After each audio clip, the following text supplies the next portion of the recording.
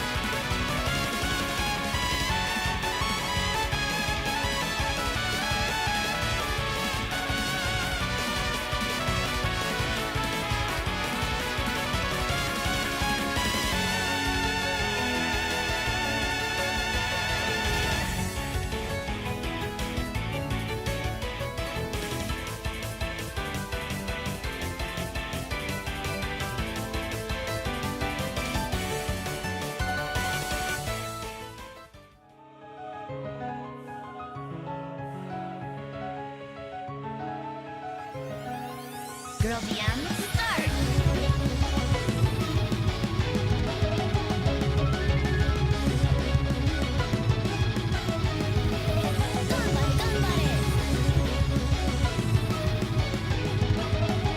Go.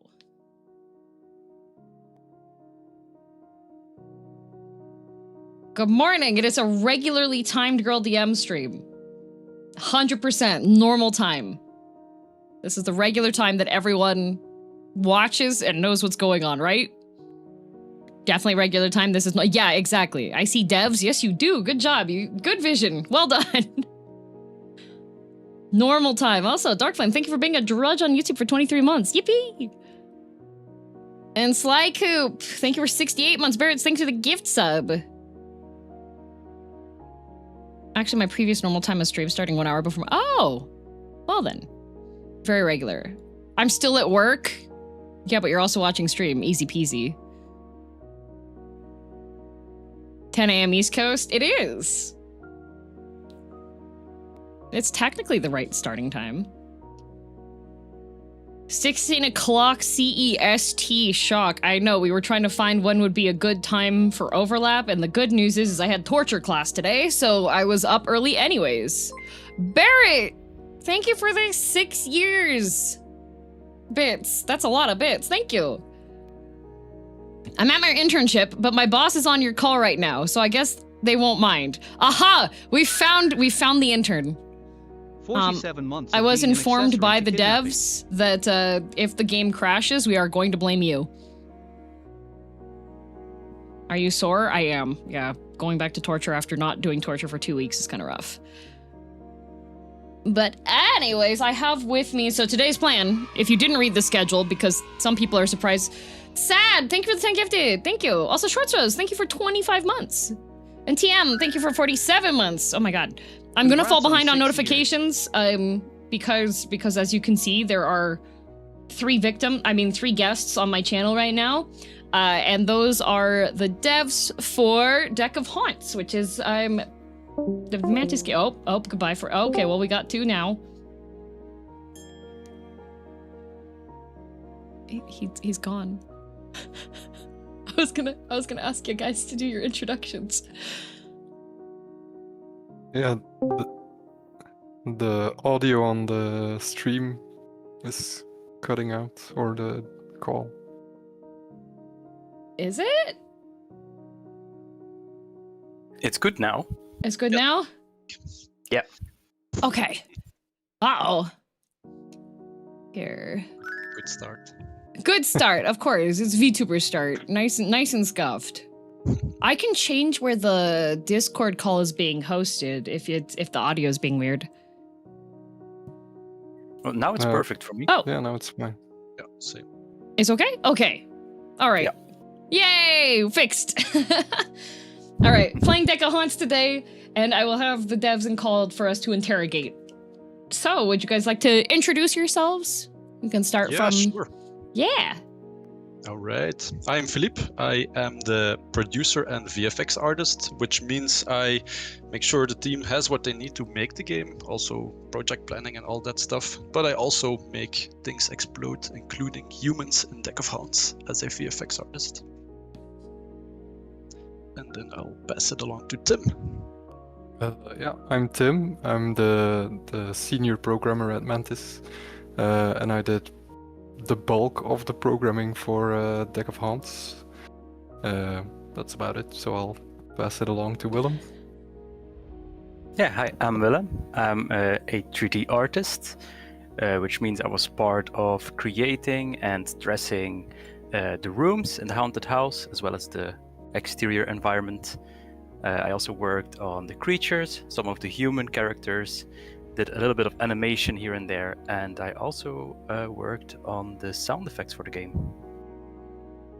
Oh, We nice. also have another artist in the chat and 2 interns as well, so they'll be lurking and probably chatting as well. Awesome. Well, thank you so much for joining me and dealing with the back and forth that comes with going through Twitter DMs that we've had. I'm the programming intern. Hi, Turtle. I'm gonna break the game.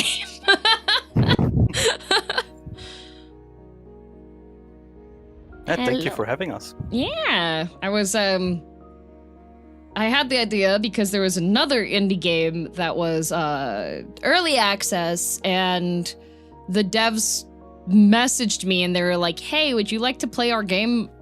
And we can also be in call and like if you're interested to talk about the game." And I was like, "Ooh, that sounds like fun." So that's why I was like, it was fun.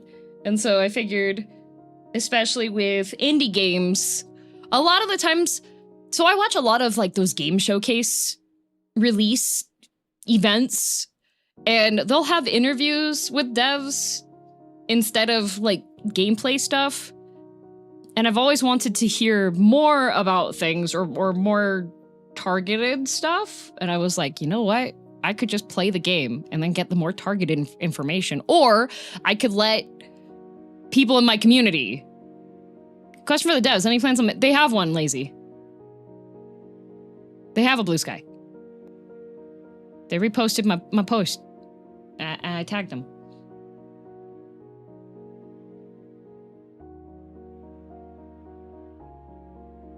Yeah.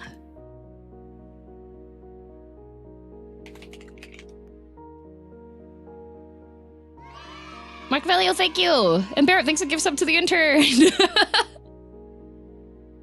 Yeah, so I will probably fall behind on notifications as we're going to have people in the call, which is as normal. First question comes from the YouTube side. They want to know if you brought snacks with you. I sadly only brought water. I was so Same here. confused, I thought I But- lost 3 hours. Maybe Tim, our last hope. No, I came completely unprepared. I don't even have water, so I might die halfway through, but I have my water. I drink my morning breakfast sludge, which is my optimized nutrition drink. It's not delicious, but it has nutrition, so yummy. Yeah, no snacks.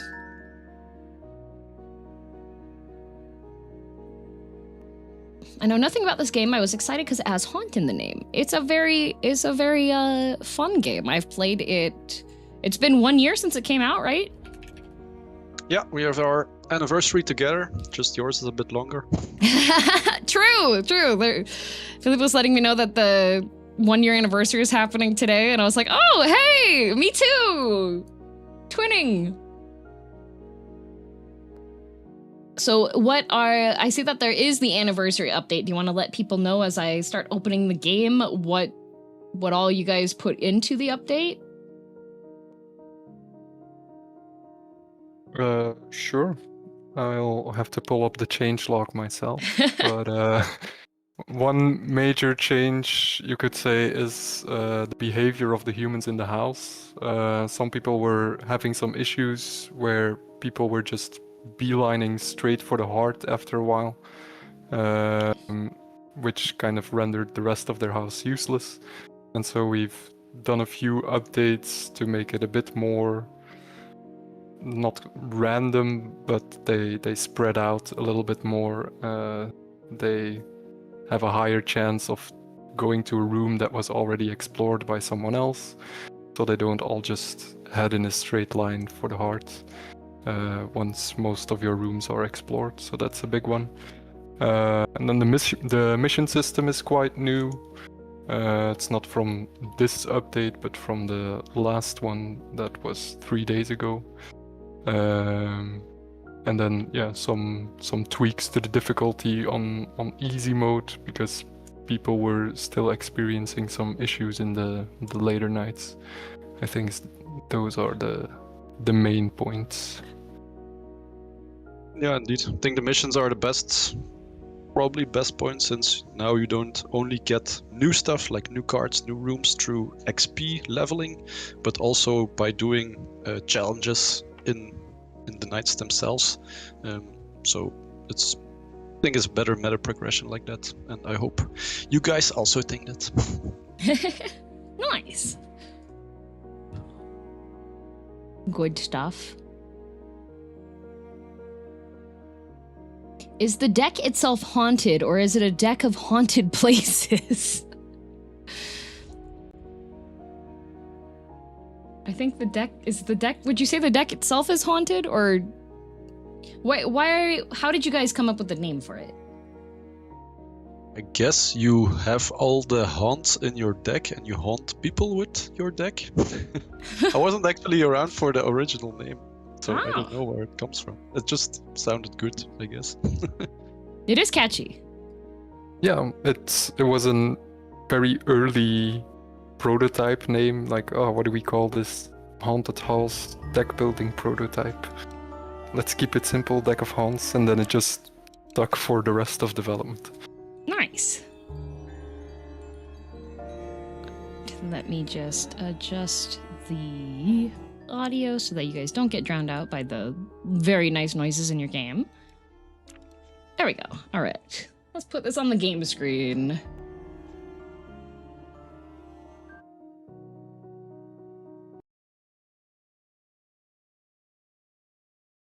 There we go. Perfect. Feel free to make our heads smaller as well. Oh yeah. What, you don't... You're currently blocking a little bit of the chat. It's fine. Just size it down a bit. There we go. Perfect.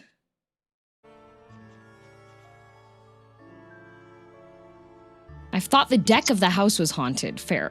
You get to sit next to the devs. Yes, you do. Enjoy being seated next to them. Barrett would like to know, a very basic question for the devs. What was the first game that got you motivated to get into game dev?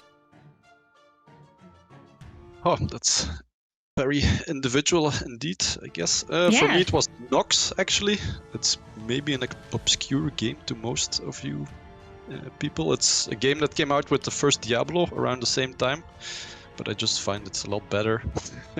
And when I Oh. was a kid, I was just sitting on the playground and drawing up maps for the game on paper. So that was probably my first motivation to make games. For me, Nice. there was not one specific one, I think. I remember at the time I started the education, I was playing Skyrim, and then learning about all the stuff, how games are made behind the scenes. I was just walking up to rocks in Skyrim, like, ooh, yeah, I can tell where the textures are mapped and whatever. So that was my my exploration ground for seeing the things I was learning about in the real world, I guess.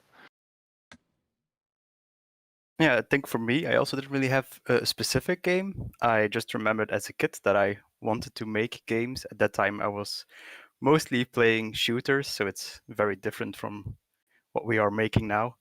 But it's something I always wanted to do, but I never thought it was kind of, I imagined it out of my league. I didn't know how people started. But then my girlfriend pointed out sort of university high school in Belgium, and I started doing my education there, and yeah, finally got here. Nice.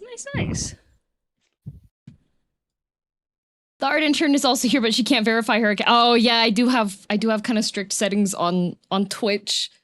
She should be able to type on YouTube though.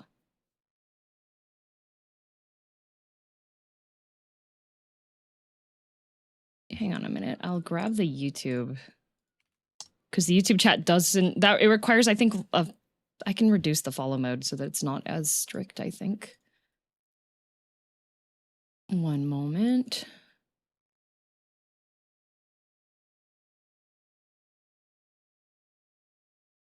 Intern, how about you?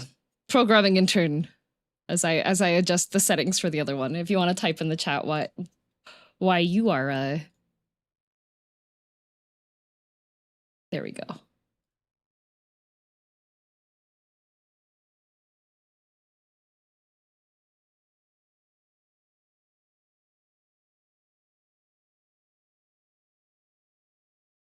There. You should be able to type there then.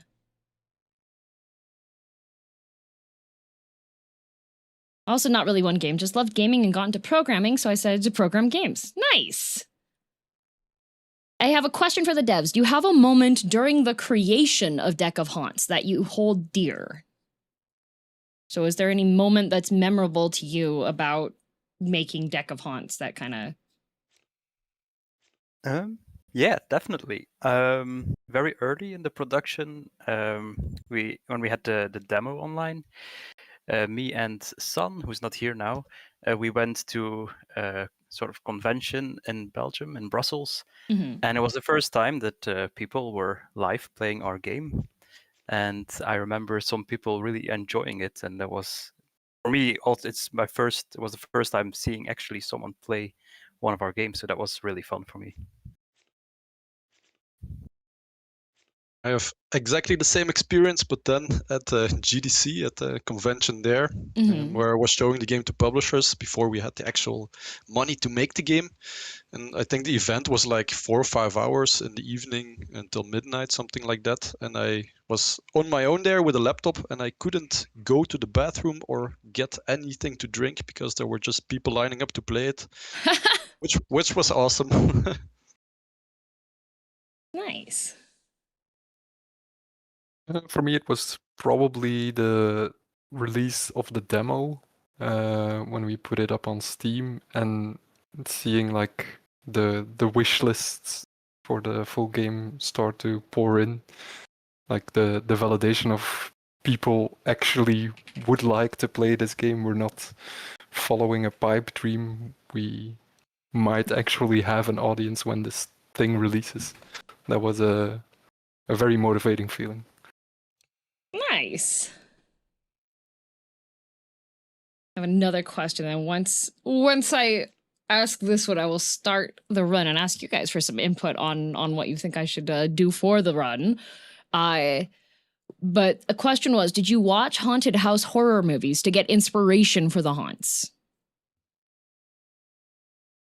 I did watch Winchester Okay. because it's also kind of a house that is shifting, and it's a bit like all of like it got a lot of inspiration for the houses inside of Deck of Hounds. For the style, because it's Art Deco, I got some inspiration from American, how's it called? I think American Horror Story. Mm-hmm. In season 5, there's this hotel, and it's very Art Deco-y, and horror theme as well. So I got some inspiration there. I binged watched Haunting on Hill House, definitely. It's just on Netflix. Nice. Yeah, for me it was also Haunting of Hill House. And then I'm blanking on the name, but there's this haunted hotel room movie, I think, based on a Stephen King book. Okay. The number, I think, right? Yeah, like Number something. 1408? yeah, that one. Yes. Nice. I have not seen that one. Oh, and then Freya answered the art intern answered, I wanted to get into games when I was playing StarCraft 2. Nice. Would you say you are fans of horror as a genre, or not so much? I guess I'm a fan, but it's not that I'm watching horror movies every night or every week even. I like a variation, but horror is something I definitely like.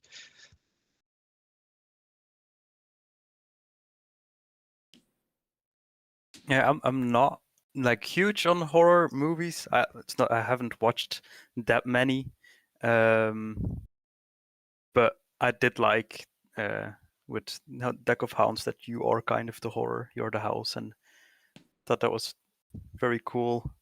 But not that huge of a horror fan. Yeah, me neither. I dabbled with some of the classics. I think the biggest horror buff that was involved in the development of Deck of Haunts was David, who did a lot of the narrative design as a freelancer. He was pulling a lot of references from old and cult classic and deep cut horror movies. Nice. I think horror in space is definitely nice. Like Event Horizon, if anyone has ever seen that. I think some of the people in my chat have. I'm not really a fan of horror. I'm a bit squeamish, so this is a nice way to get out of my comfort zone. True.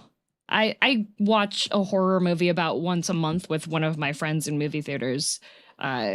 So I'm a fan of both good and bad horror.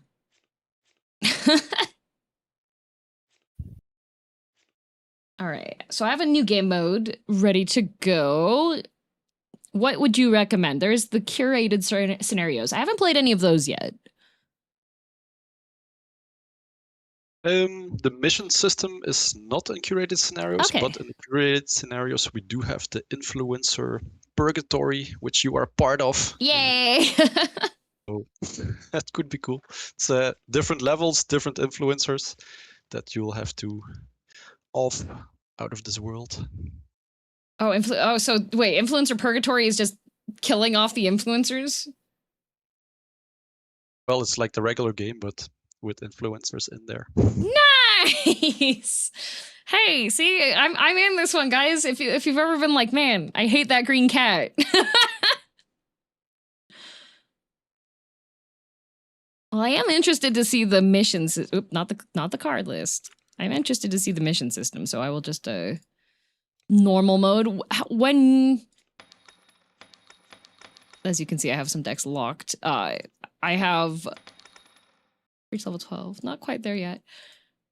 Of the basic decks, what's your favorite one, or which one do you recommend that I should do? I usually do Chaos, but that's sometimes bad. Kind of like Chaos as well, but otherwise damage or creature. Damage.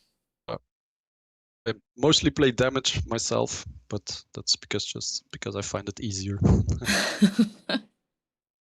Yeah, I'm on the damage side as well. Ah, me too. Everybody damage. Okay. Well, Yeah. Might as well. And then do the missions just show... Okay, bad vibes unlocked by completing missions. I see. So the missions just show up after you start?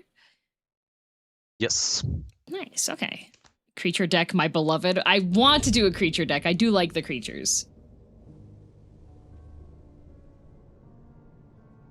So the missions are actually the thing at the top in the middle that you see. Uh-huh. That thing right there, yes. Nice. We're killing William and Lazy. Oh, and there's a sort bar now for... That's nice.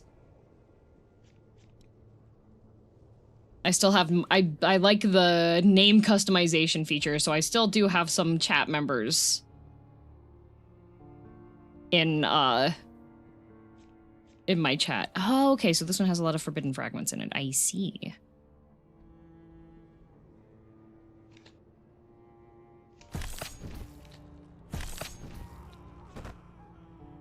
Oops.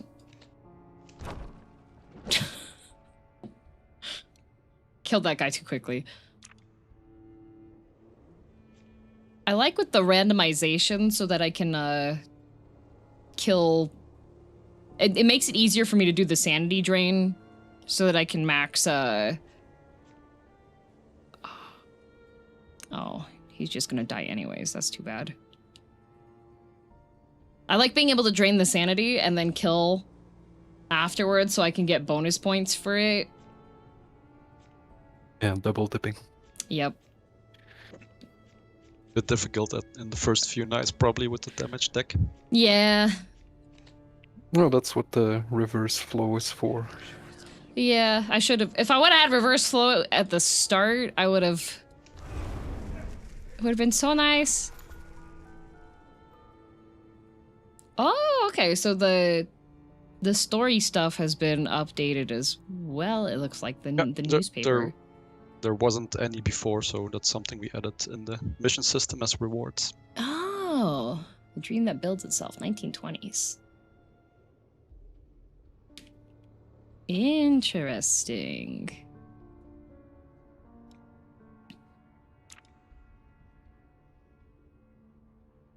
I can't wait for you to see the new rooms I was able to make. Ooh! Excited for new rooms. Basic room tip. Humans turned insane here will become lunatics. Separate humans to random... Oh, okay, disperse. That's a good card. There's been a couple times that I've had stuff that targets individuals only, and then I can't I can't use them. As you can see there, you also have three new blacklist slots. It's also something new to blacklists, but you'll have to go to the main menu, so it's not necessary now. But there you can put cards that you don't want in your card rotation, so they won't appear in the selection screen. Oh, okay. What does it mean if a human becomes a lunatic? Does that mean they start, like, attacking people, or...? Yes. When you turn someone into a lunatic, they'll go towards the heart. But each time, each move that they make, they will build up. I think it's both. Was it just damage? I'm not sure, Tim. I think it's sanity. Or sanity. Yeah, sanity makes more Drain. sense as well. Yeah. So it builds up drain until they meet a human, and then they will drain their sanity. Oh, so they turn into sanity bombs. Yeah, basically. Well, that's fun. They'll also die when they reach the heart. Oh, okay. Do they hurt the house? Nope.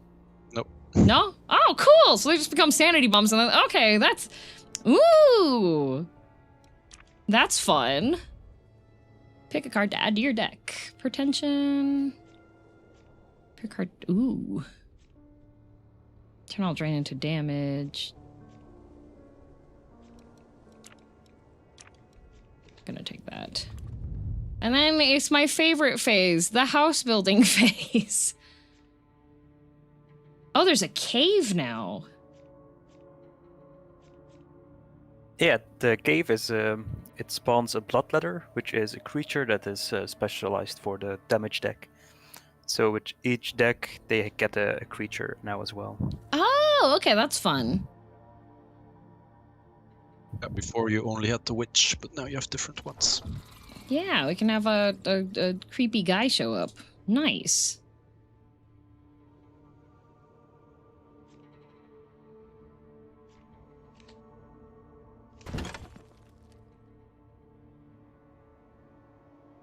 Okay, how many? 45. Okay, I have 10.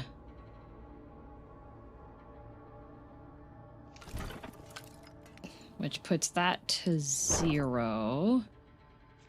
And then...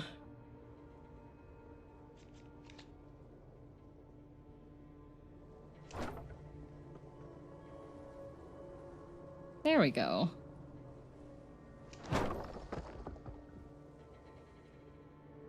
I usually like to make the path into the heart as long as possible. It is the go-to strategy of many people, I think. Yeah. It's just like, no straight shot. We're just gonna make this go to as many rooms as possible. New movement system does make it so that humans also fan out more into random other rooms now as well, so they don't just beehive anymore for your heart. Nice. I see. I like to, what my strategy is usually to make a long, narrow room, and then I will make branching rooms off of that with the tile requirement for me to upgrade them. Ooh, choose a room card. Gain a random room upgrade that costs 0.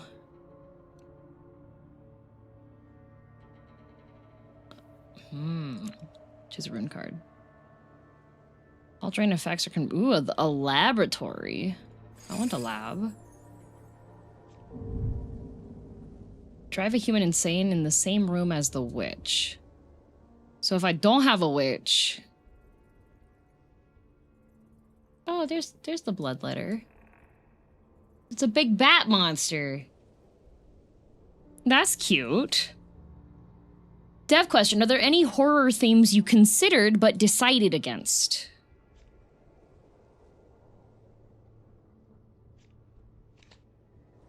I think we quickly landed on the haunted house theme.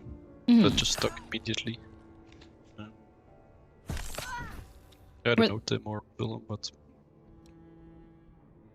Yeah, good question. I guess we never really wanted to make the game actually scary to the player. So in that sense, it's not actually a horror game. It just uses a lot of the tropes. But so jump scares are kind of out of the window that way, although you are technically jump scaring the people coming to the house. So yeah, there was no hard bar against any particular trope, I would say.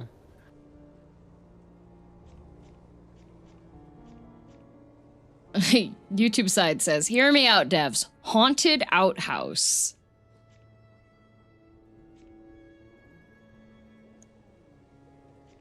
Maybe some DLC idea. The haunted toilet. Houses. Ah, toilet. All right. Yeah, I also had to search what it was. Oh. Yeah, one of those like at the beginning of Shrek. Yeah. The poo is coming to get you, I guess. You could have a poop monster. That would be disgusting. I mean stuff. Oh, okay. So like Leo was asking, like if you had there was stuff like any aliens or creepy children. I think we wanted to stay close to like the haunted. I think aliens is going outside of the kind of realistic area. I'm not sure if we actually talked about aliens during design or anything, but I think we did try to stay close to just the vibe that we're going with the haunted house and 1920s. I think also normally the creatures have stories as well, that you can unlock. So there you get a bit more info on how they became the way they are. Ooh. Kitchen.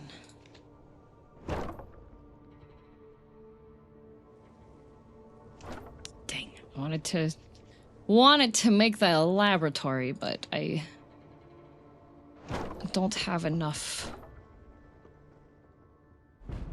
I'll have one next time. Choose a card, transform it into cursed flesh. Ooh. That's fun.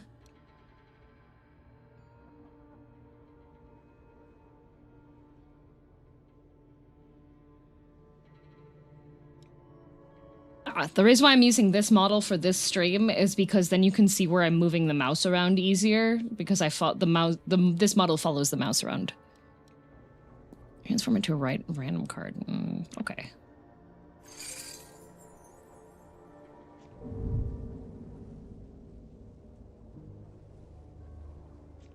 Oh boy, we've got a group of people now. Unfazed, frail. Okay.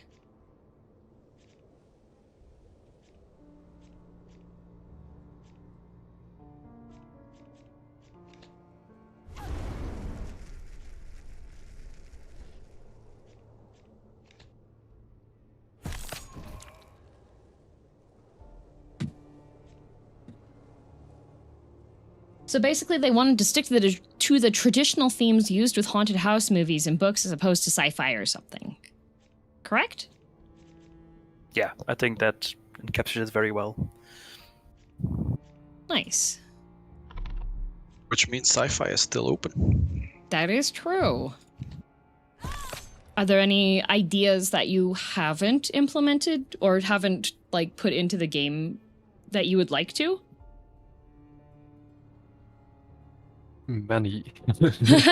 A lot of things ended on the cutting room floor, so to speak, that we tried out but didn't really work, or that just changed a lot over the development. And then there's so many more things that we could have done. I think a big one that has been around for a long time would have been multiple floors. Where you can then drop people down the stairs or through a hole in the first floor, send them to creepy basements and whatnot. But the way the building system evolved made it very difficult to adjust it to accommodate for multiple floors, unfortunately. Yeah. That makes sense.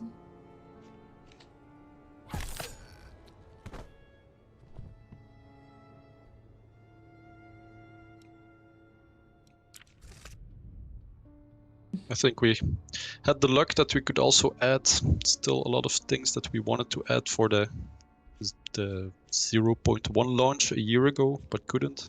But now along the way, the past year, we've added a lot of things. So that's nice as well. But yeah, as Tim said, there's still a lot that we would like to add. What's some stuff you want to add? It's like what's something currently that you're thinking about adding, if you're okay to mention it?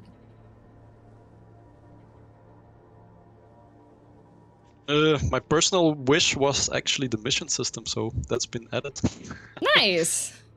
You got your wish. Yeah, I Yes. was gonna say the same thing. I feel like the missions is something we were talking about a lot, and since that's finally there, I think we're still focused on that a bit. I'm not sure what's in the next plans.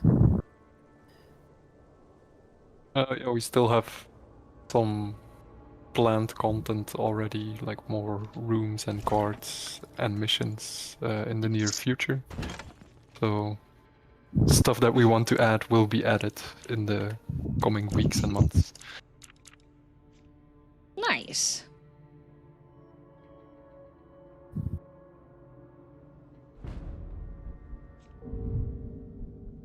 Is there a particular monster you would like to add?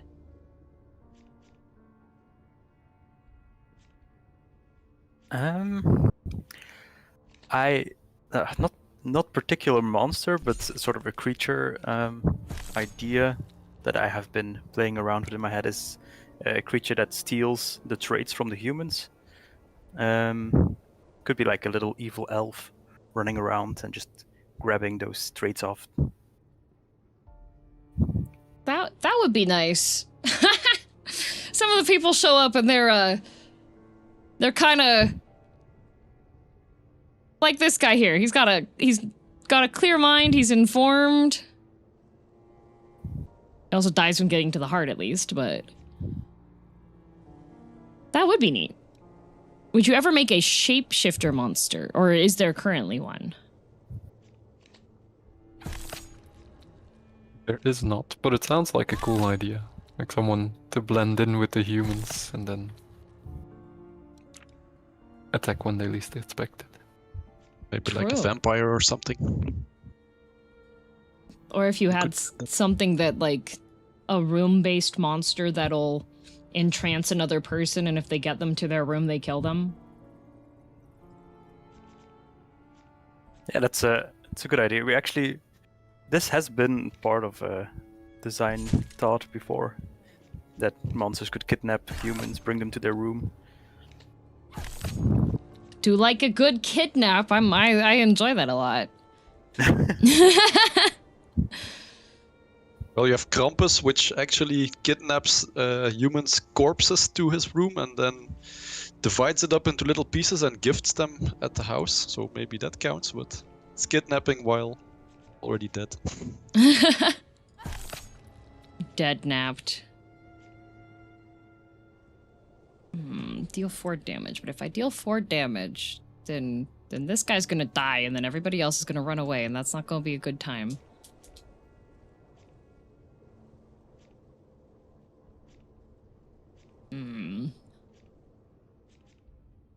This is fine. Like a doppelganger. Oh, see you later, turtle! Body snatching. True. In a non-Deck of Haunts related question, since all of you, I assume, play games, what is your current game that you've been enjoying?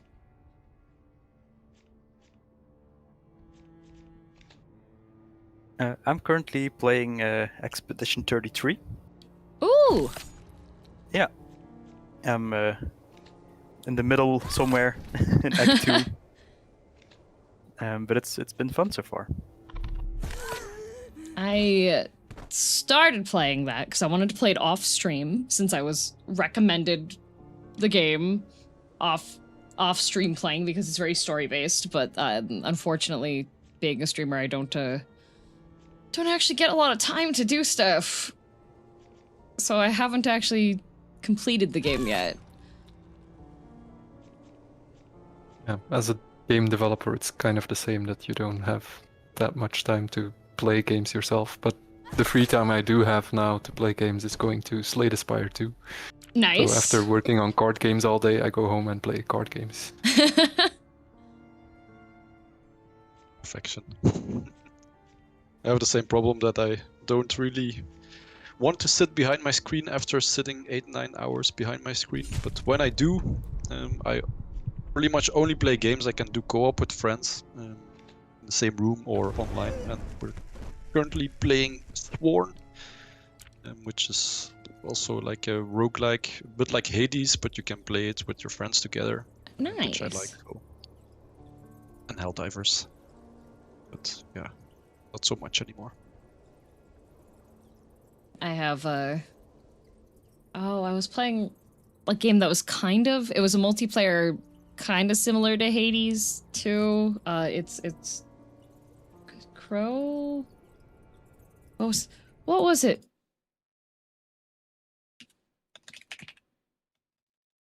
The one that I was playing with Vanta. There's one that it's maximum 3 players, and it plays like Night Rain, but it's with Hades too. Raven's Watch, that's it. Time to Google it. Yeah, it's really fun. It's like twisted fairy tales for the characters that you're playing, and the playstyle's similar to Hades with like the top down view and upgrading your abilities and such. But it's fairly difficult, but it's very fun. I enjoyed the mermaid thing. Yeah, the mermaid thing's fun. I've been doing Last of Us Part 2 chronological playthrough, and it's so heartbreaking. Oh no! We have a question from YouTube side. For the devs, what's your favorite unexpected strategy that you've seen?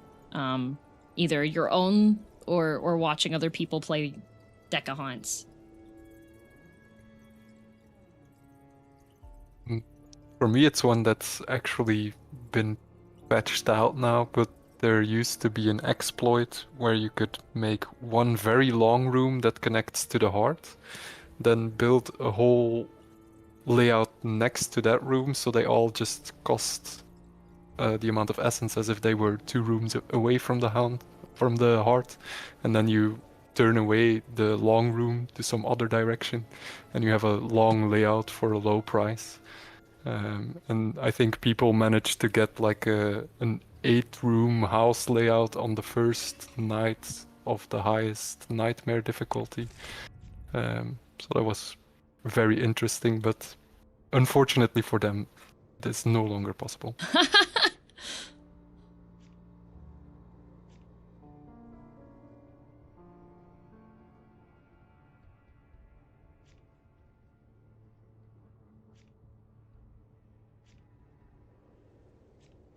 Thinking still about it, but indeed we have patched out a lot of things.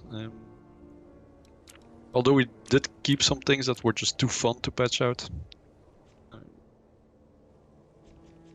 you have any examples of the ones that were too fun to patch? Like you have a, what's it called? The echo chamber, I think. It repeats room effects that you play on it. Yes. And also on the rooms next to it. So if you put a bunch of echo rooms next to each other, it can just, well, it did repeat infinitely before, but now I think we limited it or something at 5 times or whatever. I can't remember.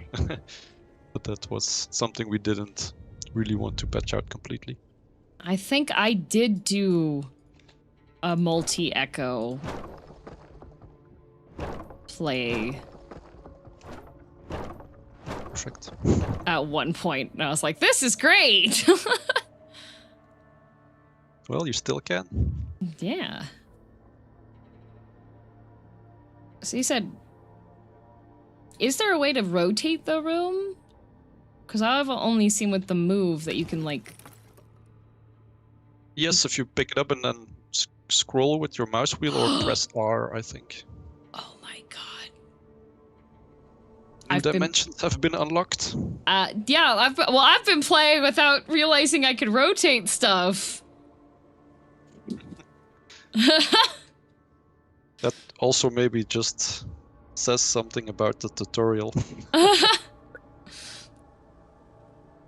I don't know how robust the tutorial was when I first started playing it, so this just might be a skill issue of my own making. So. Let's just say we learned a lot of UX lessons over the course of the development. Would need to rewatch the VOD? Probably. You can also move the entrance room, something a lot of people don't realize either. I have moved, usually what I've done is like move the entrance room as close as possible to the front so that I have more space for the... But you can't move the heart, right? Correct.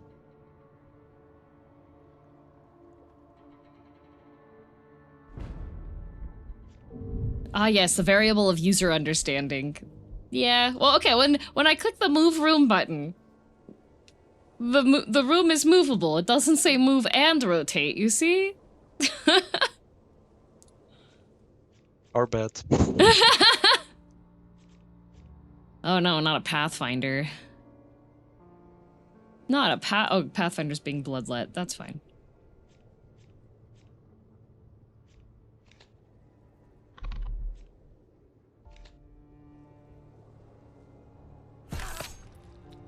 Thank you, Voltareas.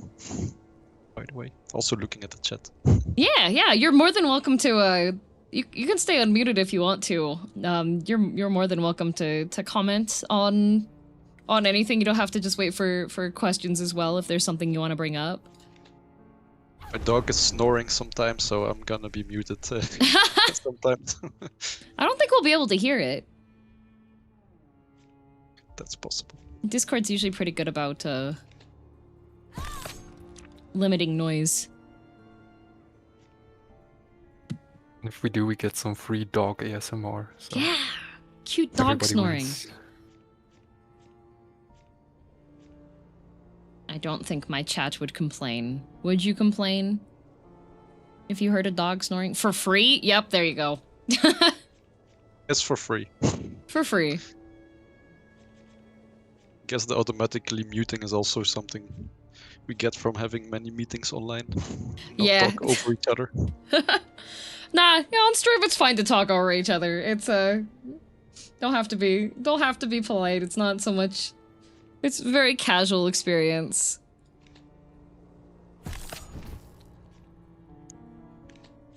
Maybe from my side there might be some cat screams. I'm in the home office and they're not allowed. Oh, So- for free? For free. I wonder what animal Willem has. Yeah, no free pet noises from my side. Oh. No pets? Well, my girlfriend has a dog, but it's not here, so.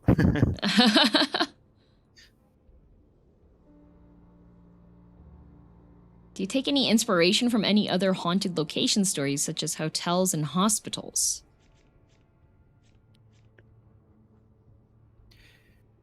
Would have been a good question if David was here. I think he did Oh, a lot we- of those. Yeah, we did play with the idea of having like full-on different locations.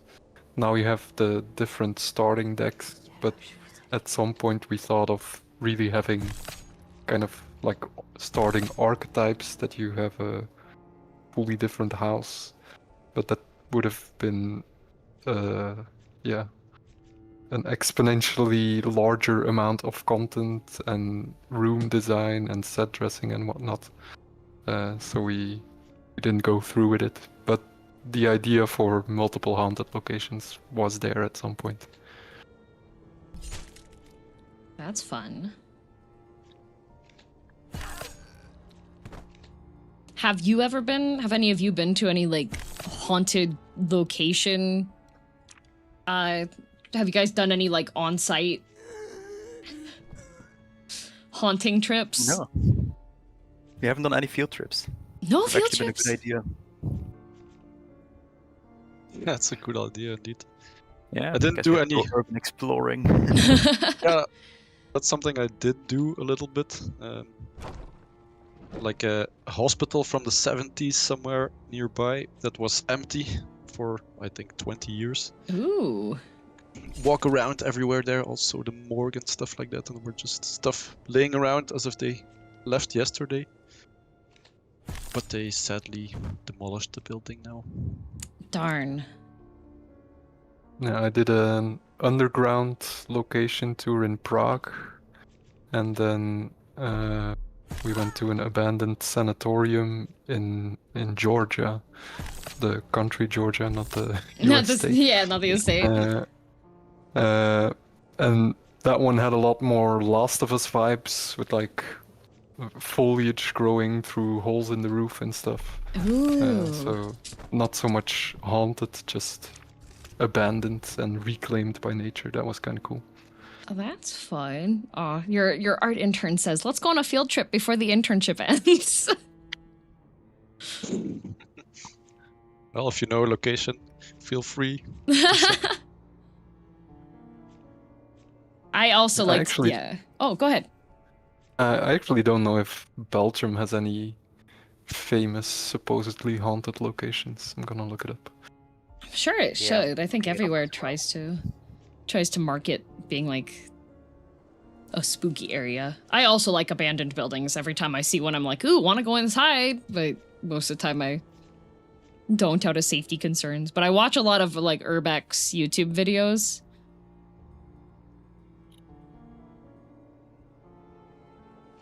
I guess we do have the abandoned village of Doel. Ooh. Yes. Right. It's close to the port of Antwerp, and I think at some point they planned to expand the port, and so the people were, driven from their houses, I guess. And then nothing happened, so now the town is still there, but all the people are gone. Ooh. Bonus point, it's next to a nuclear power plant as well. True. That's fun.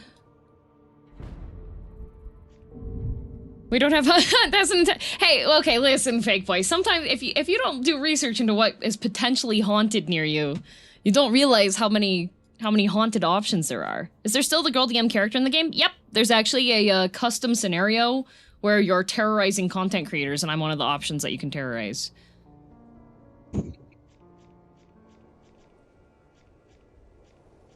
Just checked it and it's 14 nights and you are in night 9. Nice. So you have to See? make it until there. Oh, Hunter can kill my... Can kill my critter. Oh, hi, Whiskey. Hi. We do love terrorizing you. That is true. What is an abandoned village if not a place haunted by the past? I feel like you could just argue that for a retirement home as well, though.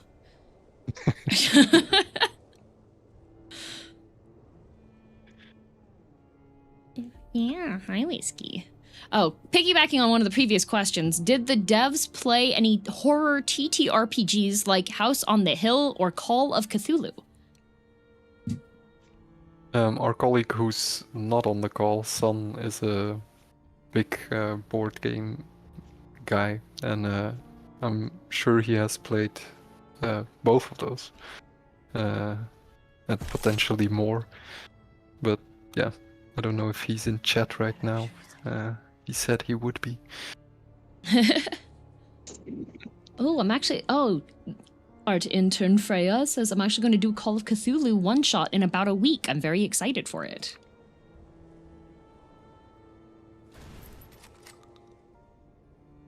There's a horror... technically, it's a haunted house horror-themed board game that I enjoy that isn't so horror-like, but the premise is that one player is a ghost that is haunting this house and they got murdered in it. And you have all the players are playing self-proclaimed psychics that go into the house, and the ghost player has to give them visions of who killed them, what the murder weapon was, and what location. And then for the finale, the ghost chooses one of the psychic's revelations as the actual killer, and then all the other psychics have to try to figure out which one, but the final round, nobody's allowed to talk to each other. Ooh. Yeah, it's called Mysterium. It's very fun. I enjoy it a lot. I like playing the ghost, because the vision cards are very, they're very bizarre illustrations, so there's not necessarily an easy way to communicate what you're trying to get them to guess.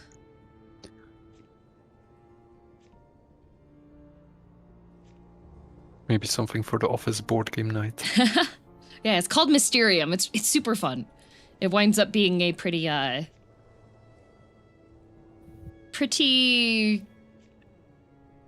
fun. There's a lot of if you play it too often with the same group, a lot of people start having like inside jokes about what things mean.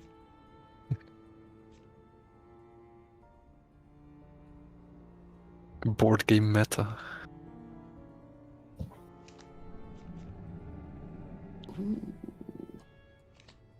I do like the creature cards, with each of them having a unique card on there. That's very interesting. I like that.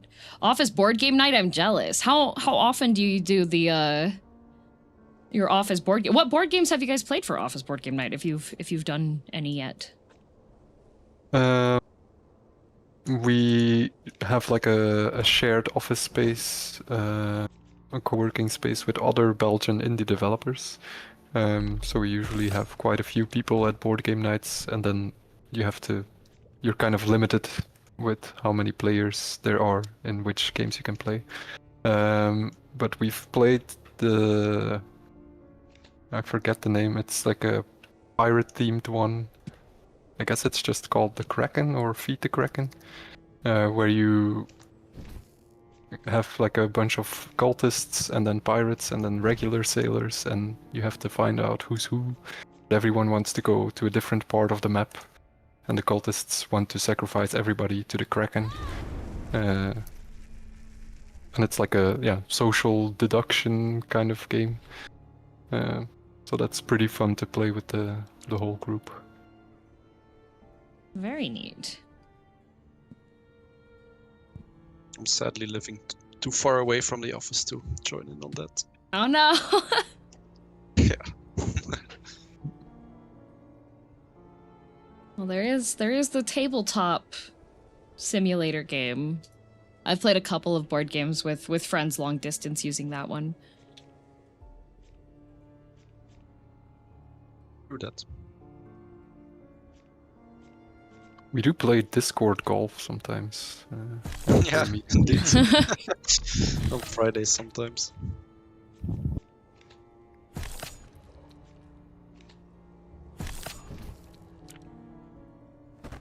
You can flip the table in that game? Yes, you can also flip the table over. Oh good, that guy died.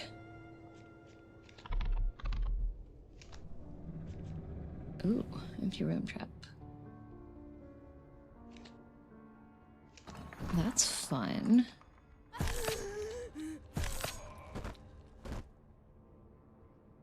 Yay! Pumpkin patch. Oh yeah, the storage room. Hello, welcome. If money and time were no factor, are there any kinds of expansion content you would like to develop for Deck of Haunts?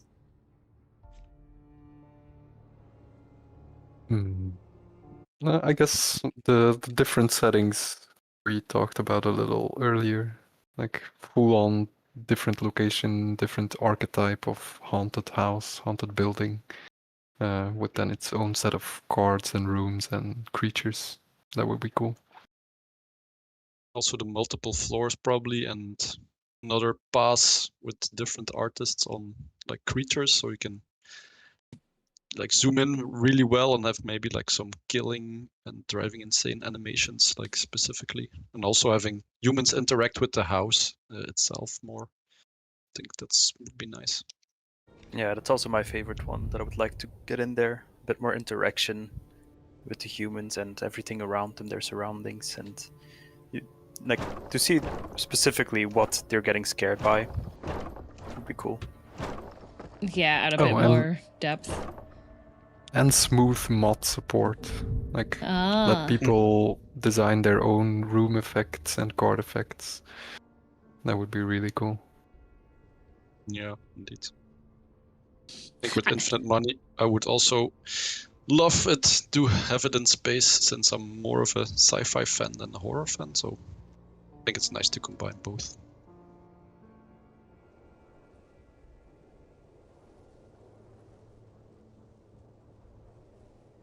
I see a question in chat if it's coming to Xbox.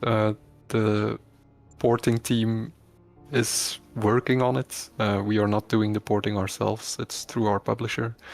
But they have been held back by higher priority projects. So unfortunately, even we don't have a clear timeline on when the console releases are going to happen. It was planned for Q1 this year, but obviously that's not the case. We ping regularly with the porting team for updates on the status, but so far, unfortunately, we are also in the dark about the actual release date on consoles. But it is in the works. Nice. Same for PlayStation and Nintendo Switch 2. Switch 2! Yes. Have you considered, well, if the developer has considered doing a mobile version? Not really, I guess. No, Could I be... think. Yeah, go ahead, Flip, sorry. Yeah, I think we made the game with a maybe mid-lower spec PC in mind. That would probably fry most phones, anyways. Hey, you never know. That is true. I'm also not sure how the card playing, specifically in our game, would work on a phone, because it's kind of precise. If you're Text talking as on well. a... Yeah, Yeah, right, difficulty of the the card cards. text. Because there are a couple of games that I've played that are, like, more... I don't know. I feel like Mahjong has a lot of, careful clicking. And there's Slay the Spire Mobile, too, right? Oh, I didn't even know there was a mobile version. I think a lot of people don't recommend it because there's some changes to it. Abandoned Space... Oh, that would be fun. Abandoned Space Station Haunted House mode. 0G. Yeah. Shoving people out airlocks. Oh, that would be fun. Emu Hell 9000.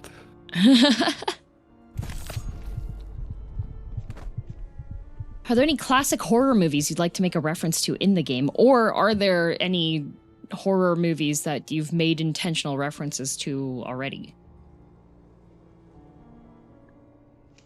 A lot of the default character names are pulled from existing horror movies. Like some of the police officers, one of them shares the name with the deputy from the Scream series. Some of the characters have famous horror actors or actresses, their first names. So there are subtle nods in there, definitely.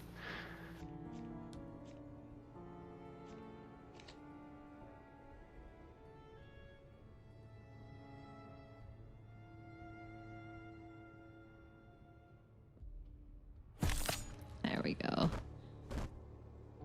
Have you run into any game engine problems for optimizing the game? Game engine problems? Never. I guess every week. Yeah, pathfinding, the Unreal pathfinding system has not played very well with our generation system in the past. We've had a lot of reports in the beginning of people just walking out of the house all the way around the garden to then walk in from another side because they can't pass a couch or something in a room. Yeah, I too just leave the building when I can't walk around a couch.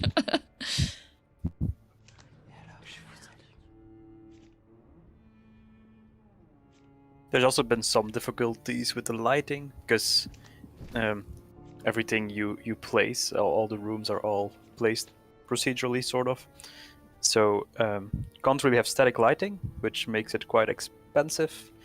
That's something that we still kind of want to solve or looking into. Have been throughout the whole project, but haven't really found a solution yet. Mm. And engine-wise, I really like Unreal as a VFX artist, as I can use the very powerful Niagara particle editor and also easily make shaders and things like that visually instead of pure text code. So for my artist brain, it's always good to do stuff visually. Mm. Yeah, I have to agree there.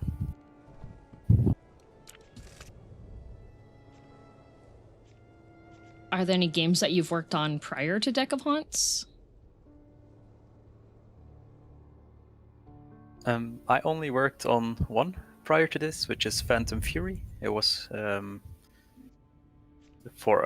together with another team from Denmark, 3D Realms and Slipgate. That was the only one that I've worked on before.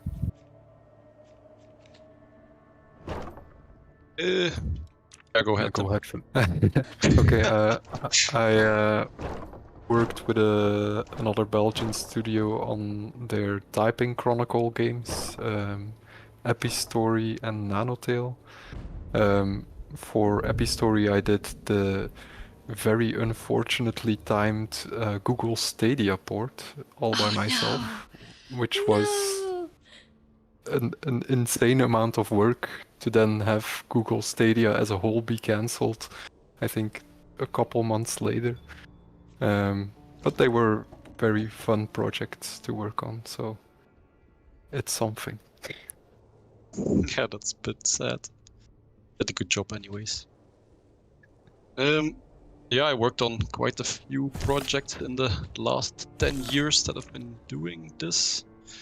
I started off with Divinity Original Sin as an internship. Oh, nice.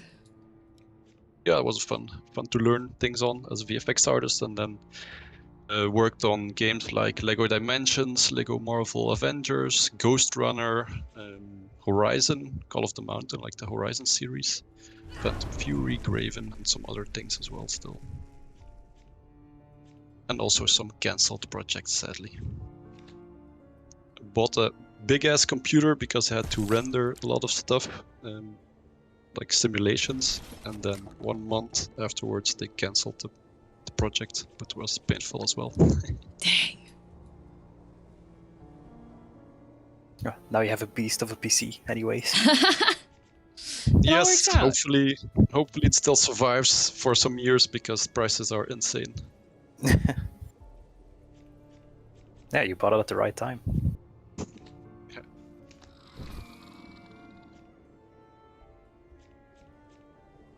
One of them, Mike, I can answer this one, Kigum. Can we know the story behind DM getting added to the game? They asked me if I wanted to be in it after I was playing it on stream, and I was like, oh yeah, sure, great.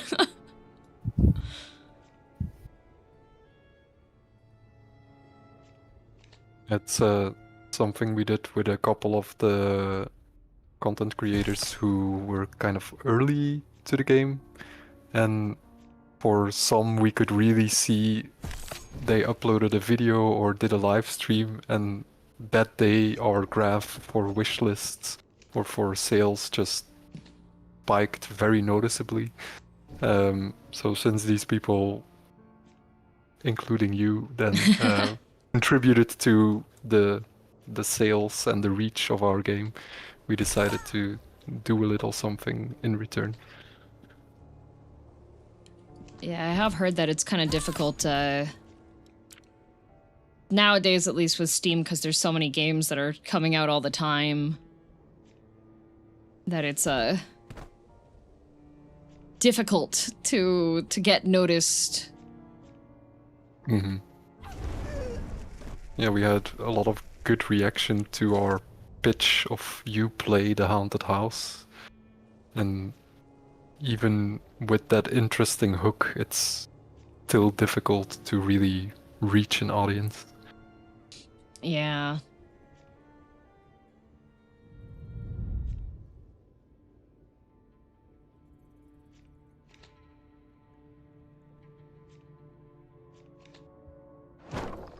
Well, I think that it's kind of similar with like streaming and content creation too, because there's already so many people out there who are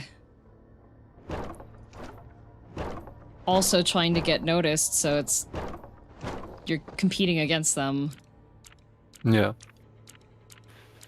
Yeah, when we started the actual full production for Deck of Haunts, I think Slay Spire 2 was already vaguely announced for the near future, or it was announced for the near future while we were working on it.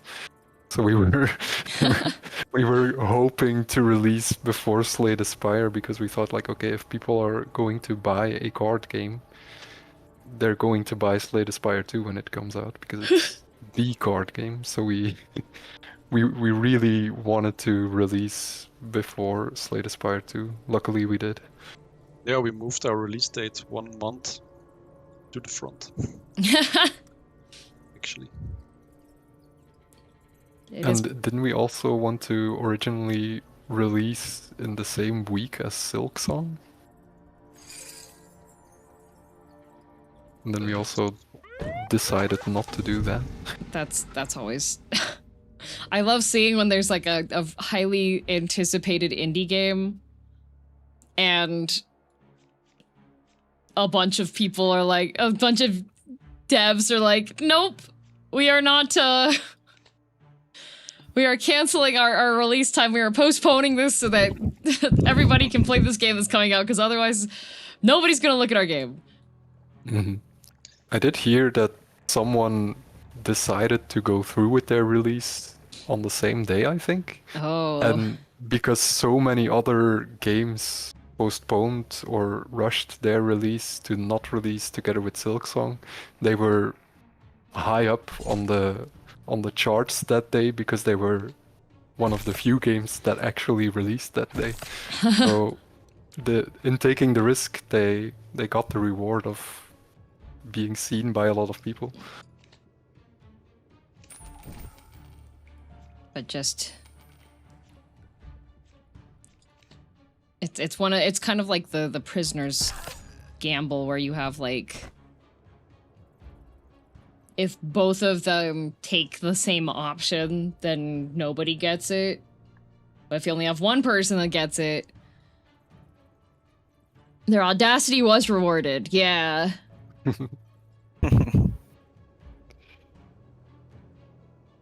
Have you played Silksong? I played a little bit of it. I loved the first game. I bought it twice on Steam and on PlayStation because I thought it was so good. But somehow I didn't really manage to get into Silksong, and then I had an injury, so I couldn't really game for a couple weeks. And then I got out of the flow, so I haven't played since. It's not my type of game, sadly. Like the rest of the world, it seems. Oh no, I definitely agree. I made it through the game borderline kicking and screaming, so I still have to finish Hollow Knight, so not there yet for Silksong. Silksong is a very challenging game. Yeah. I heard it's a lot more challenging than Hollow Knight. Yes. Yeah, I would say so. Definitely in the beginning, where I find it a very weird design decision that almost everything does 2 masks worth of damage. So you essentially just have 3 health. Yeah. It's painful.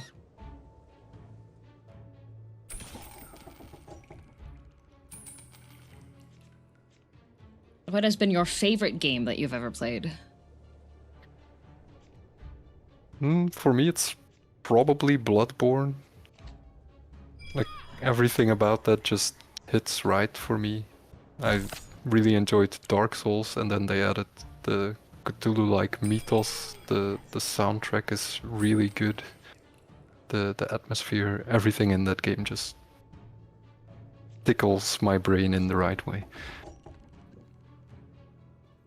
Nice. I think for me it's it's been a while, but Command and Conquer 3, it's like an RTS. Yeah. You had a world builder in there actually. It was my first real game dev experience. I think that's why I actually liked it so much, because I could make multiplayer maps myself, and then I would play a game online against random people, and then the day or 2 days afterwards, when I logged back in, I could check the server listings, and people were playing the map I made, which was awesome to see. So I think I'm a bit biased by that. I think it's really fun when you're able to see like people interacting with something that you've been able to make. Yeah, indeed. It's a hard one. I have a lot of games that I really like. I think one of my favorites would be It Takes Two, because I really had such a blast playing that game, and I was really surprised and in awe of how many different environments they had and game mechanics. It just kept coming, and it was really an amazing game. Who did That's you a play? Belgian. Oh, sorry. Who did you play It Takes Two with? It was with a buddy of mine. Nice. Yeah. And I Of do course, have as an answer. Go ahead. I just wanted to say, of course, as a Belgian studio, our favorite game is Baldur's Gate. Contractually obliged. Contractually obliged. Thank you, Lorraine Studios. Philip's story about the level editor reminded me of the question of probably an hour ago, what got me into game dev, and I guess my first real experience was the Little Big Planet level editor. That was a very versatile tool for being such a cutesy, simple game on the surface, but it had a lot of moving parts that you could kind of abuse in ways that they maybe did not intend to get all sorts of weird behavior from your level. So that, I guess that planted the seed in my head, like, yeah, I want to make stuff, do cool stuff. Nice. Now that you say that, this is maybe a very simplistic version of it, but maybe Minecraft did the same with me, because I just loved building like beautiful houses and big fortresses and towers and castles. So maybe that also planted a seed in me for like environment art and 3D art.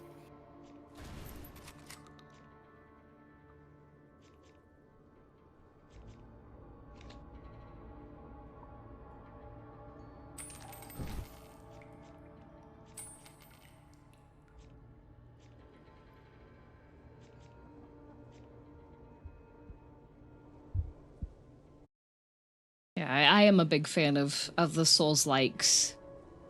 I'm actually gonna start playing the upon released highest rated by video game critics from Soft game, Dark Souls 2.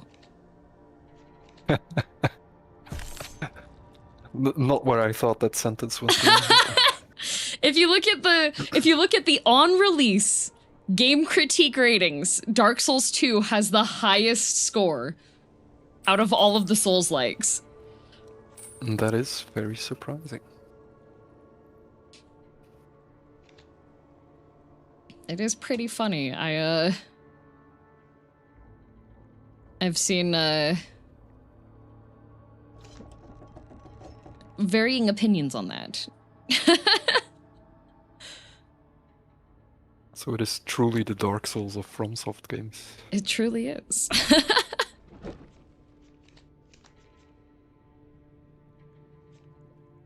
Best Souls 2, yep. Yeah, and it's gonna be First Scholar Edition.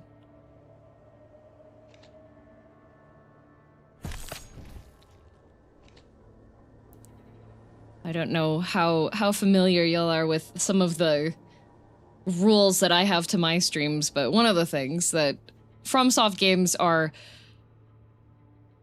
infamous about is that people like to backseat. Souls-like gamers are all about min-maxing, and if you are playing the game in a way that is not how they would min-max, some people get a little aggressive, and they'll type a whole paragraph of why what you're doing is incorrect. And so, I have a rule on my stream that if somebody wants to backseat, it costs $35. Nice. Bloodborne. That's very smart. Bloodborne made a lot of money.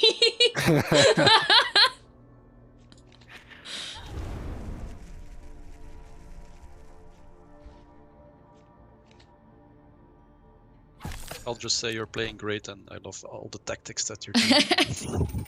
Thank you. I'm making my my squiggle rooms so that I always act as if I'm going to get a whole bunch of upgrade cards, but then when I get them, I'm like, oh, but if I put the double damage room over here, then nobody's going to go in there. Why would I have that over, you know?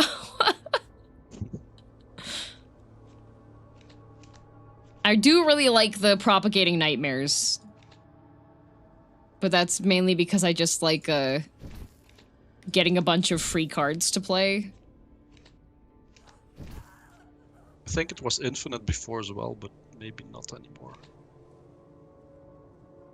I think we planned to cap it so it respects your hand size limit for a patch not too long ago, but it didn't actually make it in. 'Cause last time I played on the Steam branch, it's still just infinite like before. More cards and more cards and more cards. It's lost in Maybe it was- version control. Yeah, maybe it was one of those things we decided against because it was too much fun. I mean, it's the player's choice if they want to spend 5 minutes playing the same card. Yeah. Oh, it's like Slay the Spire. Yeah.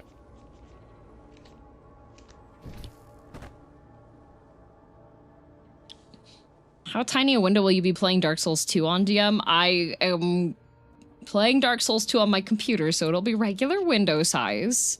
When I played Bloodborne, because obviously it's only on the PlayStation, I had to borrow it from my friend. And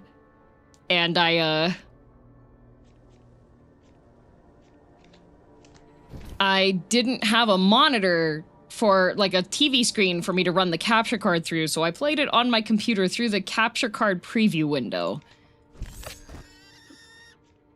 Which meant that I was playing with a delay.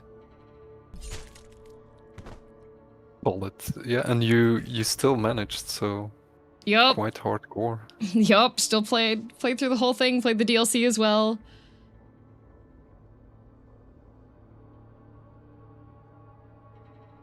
Can we I get never it? made it through the DLC. The I DLC don't gives own it you... myself. Oh, yeah. And I was playing at a friend's house, and we were just starting the DLC in the morning. And I think by 8 in the evening, we somehow still hadn't managed to get past Ludwig, but we would just hand the controller to the next person, and there were 3 of us. So we were only getting 1/3 of the finger feeling for the boss fight. So we never managed to get through it, and then I never played it again.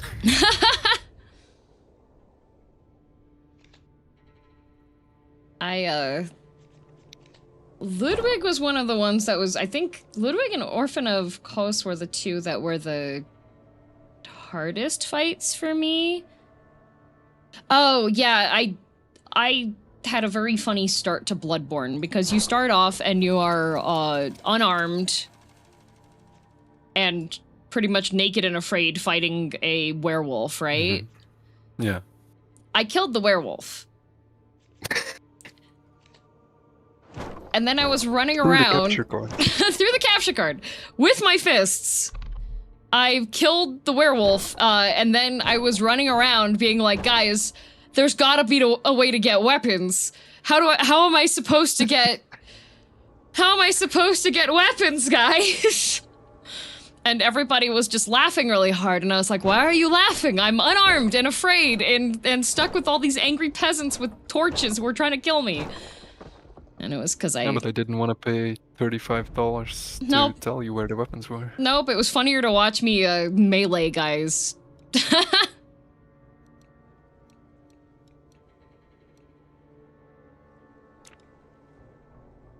If they don't pay the backseat, then we get to eat them. That is correct. My chat is slightly cannibalistic. Define slightly. Only if you ask them directly, they'll insist no. Right.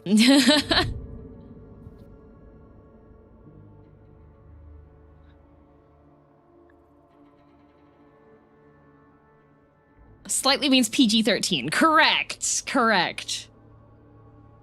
Wait a second, you make it sound like that's on us? Hey, I don't control you. I just say that if you don't show up, bad luck for 7 years.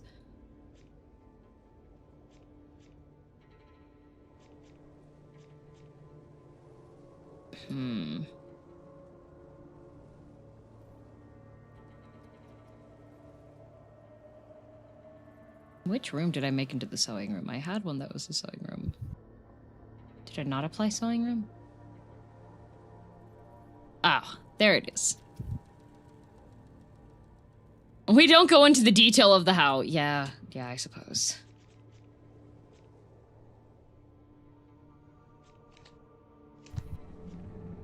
Ooh.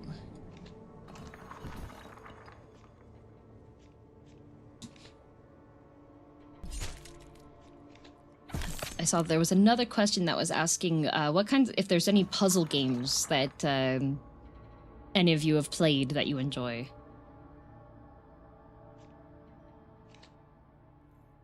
I'm a big fan of The Witness.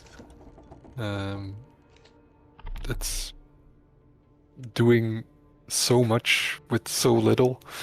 They basically have the one main mechanic, and then they just twist and bend it in so many ways.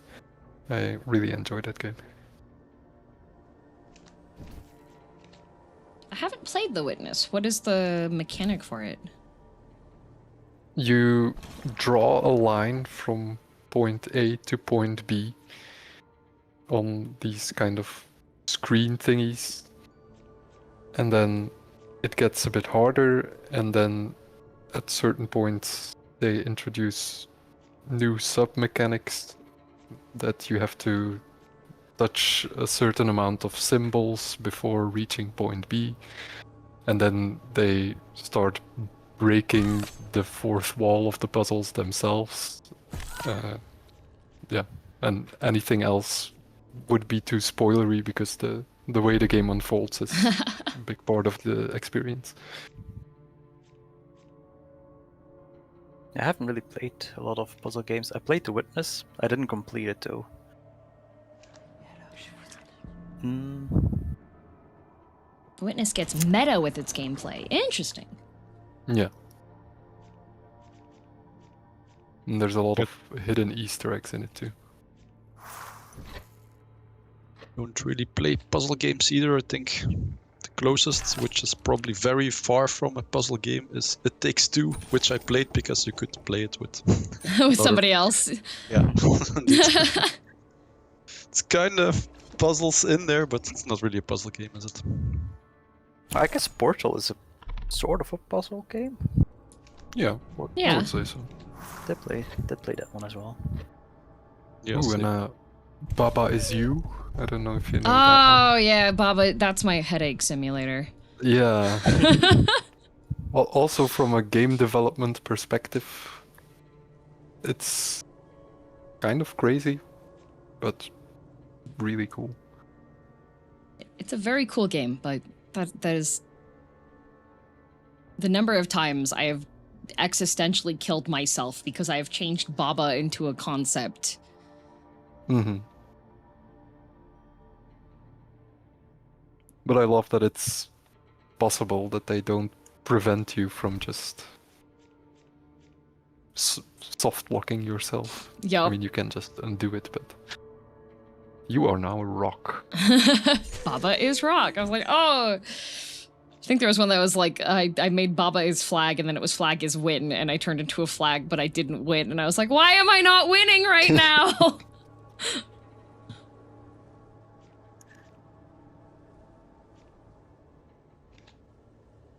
I think the mechanic that I've had the most frustration with in this game is like the reverends, the holy book. That's one of the one. You're not alone. Yeah, just like Neither are they. that's the problem. And now we've got two holy people in the same room together, so they can't be hurt because they're buddies. So that should be a little bit better with the new movement update, that they don't stick together as much. Yeah. And then this disperse card you unlocked earlier, you of course Yeah. have to see it in the run, but that would come in very handy as well. I always place like the mirror room just in case. Yeah. I usually try to put the dark room right before the heart as like my last ditch if I miss the fact that there's been somebody running around and getting to the, like if a pathfinder shows up and starts heading towards the heart. That's a good strat.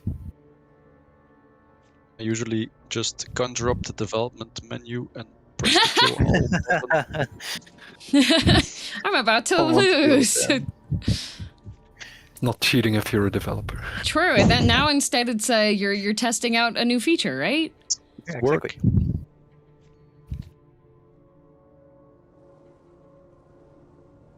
Man, anything with That's too strong bad. puzzle. Oh yeah, It Takes Two does have some pretty strong puzzle elements, I would say. It's too bad you can't progress the missions now. Because you I don't have a Those two witch. witch- Yeah. Exactly. I don't have a, I have an amp. If I draw didn't it. give good advice to have the default deck. No witch. It's okay. Maybe the witch will show up.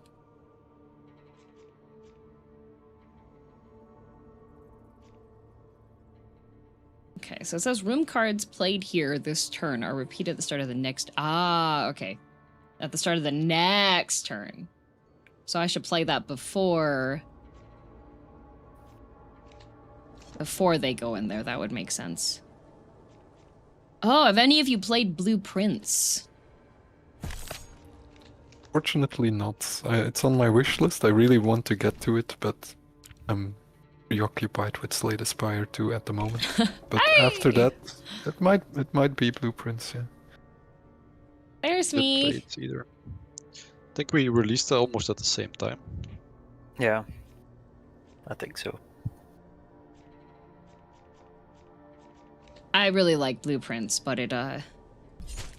it's one of those games that you kind of have to have a notepad, or else you're not going to be able to keep track of stuff.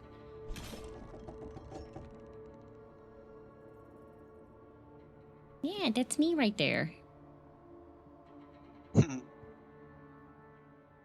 So far, there's been a couple indie games where I've had cameos, which is always extremely fun. There's one of them actually where there's a whole girldm outfit that one of the characters gets, which I thought was super neat. Oh.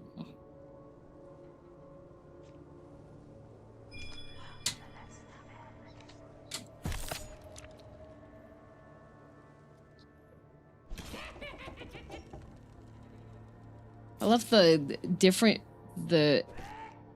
RNG difference between the NRG difference between the devs DM plays with and DM herself, though I think all of them probably live in the Eastern Hemisphere. So far, yes. I played Serpent's Gaze, and that one also, the devs were in a much different time zone than me.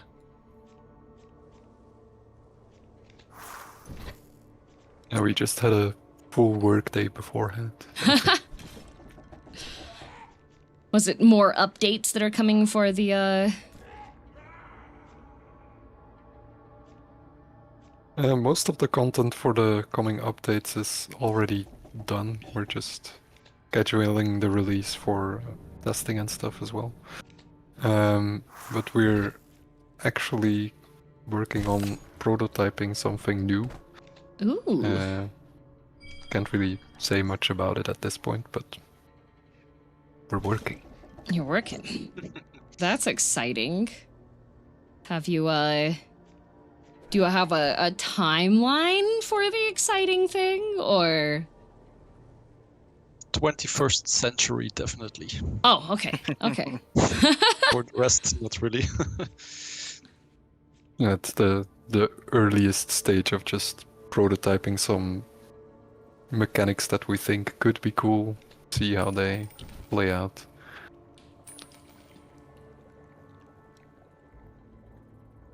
And also, while doing that, I'm trying to get us funding so we can actually make the project. What does fundraising look like for indie game dev side? Because I think that's not something that gets talked about so much. I remember seeing that the Expedition 33 devs, some people found old Reddit posts of them when they were trying to do proof of concept.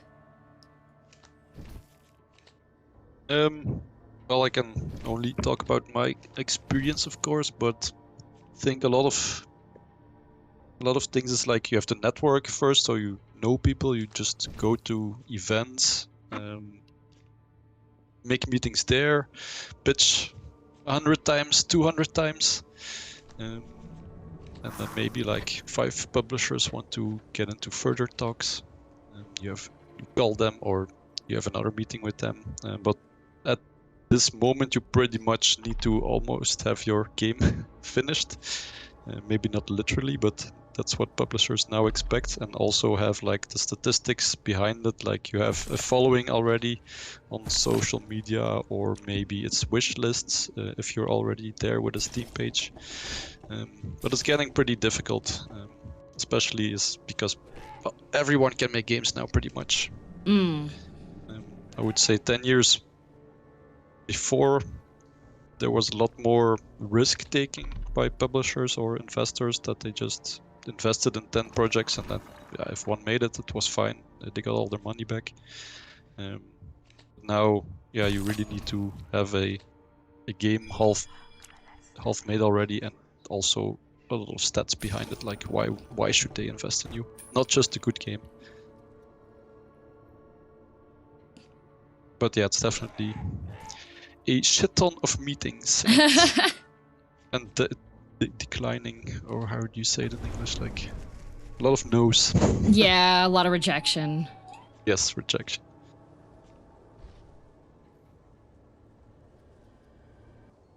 And McCabbage there, wishlists do help, but there's also still the thing of like some publishers want to announce things themselves, like announce games themselves. So if you have a Steam page, then it's already too late. But I think for most publishers, wishlist is a pretty good metric, and if you have a lot of them, well, it's logical that that de-risks the operation for them as well. Yeah, I think a lot of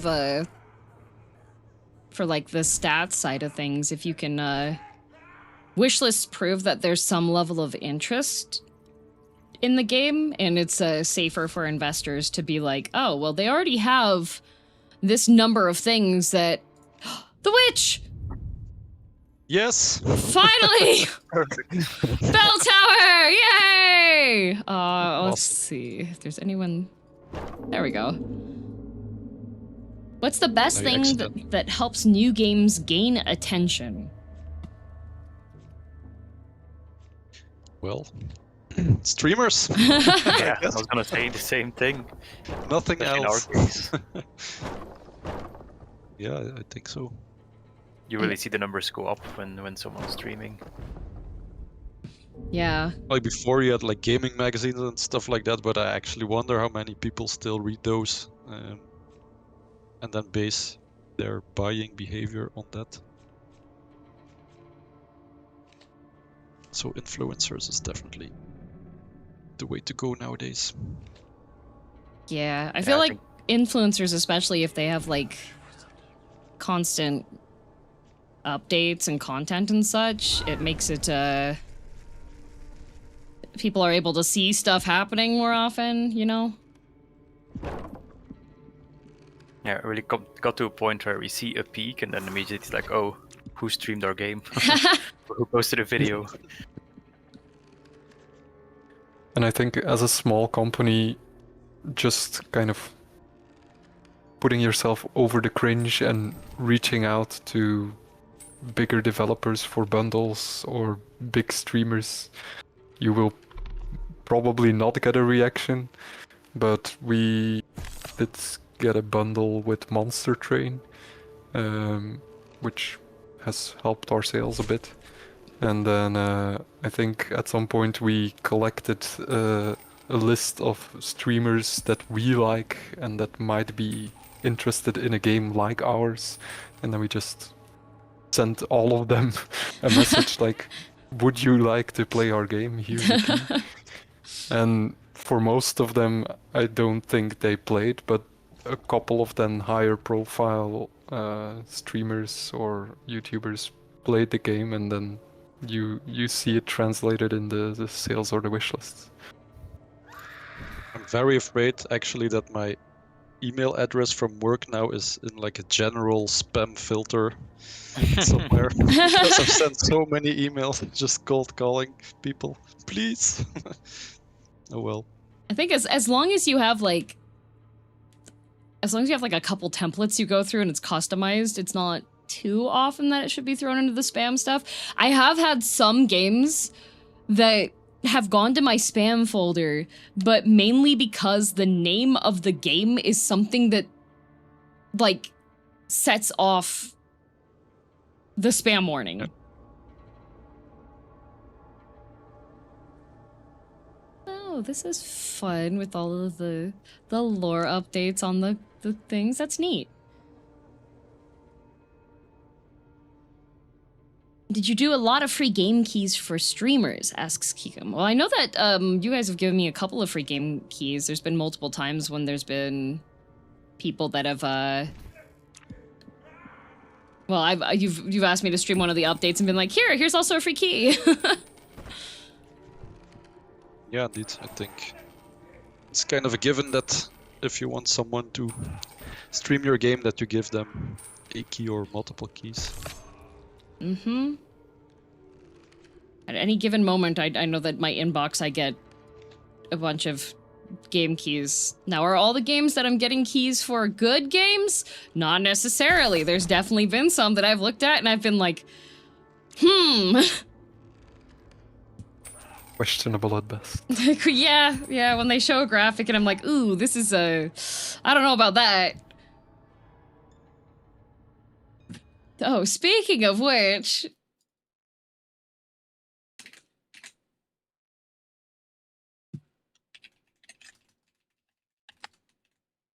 Speaking of which... We'll just do this. What's the actual cost for giving Steam keys? Like, is there a server cost or anything? I think that's a question for Philip. Yeah. I'm trying to Manage. process, but I don't know if I understand the question. What do you mean with the Because- server cost? Do you Oh. have to pay anything to give away free keys? Yeah, do stream keys cost you anything? Ah, no, we have to ask Steam to get keys. So we literally ask like, I want, let's say 200 keys because I want to give them away to streamers, and give them a reason why you want to give them away or something like that. And then you have to wait for their actual approval by a human being. So it's not that you can just give away thousands of keys just like that. You have to request them at Steam first, but it's not that it's paid or something. If that was... Yeah, the that was. question. I think that was what the question was. Yeah. So you don't necessarily. It just you have to get the permission Yeah. to have the key. It's also because they don't want you just selling it everywhere, probably. Yeah. They want a little bit of control. Thanks for the key. Magic Find Sheep got it. Congrats. Enjoy Deck of Haunts. I have fun with this one. It's a very good, there's a genre of game that I call time travel games, which I particularly like if I'm traveling and able to play the game. So like Slay the Spire is one of them, where you look at the time after you finish playing for a bit and you're like, oh yeah, I'm good. And then you go, oh shoot, it's been 5 hours.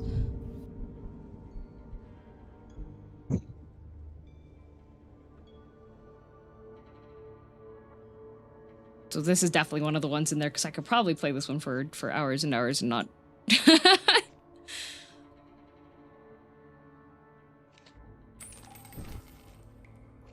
It's amazing. I think it's sometimes funny when we look at reviews of certain people. It's crazy the hours that some people have already put in the game that we are ourselves a bit shocked. Yeah. It's like, please go do something else. Do you go outside? Have you had any reviews on the game that stuck out to you just for being, like, ridiculous? Or really funny? I actually had it in a Steam post that I made with the Yeah. update. Let me check.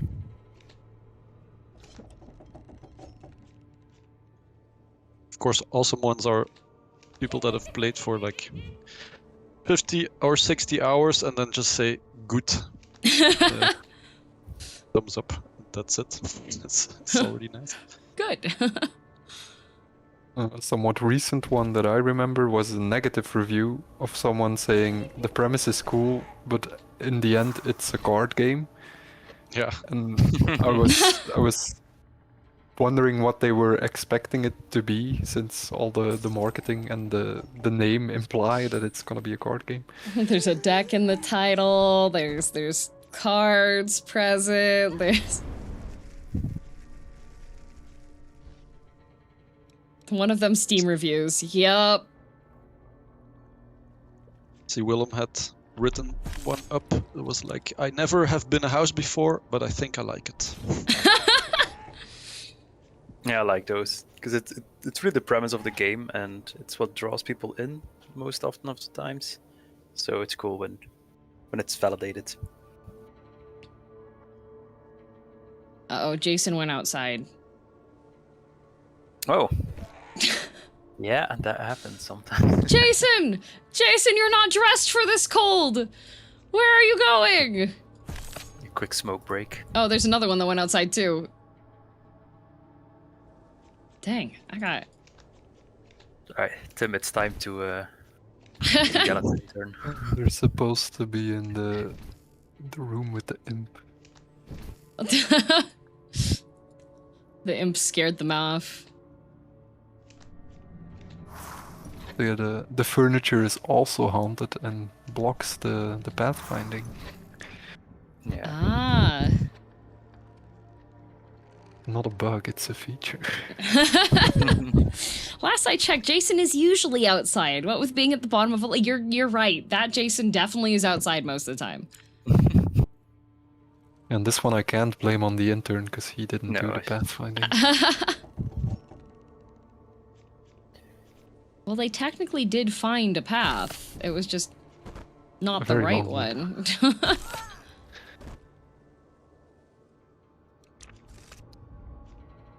Got him. Got him. Easy peasy. Oh, double damn it. There's the Oh, waiting. weapon room. I love the weapon room. I like the effects in this room a lot. Oh, I use it a lot as well, especially for the damaged ones. Yeah. I usually like putting it in the room just before the last one.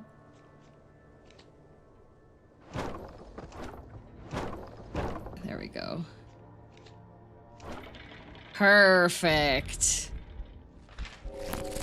Oh boy, here we go, local priests.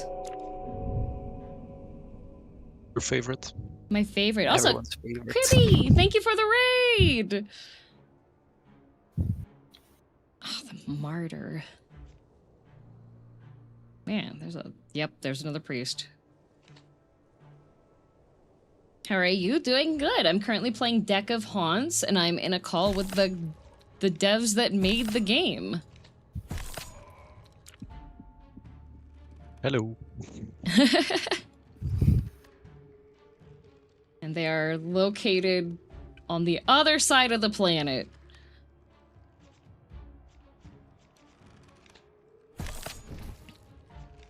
I will take that useless card. That is fine, Tony. Oh, solo. Ah. Perfect. We are from Belgium, Cribby. Oh, I know one of my questions I should have asked. What is your favorite food from your region? Oh, has to be frituur. Yes. Does how beer do we- count? Beer counts. Is there a specific type of beer? Oof. We have lots of beer in Belgium. In Belgium, we call beer also a glass sandwich, so it's kind of food. Yeah, I would agree. Like Trappist beers, the most brewed by monks here for hundreds of years. Oh, there is a Canadian beer that I like that is based off of that type of brewing method. It's a 9%. That's how it should be. Yep, that's how it should be. I agree. I agree. What is it called? Do you know? The name is in French, and I don't do French good, but it is La Fin du Monde, the end of the world. Ah, cool. Yeah, it's really good. I really like it a lot. It's so tasty. Oh no, it comes in a can. No, it's in a glass bottle. Okay. They've recently was started illegal. doing cans. They've recently started doing cans, but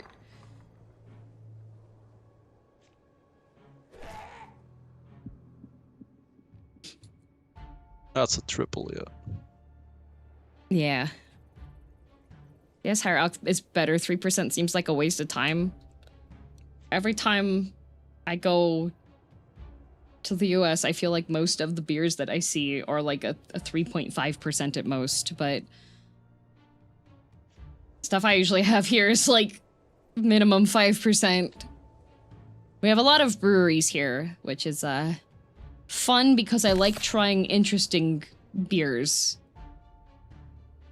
Do you guys have I'm not sure how I know in Germany they follow the beer purity laws. Do you guys also do Oh, purity luckily, stuff? Luckily not. We have, I think, about 1,500 unique breweries. in Nice. Belgium. And they all have different beers still as well, so. One of the trends here recently is a sour beer, Hmm. which is one of my favorites. Any type of fruit sours, I'm just like, ooh, ooh, fruit sour, yummy. Yeah, I think we have some here as well. They're usually corked, and some you can keep for like 10 or 20 years. Nice. Bit like wine. Have you tried making your own brews before? Yes, but I'd rather have my water next to me at the moment. So it wasn't good. I don't know about the rest. No, I would like to, but I haven't yet. I would also like to try making mead, like honey wine. Oh yeah, My- one of my friends, he's been making mead, which has Yeah, been my brother has very been doing it as delicious. Yeah, I think that's like a way easier thing to do well as opposed to the beer brewing. Like even if you're not very good at making mead, you'll still have something that tastes sweet and like honey. If you're not It's- good at brewing beer, you have a shitty beer. Yeah, I think Move target to the nearest. If it acts, Ooh. Nice. Yeah, my friend that's been making the mead, he's been... Everything's tasted delicious so far. Which is... We've been taste testing it at every single stage of, Of course.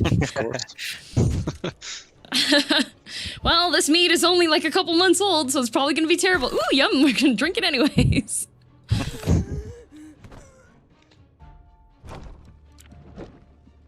There's a German meadery that I really like. I think they're called Metwabe or something like that. Mm-hmm. And they have a very wide range, like vanilla and cinnamon and cherry and whatnot. Ooh. And it's just all good. No, person got out. Shoot.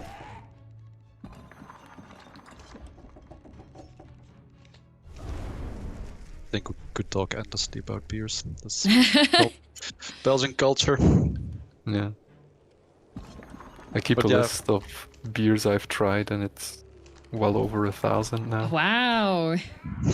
There is a brewery / restaurant that exists in my city that has a beer passport. And pretty much it's either 100 beers across Canada or 100 beers across the world. And you buy your pass and you have a year to consume 100 unique either Canadian beers or international beers. And then once you complete that, your name is added to a plaque that gets hammered to the wall in the bar. That sounds cool. Tim would have had this Sign me up. plaques already. Yeah, you could have 10. I think half of Belgium could be added. Oh, Probably.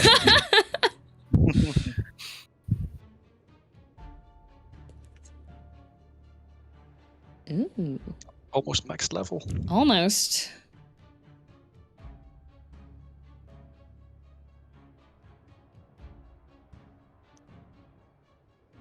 What do I want to upgrade is the question. Ooh, that could be a 1 cost. Nah. I always like getting stuff that has a passive upgrade.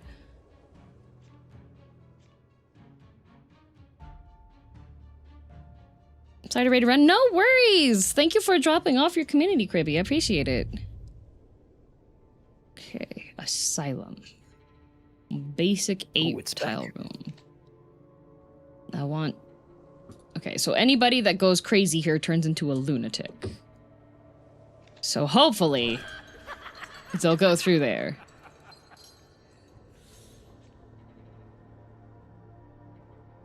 To 100 beers in a year? That's less than 2 a week. Is that supposed to be a challenge? You also forget, beer's expensive at the restaurant. That's the main challenge, I would say. Luckily, our supermarkets have special aisles for beer that's like 100 meters long. Oh, Almost.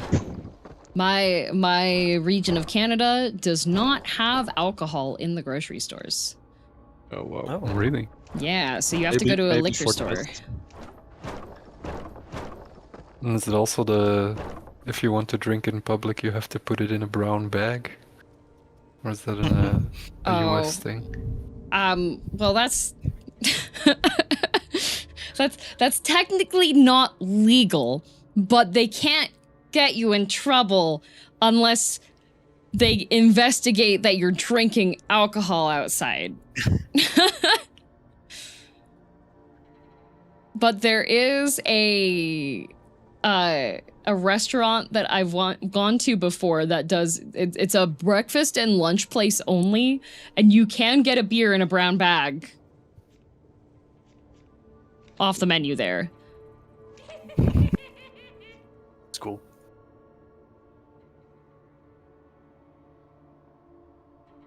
Yeah, no public intoxication permitted. But Canada, I will say that a lot of Canadians do consume alcohol, so they sometimes people get away with it.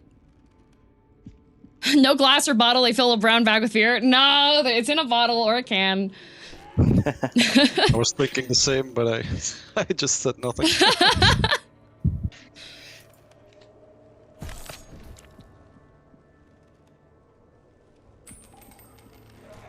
But to get back to the food aspect, Yeah. it would be friture indeed. The What is that?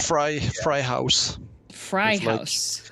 A big box made out of glass where you can look at, like a fridge. There's like 100 different snacks in there, and then you Whoa. order fries and a snack with it, or a burger or whatever. And it's like on maybe almost literally on every street in Belgium. They have one. Yeah, Interesting. it's definitely the best thing in Belgium, food-wise. Not health-wise. No, definitely not health-wise. So it has, what all is in it? What all does it have? There's a lot of different things. There's like sausages, there's meatballs, there's they have a lot of different burgers. There's a very unique one in the friture. It's a Biki burger, which has its own sauces. I think if you Google friture, then you can see all the snacks immediately. Let's see. I've posted in the chat. Oh, okay. So it's just it's pretty much just a bunch of snack food. Yeah. All Snack junk fried. food. Fried snack junk food. But the Also fries Hakai. are very, very good. And I think most Belgians go weekly to their local friture. Dang. So you just have shops that are just like, here, delicious fried food on sticks? Yeah. Dang. Exactly. That's pretty nice. Belgian Oden. It seems kind of like Belgian Oden. Oden is the setup looks a bit similar, but instead it's a winter soup in Japan, but you choose things that are on skewers that you put into the soup. Nice. Oh, I There's- looked it up. Does look kind of similar from Yeah. the first image. Yeah. I'd go every day if we had that. It does sound delicious. Yeah, that's the danger of having it in your street. Yeah. Not healthy. I actually went yesterday. What did you get? Oh, I always get the same thing. It's a Biki burger with like a sausage that is Mhm. cut in two, and then they put mayonnaise and ketchup in it, and onions sprinkled over it, and then some fries. Ooh. That sounds pretty good. Yeah, it's very good.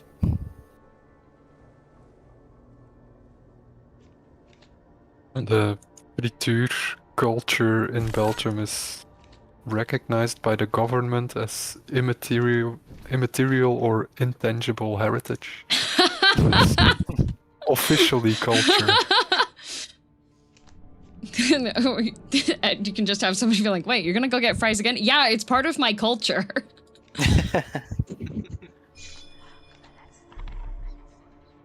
It's actually baked in ox fat, I think. Ooh. So very nice, but more unhealthy.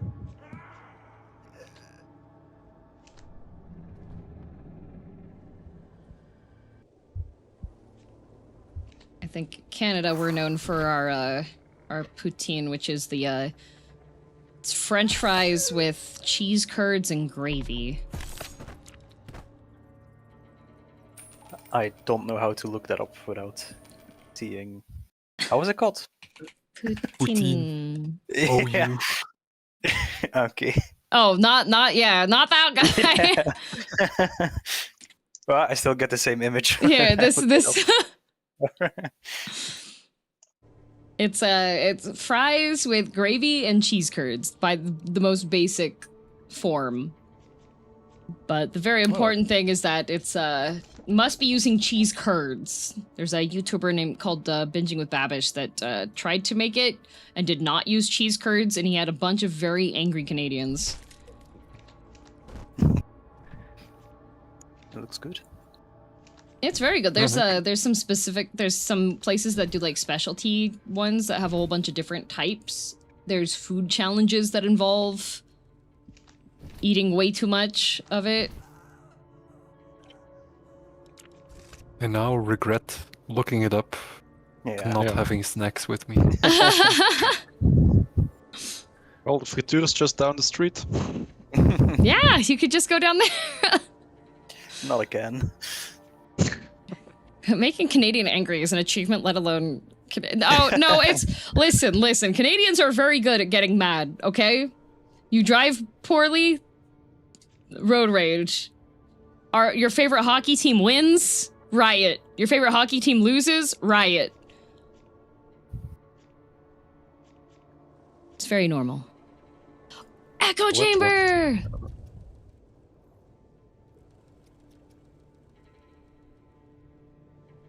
DM is a good example.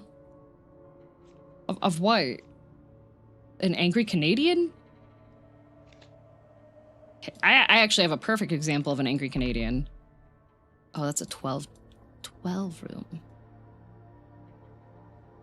XQC is Canadian.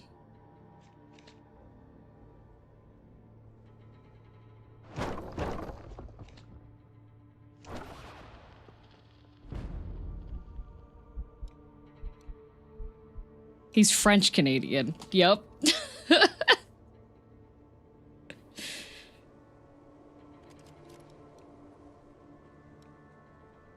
Lose 50 essence, upgrade a card. Gain 50 essence, choose a creature.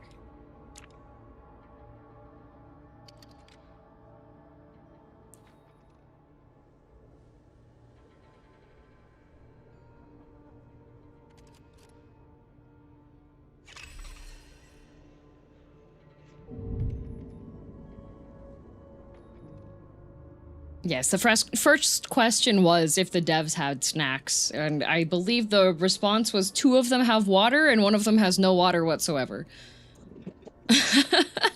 Sounds sad.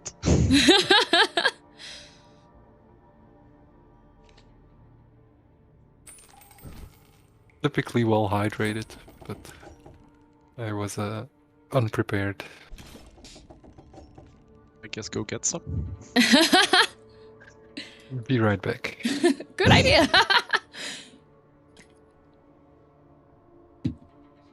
Yeah, I usually have to have a big bottle of water when I'm streaming, especially because sometimes I stream a long period of time. Yeah, and you have to be at your post, of course. Yeah. Okay, the quotation marks around sometimes. Guys, you could... Let me have this for once. What? Real? Okay, alright. Everyone's very sarcastic in my chat too, thank you. If she leaves, we panic. That is also true.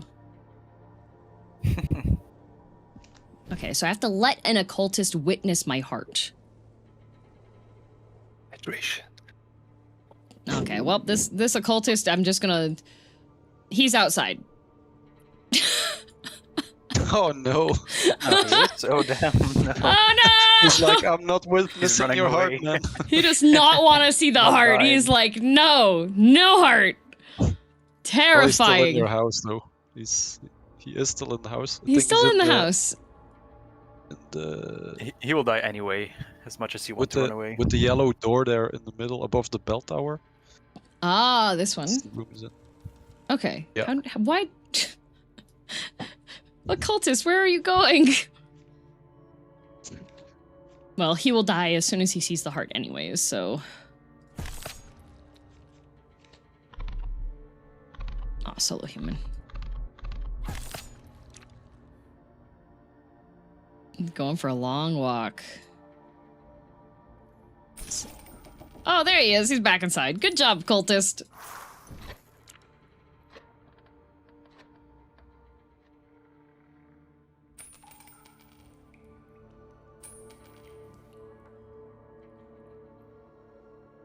So you said you guys have taken the game to, of course, multiple different, like, game shows and such to show people. Where's the farthest that you've traveled, either for the game or not? For the game, it was definitely GDC, I think, in San Francisco, Mm-hmm. which was pretty awesome. How did you like San Francisco? It was fine, I guess, apart from all the parties that were running late always, and then the organizers telling us all to get Ubers home because there's some weird streets out there. And there were indeed some weird streets out there I could see from my Uber. But it was nice.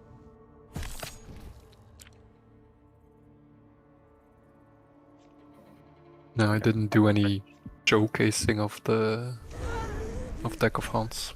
I didn't travel anywhere except the office.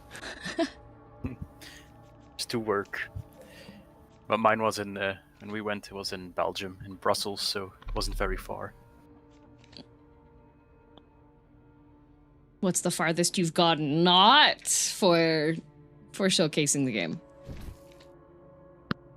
For me, it was Georgia, like right up to the Russian border. I think it's called Kazbegi in Russian, or Stepan Sminda. Not super far from Belgium, but as far as I've gotten until now.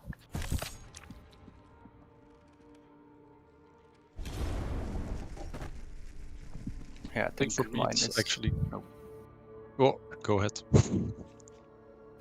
Mine is Morocco, I think. I was checking on the map, yeah. I think Morocco is the furthest I've been. Yeah. I wanted to say Canada, but I think it's actually closer to Belgium than the US. It's Vancouver. It's like almost the US, but Yeah, it's a fairly short drive to get to the U.S. border from there. probably about the same distance as San Francisco from Belgium.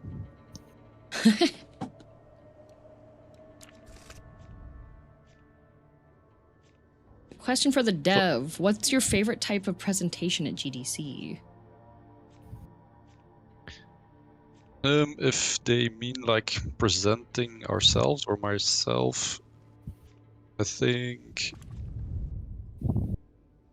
probably the ones that are not at GDC. So all around the convention, you have like parties where you not only party but mostly network and then also give quick pitches, but you also have big hotels that are full of publishers and investors.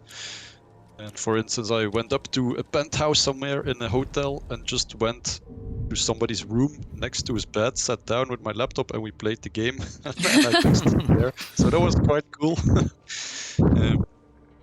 Yeah, it's everything that goes around, literally around the event, instead of GDC itself, is the nicest.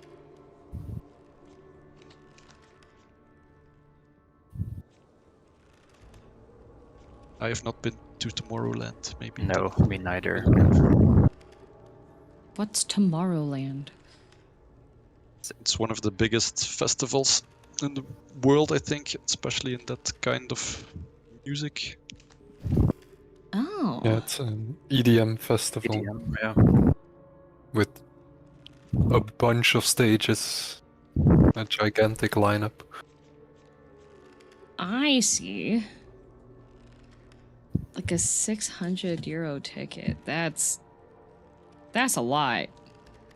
Okay, all right, whiskey. I see. Hello. Very big, very famous. Man, the only Tomorrowland I know is like Disneyland, and I was like, I feel like this is not related to Disneyland.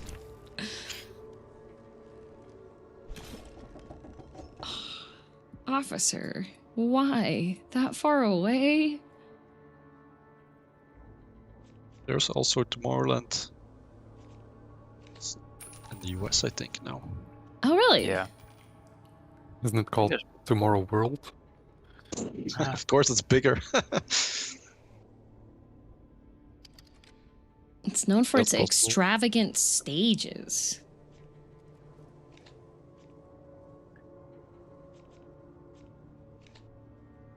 Yeah, Tomorrow World. It is indeed. It's already since 2013. Wow.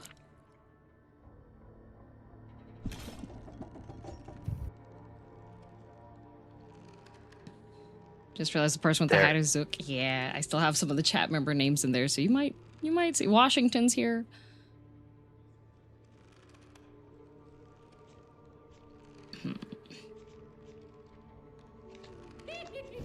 I think their main stage actually burned down last year from Mm. Tomorrowland. What? Yeah. Like during the fireworks. show? No, it was right before. Oh. That's unfortunate. Yeah. But it went on anyway. They made a smaller, or didn't they just leave the stage kind of like the ruins of it and 2 days before it started. It was made out of polyester, or how is it called in English? EPS, like the white material that's very light. I Mm. don't know its name. Styrofoam. Yeah, styrofoam. It's made out of styrofoam. That okay? Yeah, that that stuff burns. They were testing out the pyrotechnics, and they the failed. test was negative. Uh oh. Oopsies.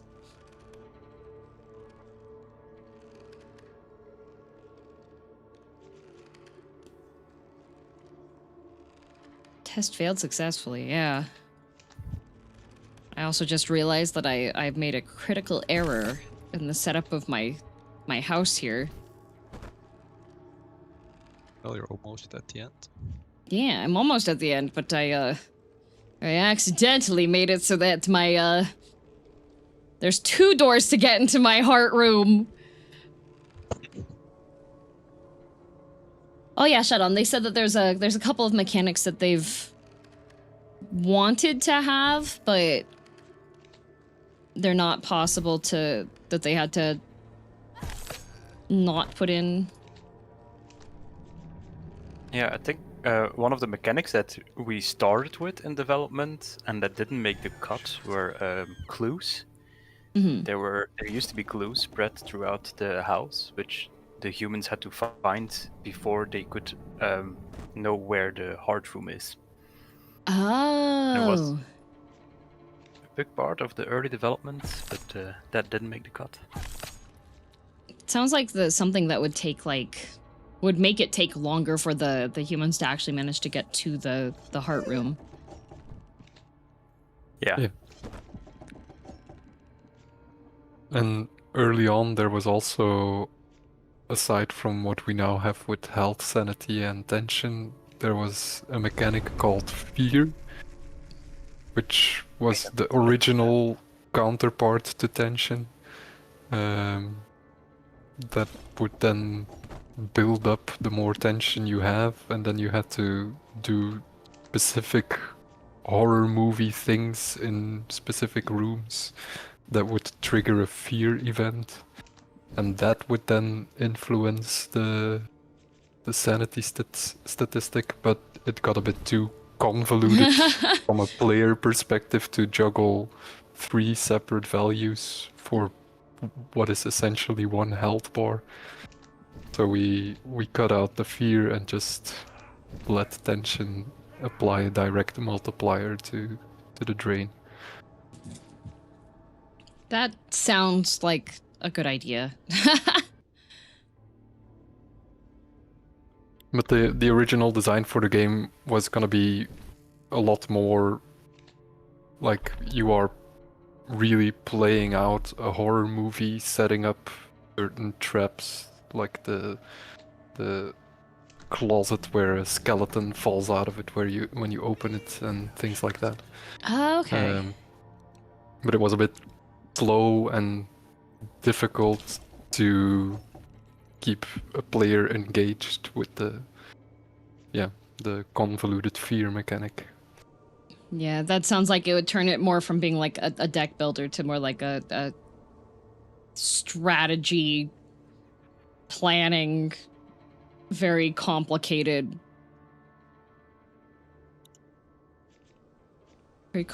game.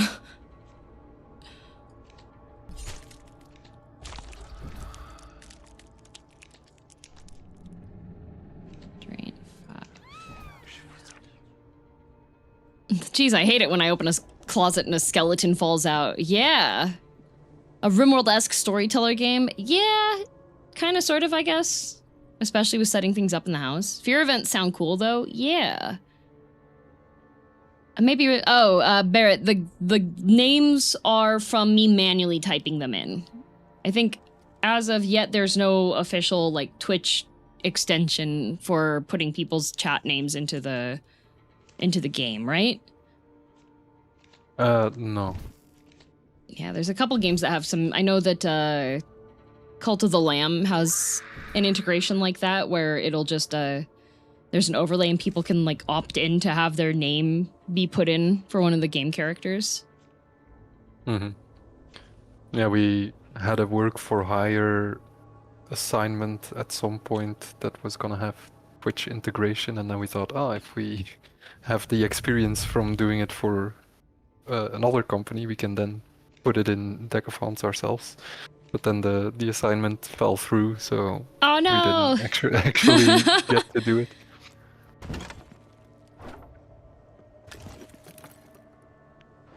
There we go. That's what I wanted. Now they have to go through the dark room to get to the heart. That's what this was for.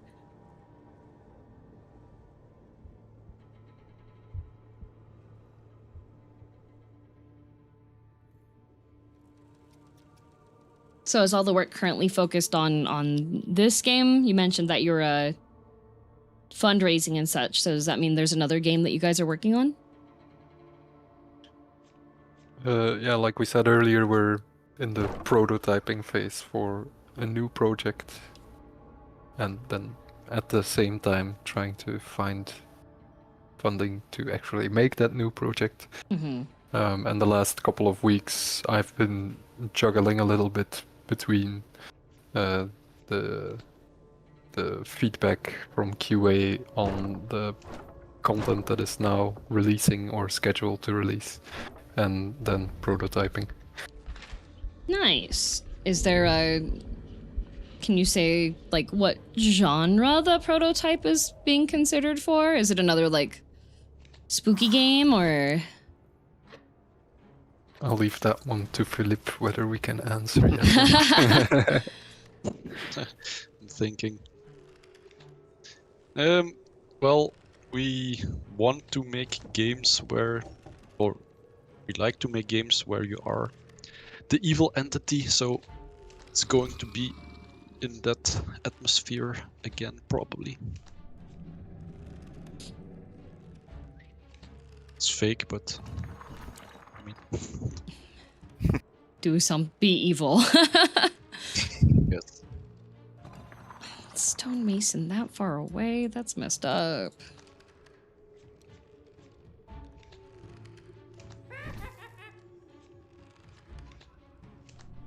And at the same time, we're also doing some work for hire, as we're still a studio, so we need some money to roll in. Yeah, that's my part now.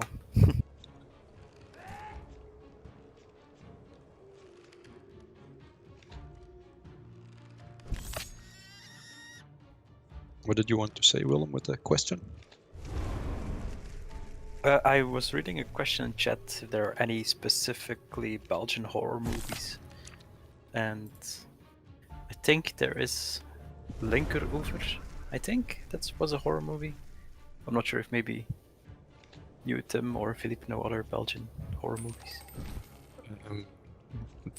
There was this movie called Sint, Yes. which translates to Saint, right, and yeah. it's based on like the Santa. Belgian Sinterklaas. Dutch equivalent of Santa Claus, Sinterklaas. I never saw it because the premise is just so weird, but maybe it's worth a watch. I don't know. I actually saw it, but I was pretty young, so I don't remember if it was actually good or not. But it was kind of spooky. You remember being scared? I think it had some scary vibes, but I'm not so sure anymore. It's from 2010. It's actually not a Belgian one, it's a Dutch one. Oh. Ah, They also have Sinterklaas. true.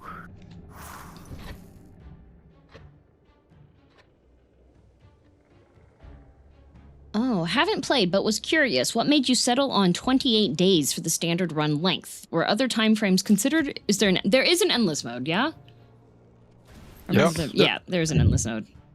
We actually had 30, 31 Yeah, nights 31 before, days. before, like a full month, but it felt too long for playtesters and also for ourselves to go through runs. I think 28 is already long. That's why we also have it that you can just quit your game and just get back into the run later, but it saves in the same time. Yeah, I think 28 just felt right, and also was prettier on the calendar to get it sometimes. And there's the 13 nights in Yeah. nightmare mode, which, yeah, I think we released it even on Friday the 13th. 13th, I think. Yeah. It was a very Friday the 13th type of release. Yeah. That's also when the name Jason was added to the pool of names for the people. Yes. And the Grim Reaper mechanic. Dev question, what's the main consideration when prototyping a game? Making sure there's a good gameplay loop, etc. question mark. When prototyping, I would say fail fast. So don't bother writing very clean code or making pretty assets. Just make a mechanic work, even if it's very dodgy in code. As long as it works, you can know if it's an actual good mechanic or not.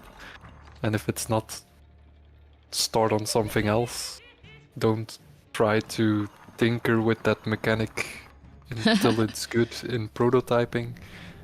Try another mechanic that might just be good from the get-go. Yeah, I think quantity over quality is kind of the idea of a prototype, I think. Yeah, and solving for fun as well. Yeah.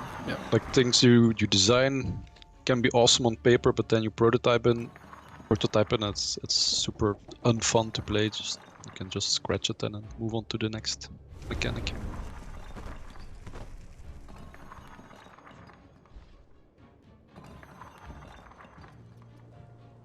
I keep having like a little pinging happening. I don't know what that is.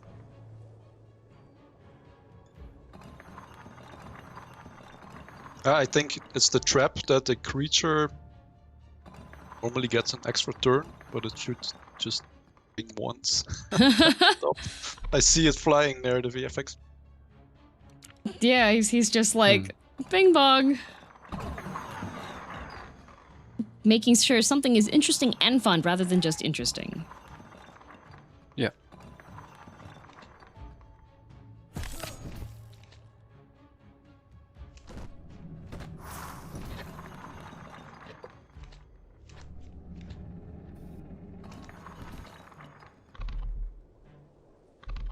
Why is he alone? Why isn't he alone?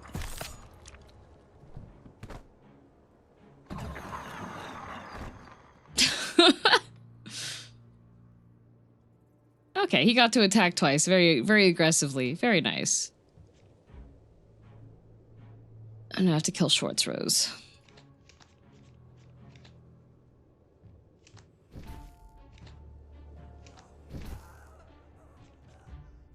Have I broken the game yet? Not this time, although I have had a couple of people escape the house.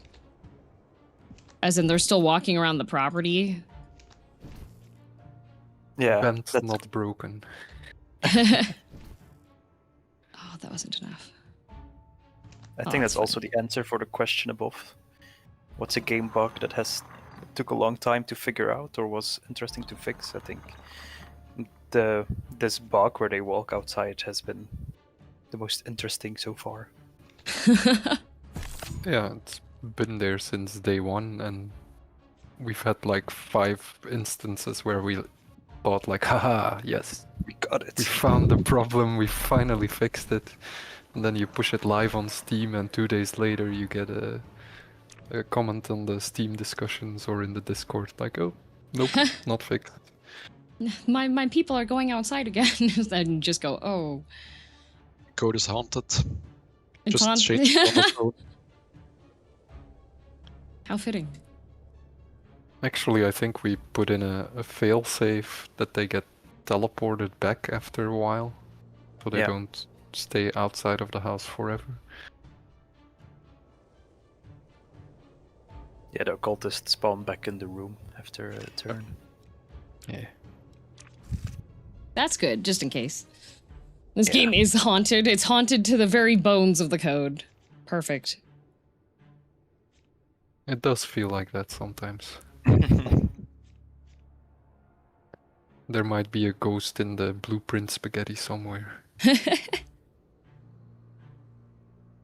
Is this on the moon? Yes, it's on the moon. You can have different surroundings in the settings menu. Like this is the winter theme. Yeah, You have Canada. a few others. Canada? Yeah, it's the Canadian setting. Okay.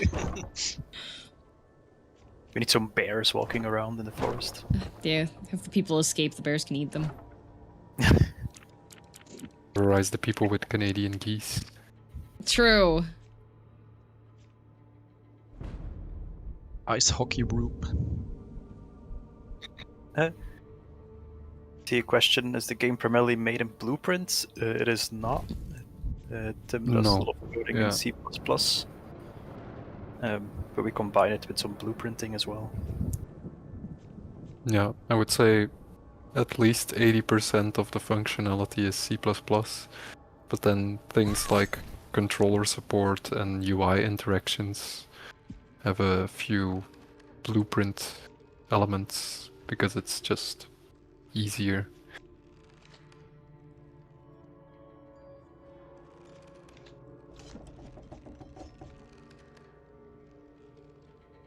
What programs have you used in the past for like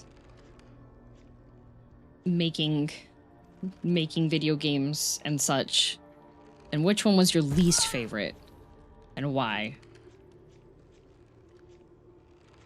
Me personally, I've used Unity for a few years professionally, and then with Mantis we made the switch to Unreal a couple years ago, and I haven't used Unity since.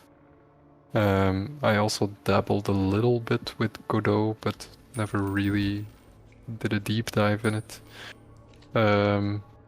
Yeah, I don't know. I have a love-hate relationship with Unreal. It's a very powerful engine. You can do a lot with it. A lot of stuff is already built in, but sometimes it just starts doing things that it's not supposed to do, that you start questioning if you broke something, and then you just restart the editor and everything is fine. But you wasted half an hour looking for a mistake you made, and it's somewhere just in the Unreal editor that something goes wrong. Yeah, I know that I think Unreal Engine 5 is the one that everybody's been using recently, right? Yes. There, as a streamer, particularly as a VTuber, there are some interesting things that I've noticed with optimization for that, which I think I pointed out to Philip when we started. I was like, your menus are uncapped. cap the frame rate, because that's a lot. I found like even on like Atlas games, like Persona 5 PC version is horrible for it. They do not have the frame rate capped for their menus. So A lot of angry people for that. We didn't know it was uncapped, actually. It was just a rule, I guess. Yeah, it was supposed to be kept, but I think the setting wasn't applied in the main menu. Only when the gameplay started or something. And then we got complaints about people's PCs heating up on the main menu. And yeah, got we one didn't person- know what was going on. Was one person that thought we put a Bitcoin miner or something in there. oh no. We definitely didn't. Yeah, they wouldn't be fundraising if they did. It's just not enough players, I guess. We all need better computers to Bitcoin mine. True. That's why you got yours. Yes. Oh, thanks, Barrett. DM wants to make a simple game of her own. What's a tip you would give someone starting their first game development experience? That is true. I do want to try making my own game. I think definitely look at tutorials. There's a lot of tutorials out there. A lot of them are free, some are paid, not that expensive, but are really good. Even if they're some years old, they still stay relevant. And probably also choose a game engine, but I don't know how you could choose one besides using them and then saying, this is not for me. Maybe Tim has a tip for that. My plan is to use RPG Maker because I am a big fan of like the indie RPG Maker horror games. So I want to make one of my own of those. My tip is already in chat, I see. It's keep it simple. Like, if you're starting on your first project, try to just make something small. It will be satisfying if you can bring a small vision to life and make it work. If you have a big idea, it's overwhelming and it's going to be much more difficult to make it work, and then it's going to be frustrating and you're going to give up before you start.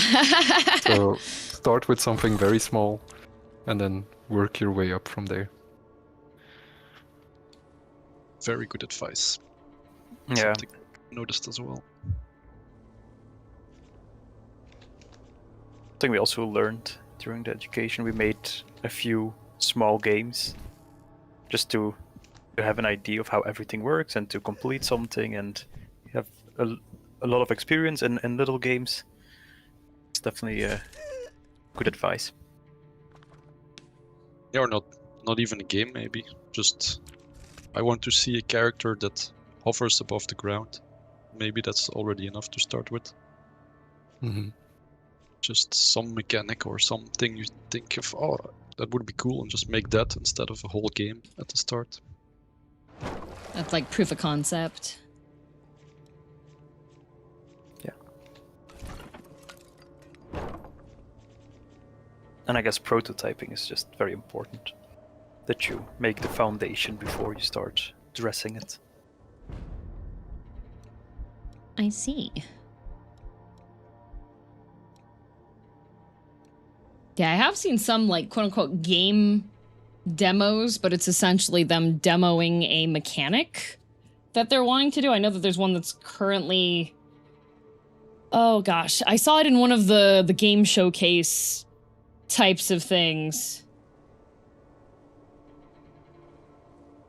And it was it's like a sandbox exploration, but weather and stuff. If somebody remembers what that was, I don't remember.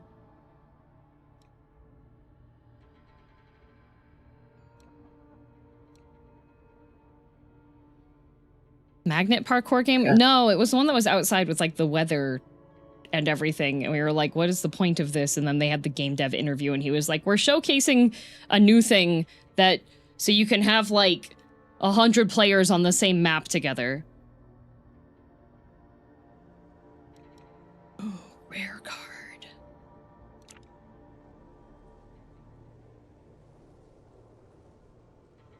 Ooh. Fancy.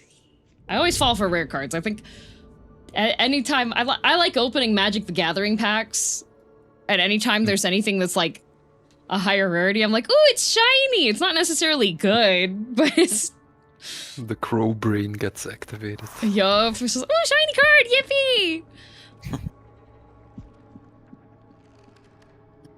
I do love cardboard. We actually have a shiny card, business cards from Deck of Hands. Really?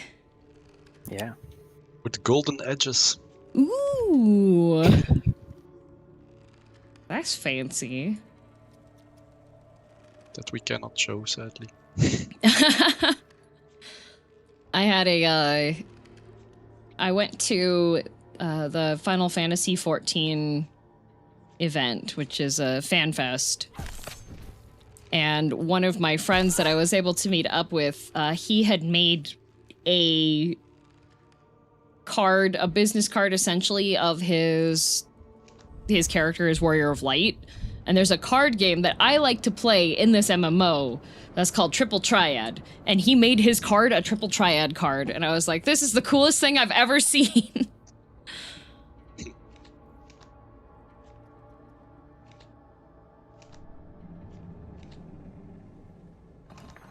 Do any of you play any TCGs? Or have played? Not me. Me neither. Same. No TCG cards in Belgium? No, I think Son, our currently Son. absent colleague, plays Magic. Okay. I think it is also big in Belgium. I'm not sure it's big, but I know that in Ghent, where we're based, there's like there's a place where you can play card games. Nice. Dev question for game sound design side of things. Are you planning to have any voice acting in the game or focus on the atmospheric sounds? Well, there's some voice acting, like they scream when they die. Yeah, there's just some sound effects when they die or when they get scared. But we don't have any voice acting. I'm also don't think we're planning it for this one. No, it would have been very nice, but budget. Yeah.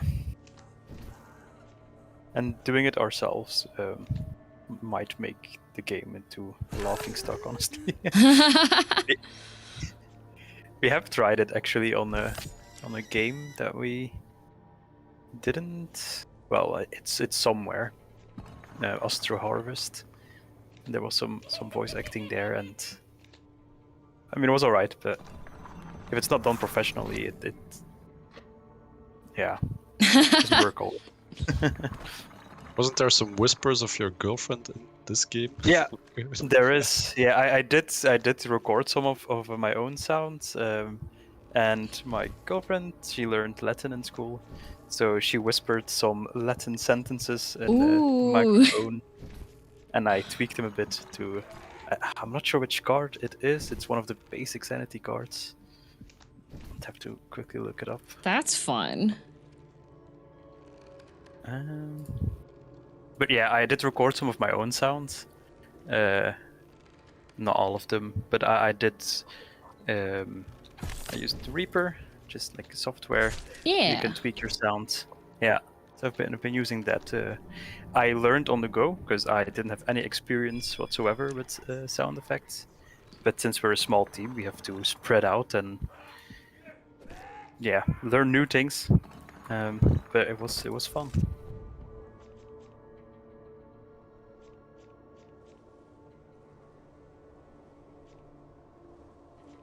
One double heart room. Amplify agony. Electrode, I see what you're doing. Problem with that is that we have different languages in the game.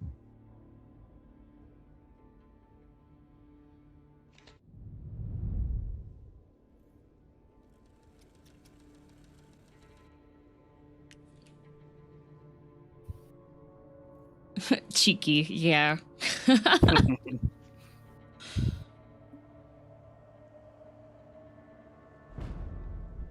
My community's trying to get me to voice act and stuff. So that's... You also do voice acting? I've had interest in it. I sing, and I've voice acted a couple of my own, like, commercials for stuff. That's cool. She's Maybe very for the good. story. What? I do not judge any of you guys. Cat is gonna big you up. Yeah, that's what they're trying. And the okay, yes, and the horror podcast. Yeah. And read like a newspaper thing in the game here as your addition. They just have one voice acted newspaper reading.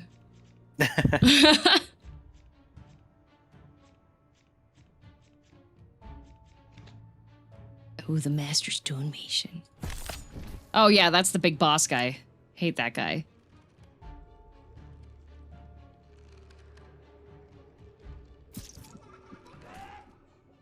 Oh, Electrode was trying to for himself. I see. Okay.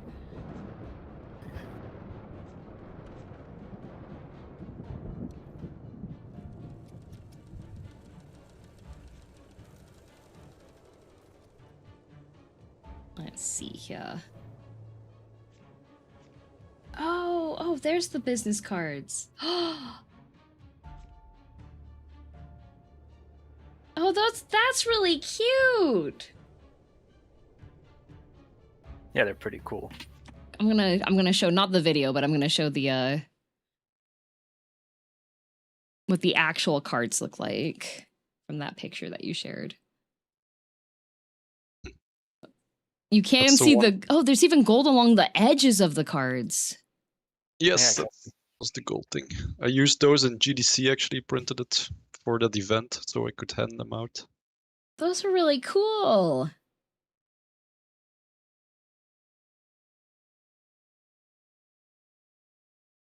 That's really neat. I have a soft spot for any like customized business cards that have additional intent to be related to the business or games or anything that are I just think is neat.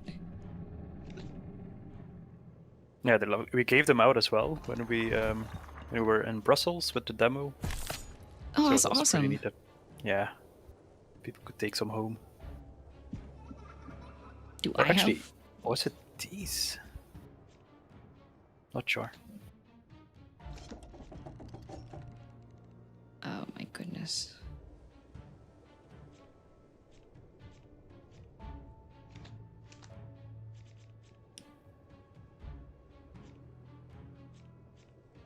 Do I have business cards? I used to. I do not anymore.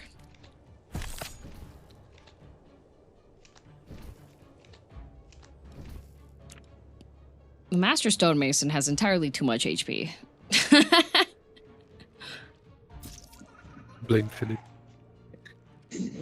Why did you choose for him to have an egregious amount of health while I'm trying to manage all of these other mean people here? Because it's the final boss. Yeah, you know, that's absolutely fair. Still don't You like also- it. In harder modes, you have like 666. Oh my god. Oh, he's not solo. Shoot.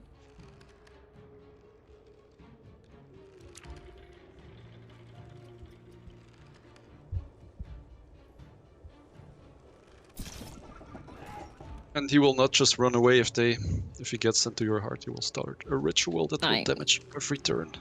I know. Well, that's why I got the little bit of healing, because I was like, ooh, I should probably heal a little bit.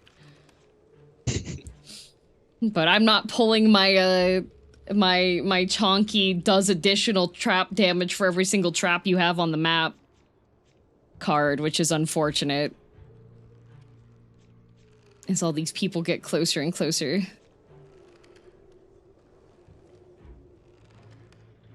Oh, this is the double damage room, so... This guy's got a bajillion health.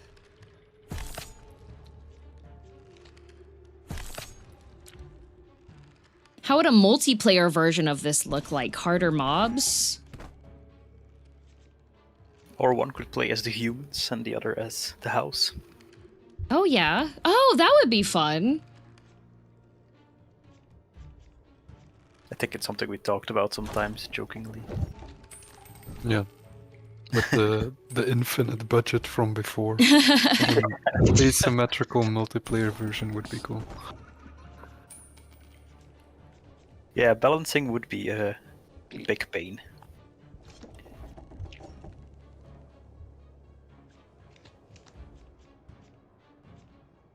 I'm so hooped. Well, wait.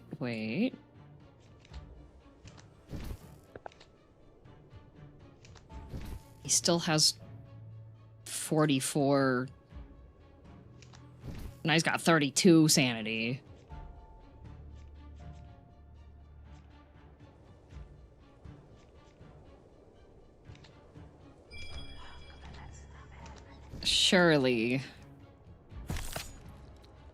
Surely I can either do 29 sanity damage or... Oh, okay, he just went crazy and died. Nice! Oh wait, no, that was the other person in the room. No! Well, also good, I guess. But yeah, it's also good. But he'll go into this room, the next one, and then I have all of these people here as well that need to be... This stonemason is also making his way downtown.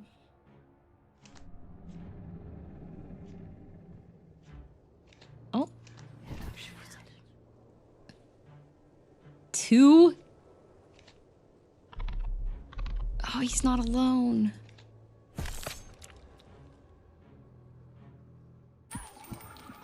There we go. Okay, good. Yay!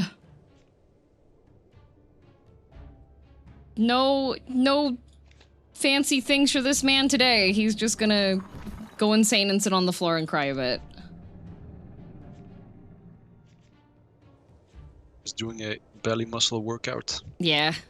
if they're Like, safe. like me this morning. I had to do bicycle crunches. Yippee!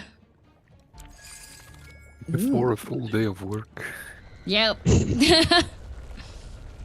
Ooh. There's a cutscene. I survived! And then I can keep going if I want to.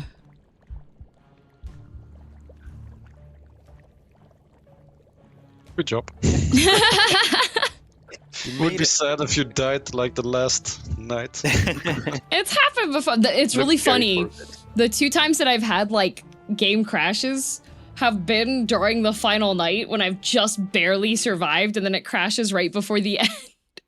Oh no. Broken the curse. The curse has been broken.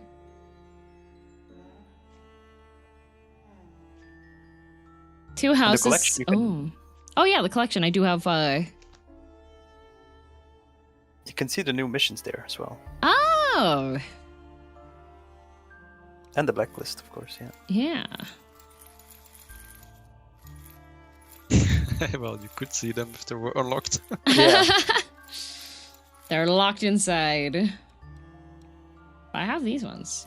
Current time in the Shout out game. to Matisse, the programmer intern who made the mission system and Nice! also added some nice jiggly animations to the locks and Yes. a bunch of other UI animations. I do like UI animations.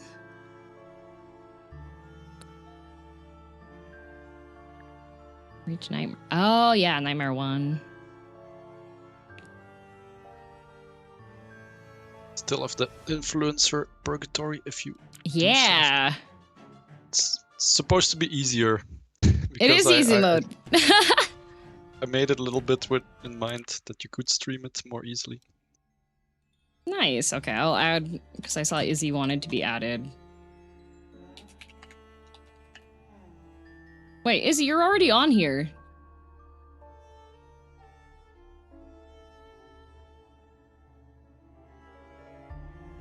How did you end up balancing card costs? Just general vibe on power, looking at card pick stats?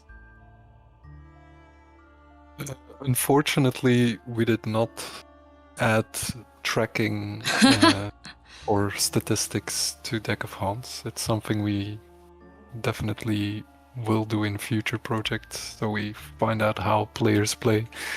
So it's more vibes based. Here and there, it's from community feedback or QA feedback about certain cards being way too overpowered or underpowered, but mostly it's just kind of what feels right for the effect of the card.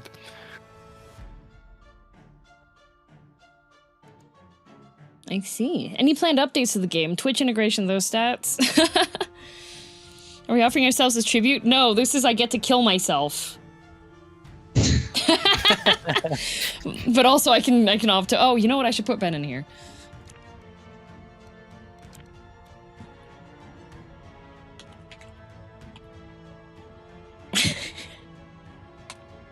There we go. Add Ben. Wait, don't do that. I would miss you too. Okay, all right. But Ben's my boyfriend, so Okay. he's not a weird. Okay, I was gonna say he's not a weird parasocial viewer, but technically he is because of that. But Could drive him insane. yeah, we can drive Ben crazy. Add him multiple times. Ben.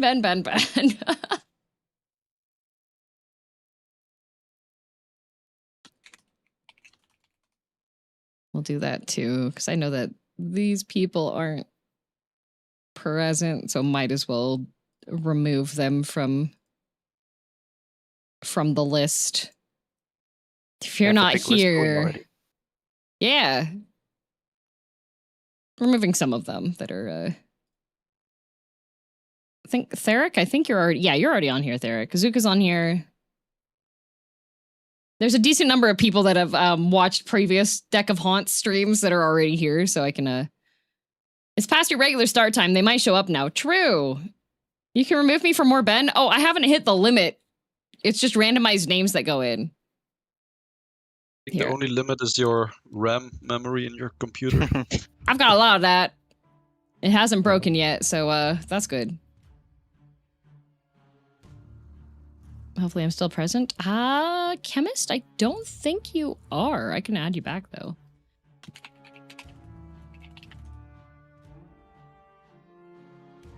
Now that I think of it, I think in the influencer thing, the curated run, I think the custom names do not show up. Oh. Get wrecked, uglies! Dang. I guess I can't kill Ben. I gotta kill myself instead. We don't know what happens in real life. Nope. All right, here's the first. The delinquent ghost.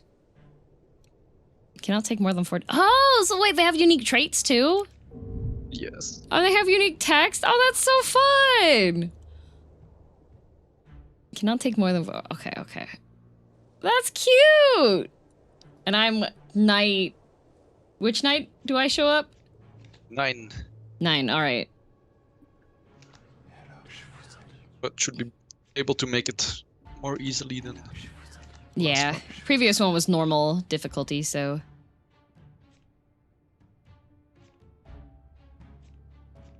Hi, Whiskey. Welcome back. Whiskey should be in there as well. Yeah! Oh, wait, I do have a graphic of him with a gun. If you guys want to put a custom image in. Police. You could give him a pistol. That would be pretty freaking funny, actually. More Definitely attention. possible.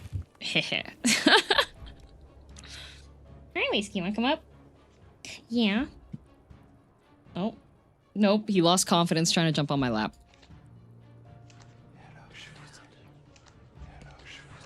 The influencer has gone insane and is no longer an issue. Hi. Let's see. I do really like collapsing spaces. the concept for that card. It's just fun. Everybody Unless gets there's locked in the someone with a room. gun. Yeah, true. Unless there's somebody with a gun, but it's such a fun concept that the room just, they can't leave because of the room having issues.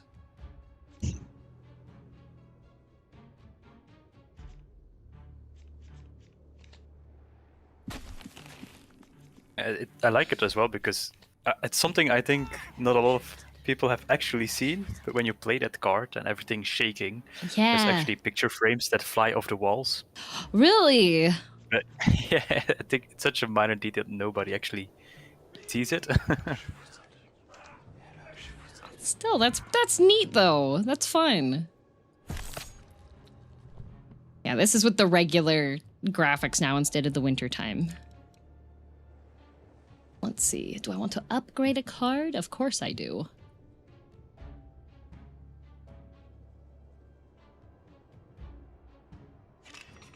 I think that shows a lot of love. I particularly like when there's really small, minute details.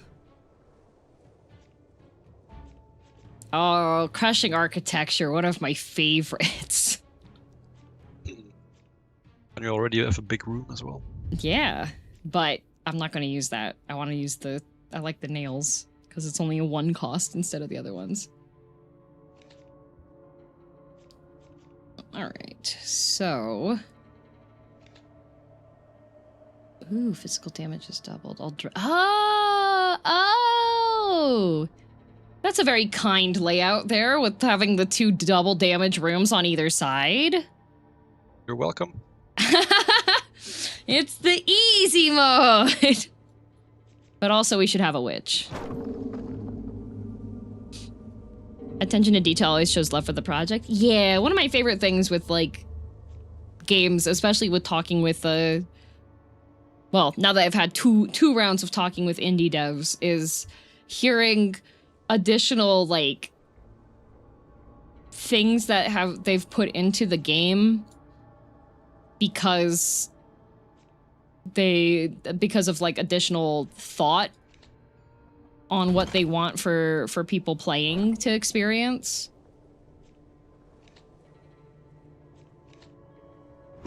It's also one of the things we really want, or if we would have that big budget, and just put so much more detail into this.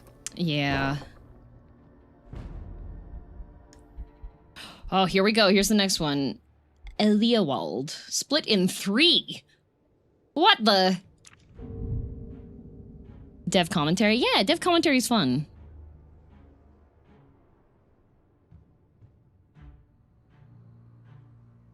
Have there been any, like, personal Easter eggs that you've put into the game, or?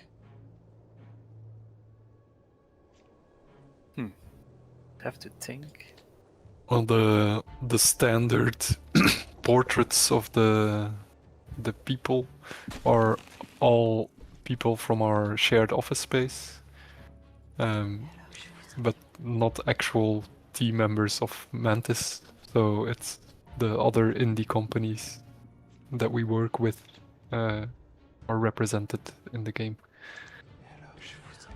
Oh, that's really fun. So they're all just, so the silhouettes. Yeah. Oh! So it's just like a nod to your fellow game dev friends. Exactly. I was wondering if there was, like, if the silhouettes were just based on anything or not, but that's really cool. I don't know if it's a nod or if we just wanted to kill them. You know, that's also Kill the completely competition. fair, you know?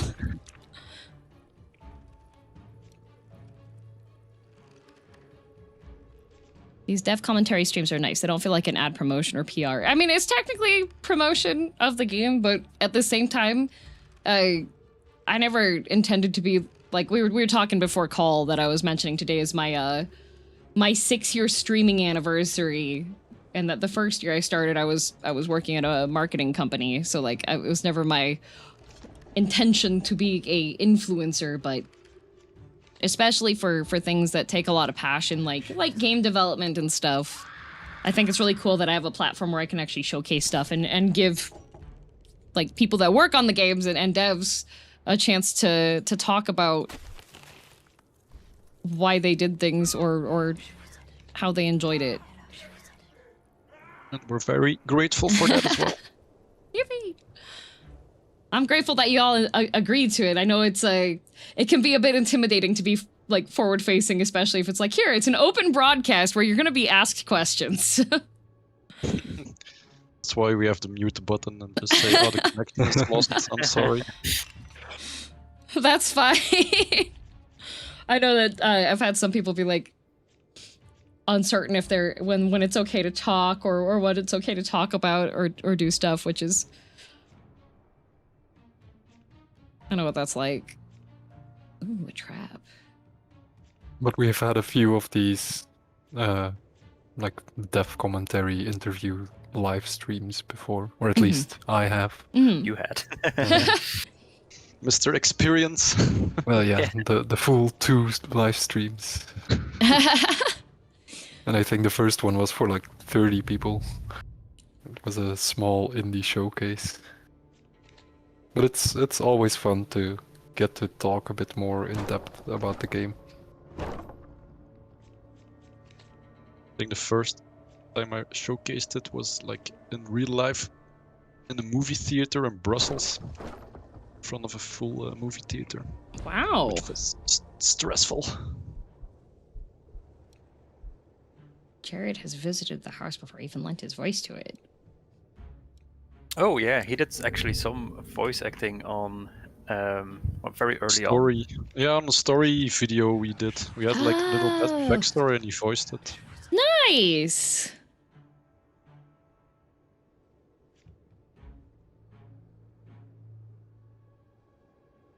Oh, I have a question on YouTube side. Are there any other cool card or room effects you think that people miss? Or that you'd like to point out?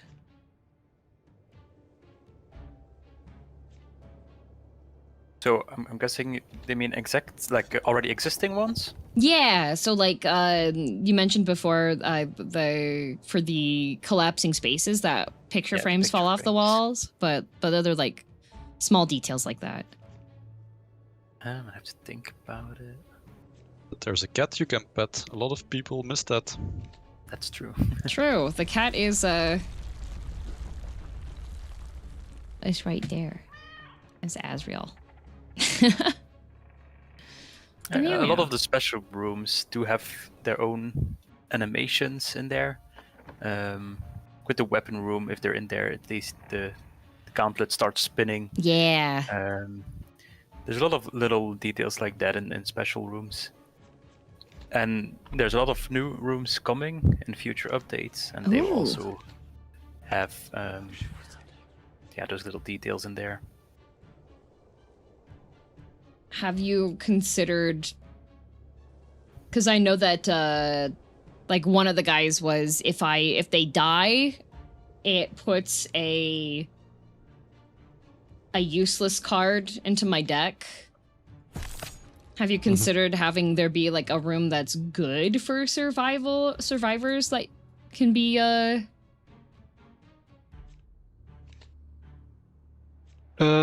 Yeah, it's an idea we played around with, that if you have like an inner courtyard surrounded by rooms, that it would turn into like a little garden where the people could recover some sanity or something.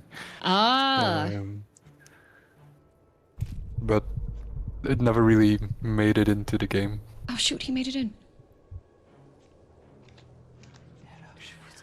My heart. Only How have 5 dare you. lives though. In this mode. Yeah.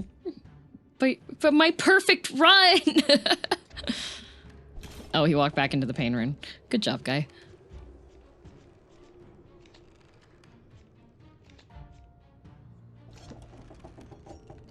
One of the traits that I've always disliked is when there's one that's like, oh, he can move 2 rooms in one run.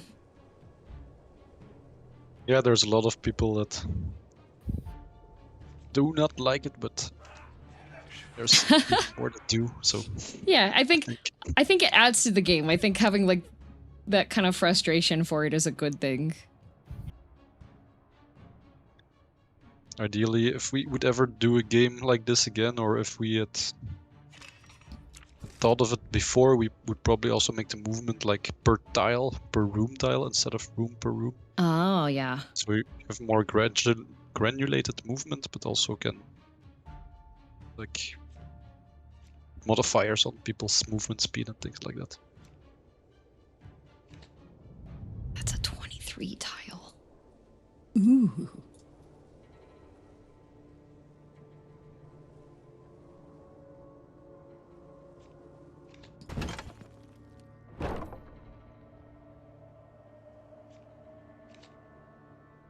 One of the questions was, what was a game mechanic or feature you really wanted to be in the game, but never really fit with the game? Probably the multiple floor setup. It's a very interesting design space for card effects that affect vertically. But yeah, it just didn't fit with the way the building system was set up to add that extra dimension, unfortunately.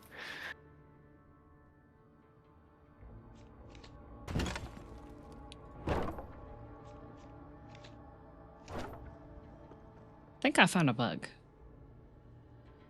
Impossible. So here, let me move my model over so you can see the thing here. Okay, there we go. Okay, so I have 85 points. If I move this room to here, it costs 0, right? Yeah, the stream is a bit behind. Oh so- yeah. Yeah. So I place that down. And then I put 1 kitchen slot. And it was $170.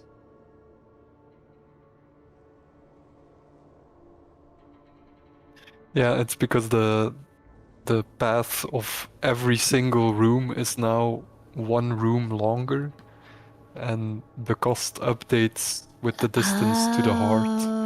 So Oh. every single room is now 1 room further from the heart, and therefore More 50 okay. essence more expensive. I understand. Aha. So it has like a cascade effect of the price going up. And you know what? This probably happened the entire time and I only just noticed it this time. Yeah, it's to avoid this exploit we mentioned a while back, where people were Yeah. building 1 long room and then putting it away. That makes sense.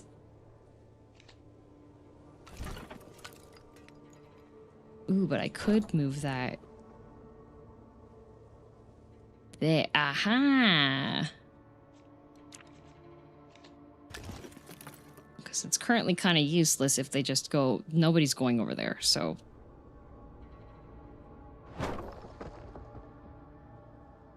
There we go. I wonder who would do that. Me. I would do that.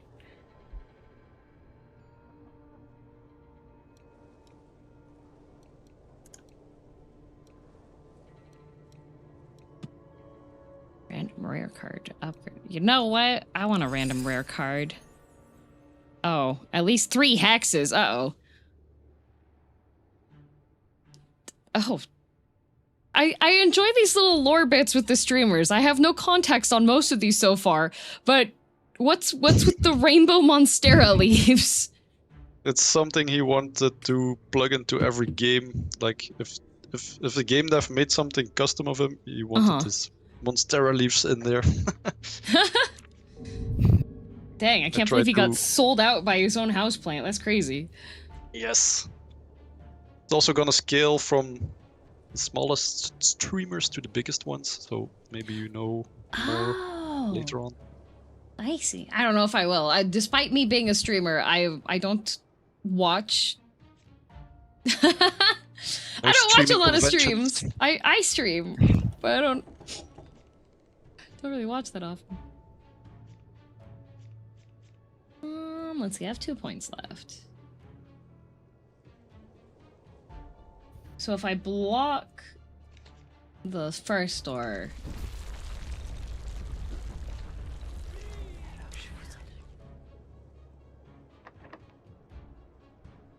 Question. Oh, Barrett, I don't think the interns are here anymore. They were. Yeah, I'm not sure. I don't think they are. Yeah, I think both of them clocked out. Put them back into their cage. They've made it out. That's not Or what not. we pay them for, goddamn.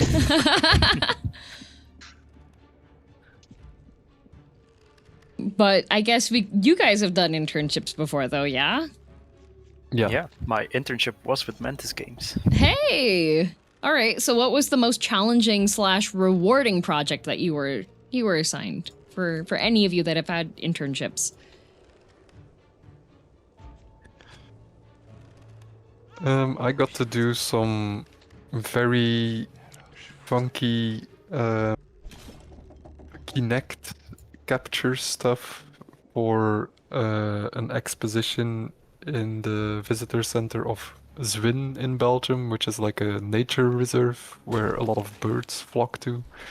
And then they had a mini game in the visitor center where you had to imitate the flapping of the bird assigned on your RFID wristband. And then if you had a big bird, you had to make these slow, big swooping motions. If you had a small bird, you had to flap your arms really fast. That was kind of fun. Oh, that's fun. Tell the devs they rule and their game is amazing. Oh, okay, Nephilim. Nephilim would like you to know that.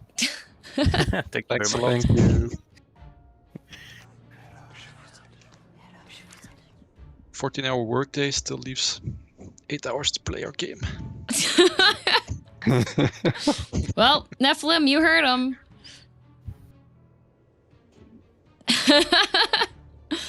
Those who got the hummingbird ripped their arm muscles. Were hummingbirds present in this bird sanctuary? Not that I know. They were Oh, thank not goodness. part of the game.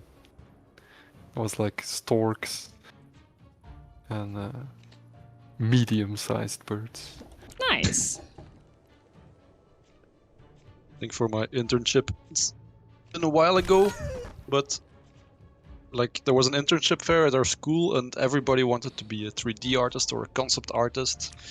And there was one company, Larian Studios, that had a position for VFX artists, so special effects. And I was like, well, everybody else wants to do the other thing, so I'm just gonna jump on this. And it was a very nice experience because it's something that we didn't really learn in school. So I learned it pretty much 80% on the internship, and that made it so I could become a VFX artist later as well. Larian, whoa, yeah. What kind of a... So pretty much during that internship, because you said that it wasn't something that was really covered, you pretty much just learned from the ground up, or? Yeah, so VFX is pretty much separate branches all pulled together into one. So you have some 3D, you have some 2D, you have some animation, you have timings you need to have correctly, you have some shader work. It's like all the different things all put together. And I had a really good mentor there that helped me with stuff I didn't really know and gave very positive, constructive feedback. So it was a place I could grow really well. Nice. I see a question about assigning projects to interns. The current card system in Deck of Haunts is actually mostly made by our previous programming intern, Malte. He was working on some new card effects, and he felt limited by the then implementation at the time of the cards, so he asked if he could redo it, and I said sure, go for it, impress me, and he did, and it's very versatile.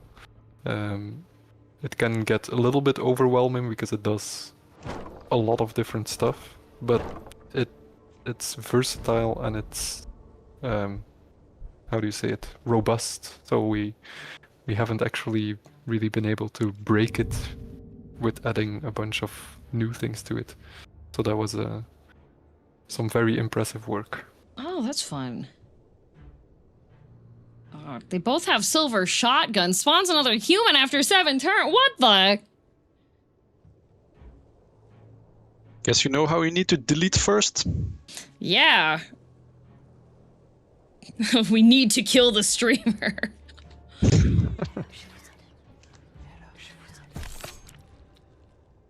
Good thing I have 2 monsters because they're gonna start doing stuff to. Uh-oh. My monster! Rocket killed my. That's very rude.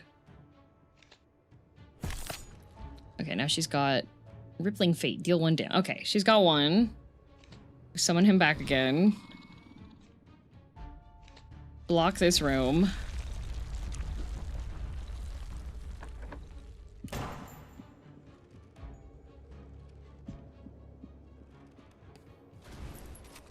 But they can't get... Stop shooting my witch! Goodness gracious! That's very rude.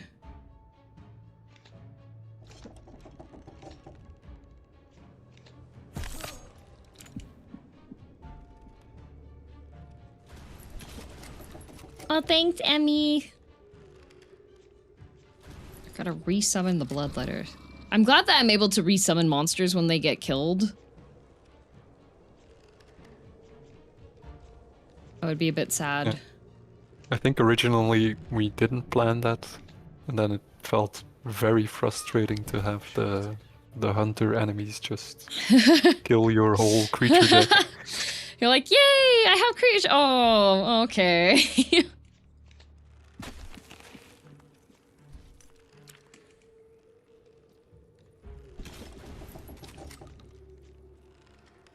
Okay, cosplay.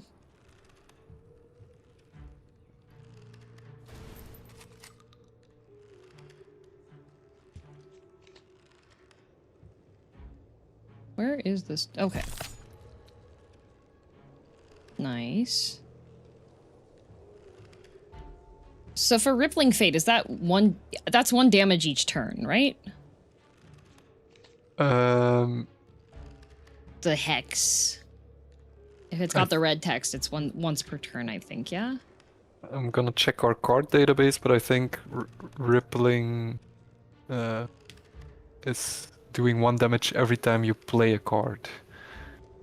Oh. But it's just the text that is not reflecting this correctly. Ah, okay. Yeah. Okay.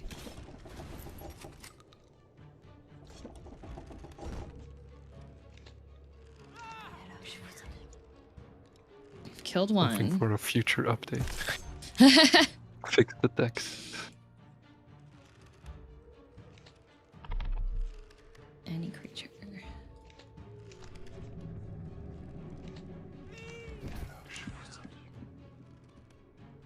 Need her to not helpline. Perfect. No helpline.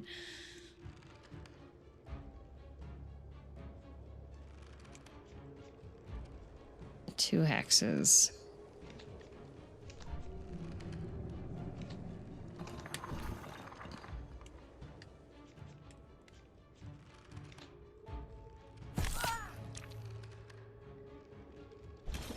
Can we give the witch specifically a bulletproof vest upgrade?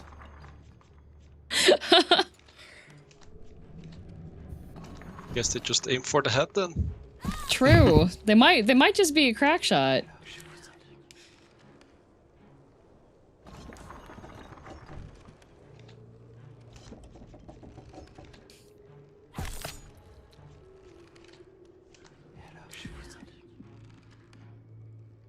That's why I would like to have that evil elf in there that steals trades. Just grabs the shotgun and runs away with it. Yeah. Ooh. This person, I think, is gonna get out. No, wait, no, they're not. They're not. There was the blood litter in the room. I didn't see that. Yay! Almost there.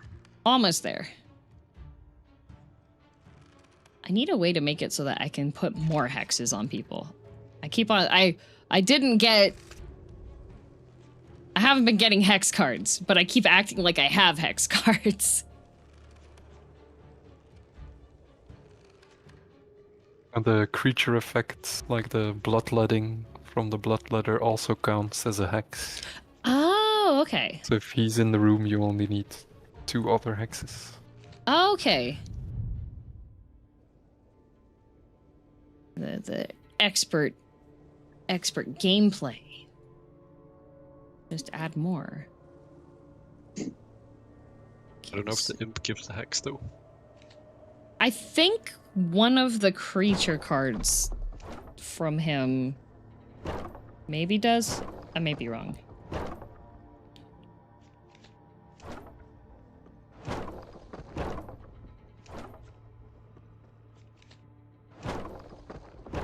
There we go. I'm making it so that I have more that I can put stuff on. Meyer, will his storytelling talent save him? He has ninjas? Why does he get ninjas? Why did they Because start it- that for? Oh, lordy.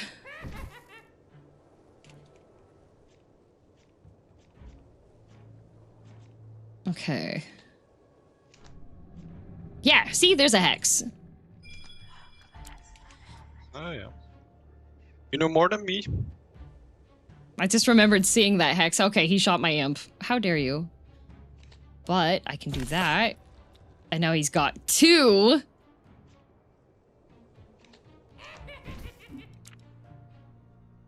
Once he gets 3 hexes, then perfect. Oh, he's gonna shoot stuff again. Oh, wait. Okay, so the bloodletter counts, but not the bell tower witch, unless... No, it didn't. No. The witch just raises the tension. Mm. It's not a... So only specific effect. monsters. Yeah. It used to be a hex as well, but then it was extra confusing. Mm.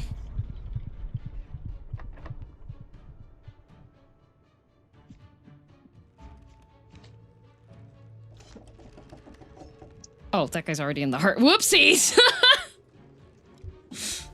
One of the ninjas. I was just like, I'm gonna kill the streamer, ignoring the ninjas that are currently inside the heart. They're good at Very Killing running me. ninjas. They're Ninjas for a doing their reason. job. They are.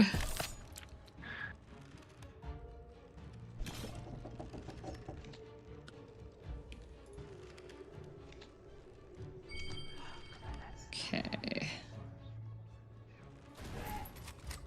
Oh, stop shooting my witch. Okay, so he's got enough. This guy's trying to leave now. He's in too tiny of a room.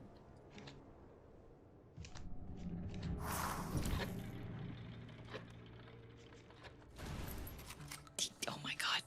This streamer.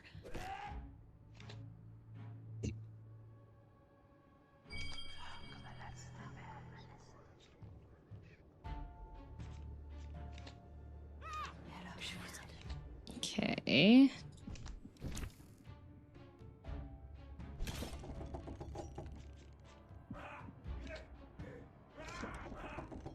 Oh, nice. They went crazy. Perfect. But now that guy's trying to leave.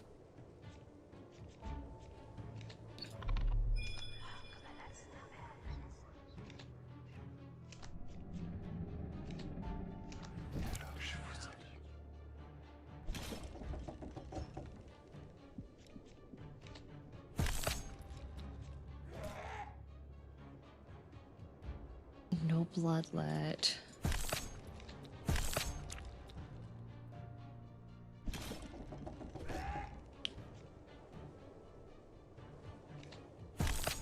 Phew. And then I should be able to I can heal my heart. Yay!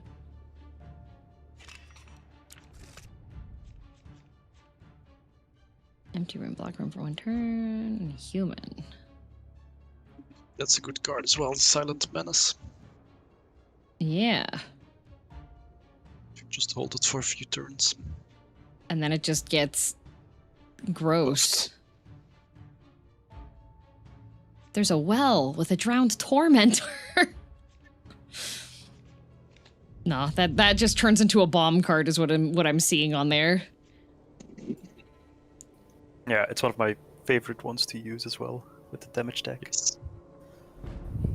Just put it in your pocket. All right, Muckluck. Oh, 2 turns per... 2 rooms per turn. And can shoot open locked doors.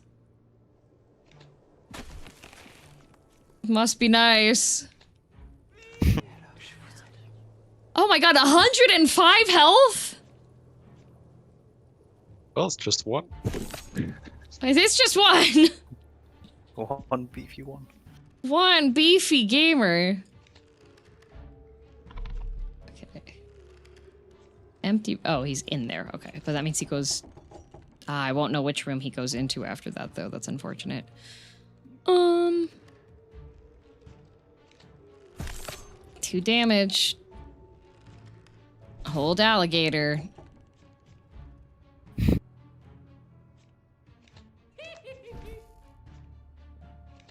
Then move target to the nearest human. He doesn't have a gun, though. Yeah, not a shotgun indeed. So we cannot. Yeah, Sure, just a quick shots. pistol. Yeah. At least my critters get to stay alive and happy. It's at 6 damage. See, the other thing is if I can get 3 hexes on him, I don't have any hexes yet. If I can get 3 hexes on him, then he just instantly dies. But the question is, can I hex him? The card art is really cool. Yeah. Have you had multiple people at Mantis working on the card art? Because I know you said that you had the art interns who have done some things. I think 99% is made by Sun, the person that's Yeah. not in the call. Okay. The And our intern made some current... made some new ones and also some icons, but I don't know if they're in the game yet. I see.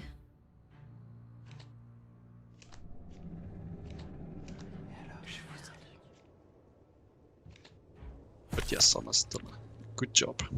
Yeah. The art and the aesthetic of the game is very nice.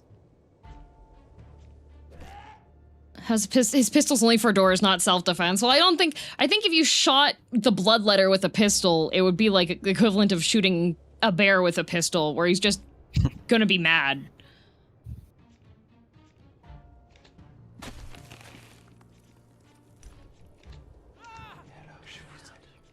It's also something we added actually. You just played a room card on the portrait.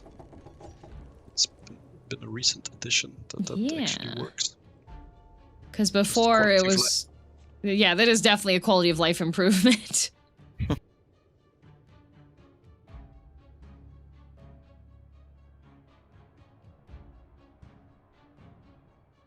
Oh, I should just be putting that on him. Here, have an imp. The other thing with the compass movement is that it makes it very difficult to predict how far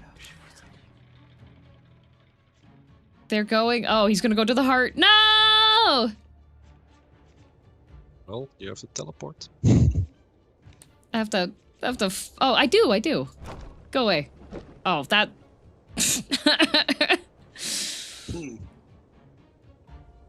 Not as helpful as it could have been. Dang, I wish that would block the room. But it won't. Is he gonna go? Oh.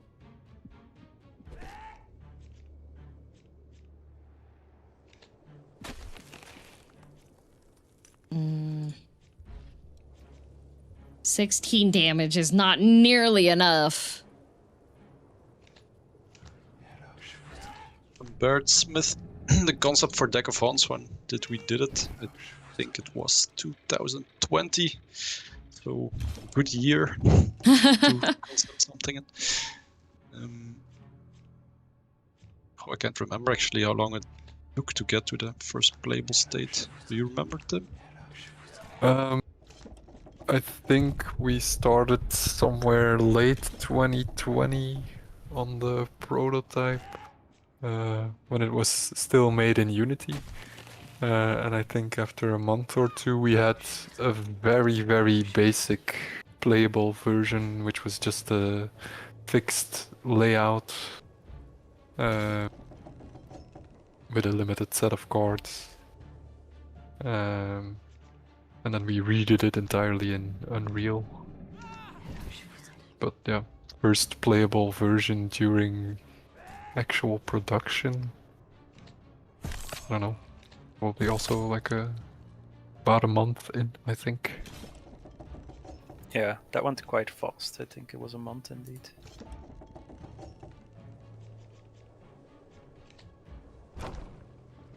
Ah, shoot.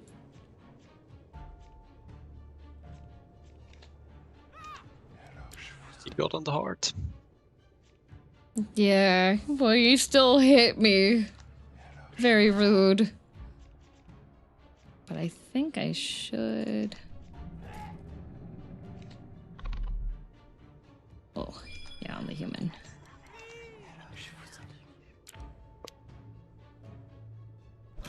There we go. One human turned insane.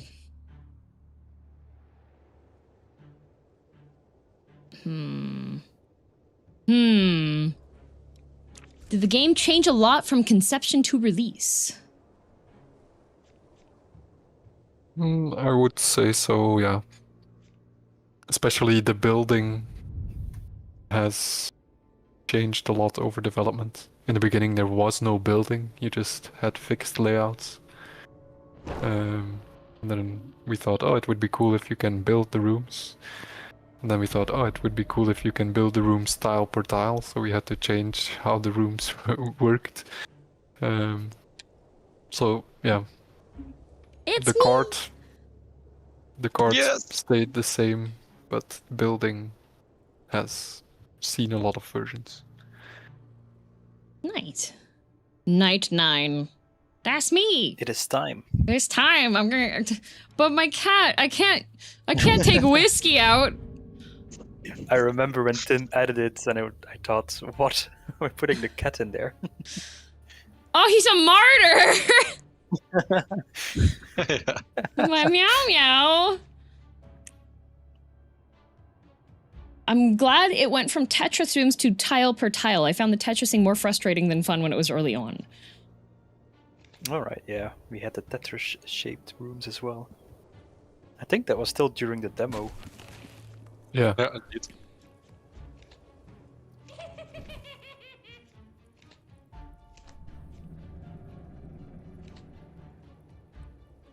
So that means I need to kill myself before I kill my cat, because he's hanging out with me. Dang. That's rough. But he could get a hex at least. Okay, now there's 3, so that means I can just kill myself whenever I feel like it. Well, there's bloodletting. Okay, I need 1 more hex on me.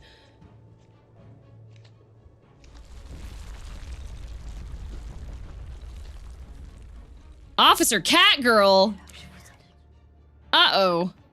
And there's a villainess! Uh-oh! Oh, shoot. She's missing... Oh, I just need 1 more hex and then I can kill... So DM is feeding herself to the house she's haunting? I am. And our pets. And my pets. Yes. Everybody's being fed to the house. Ooh.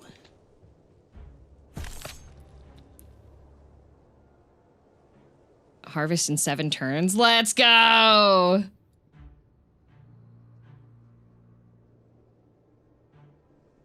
Yay! Midnight Strike! Hooray!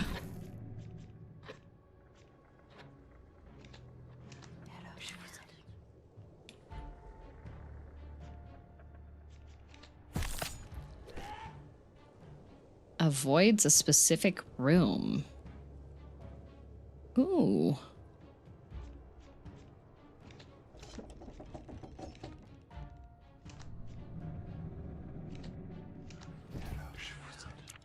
Okay. I've almost driven myself. Oh, yay! Die! Wait, it didn't work. No! I miscounted the hexes! I keep using that card when the hexes aren't ready yet. It's fine. It happens. It's fine. It's fine. I'll go crazy. Don't worry.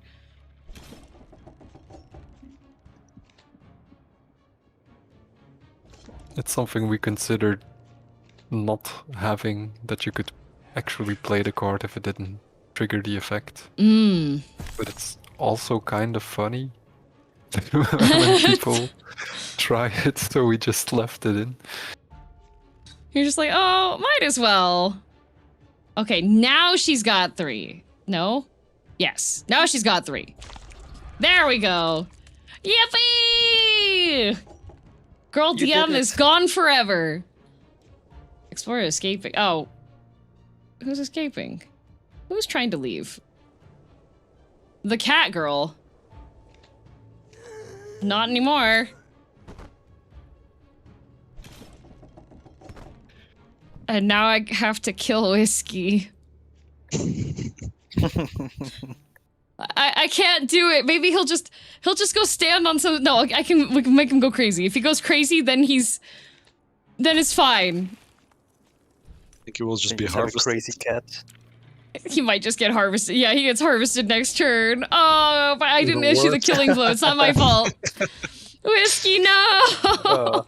There goes Whiskey. There goes Whiskey. Poor baby. And that on the anniversary. On my stream anniversary. What a messed up day.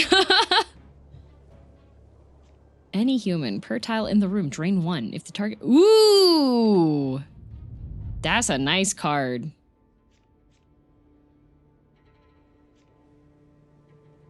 Are there any plastic packaging tiles in this game? Perhaps we could just contain him? I wish! Just give him a paper bag.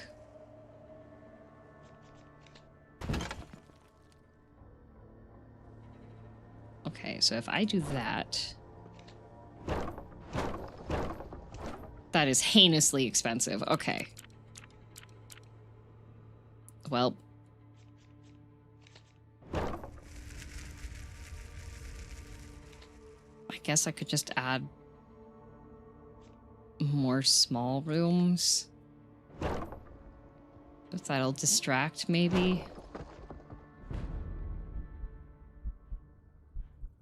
Oh, Reina! I see you do know With someone. Ollie? That's funny. I do know some of them. I recognize this one. Peacock and zombie time. What does she have? Investigator and soothing. I see. Per tile in the room. Drain 1. So... Oh, and banish. No, I needed to upgrade that. Oh, I should have upgraded. Ollie actually makes sense because she's already dead. Yep. The ID girls are in this only if it's the in the influencer specialty mode.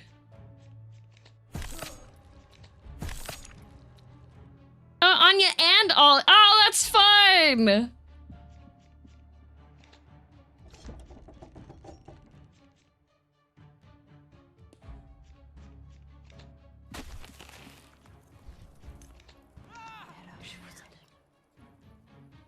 Do they know? I think you guys got permission from the content creators that are in this, yeah? Yeah. Yeah. Philip has been in contact with everyone asking if this is okay, and yeah, getting Nice. their likenesses that they want in the game and stuff. Good.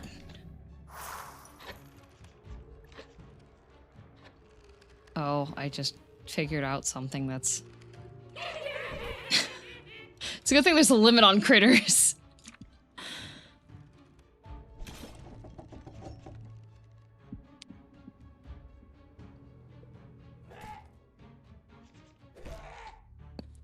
See, Last Light, you say that, but I can't tell you the number of times that there's been VTubers that have gotten bonked because they decided to make their VTuber character into a licensed character. Yeah, we had to fill in a whole contract with them, actually. It was a bit insane. Yeah, I've had the... So I'm an indie, so I handle all of my own stuff myself. I don't have like a company that I'm working with. All of the stuff on my channel, all my streams and everything are just... I'm the one that's doing everything. I collab with some of the corporate streamers. And I've had to sign contracts with their companies to certify that, yes, I'm not going to do anything that will get the talents in trouble, and it is a whole ordeal. Yes. To answer Burn to Crisp, all the portraits in here are influencers that played the game. Yeah, this is the influencer specialty mode. Oh, everybody said, yay! I have killed HoloLive. In the video game. Breach of contract. Yeah, I'm pretty sure I would get in trouble if I did that. Probably not in there, though. Room loses all effects for the night game. Oh. That was quick, it is. DM has destroyed HoloLive. You heard it here, folks. No! There was another one. What was your guys' reaction to VTubers? Were you aware of VTubers prior to... Like, what was your first experience with VTuber? For me, I knew they existed, but I never really checked them. Actually, Yeah. But it's insane how large the scene actually is. Oh, yeah. And especially with that HoloLive stuff and things like that. I didn't know it was like that corporate. Yeah. There's companies that are like talent companies that have their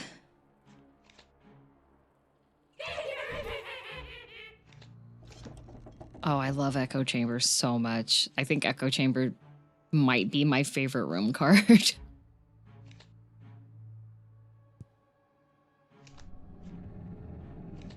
Splattercat and Ollie. Yeah, he has played the demo, but hasn't played it since. Ah. Sad. You'll get him. You'll get him first here. True. Oh, maybe.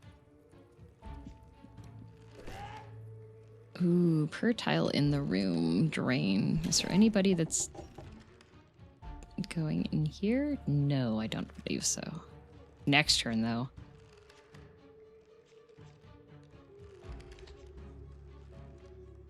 Oh, is he alone? Huzzah!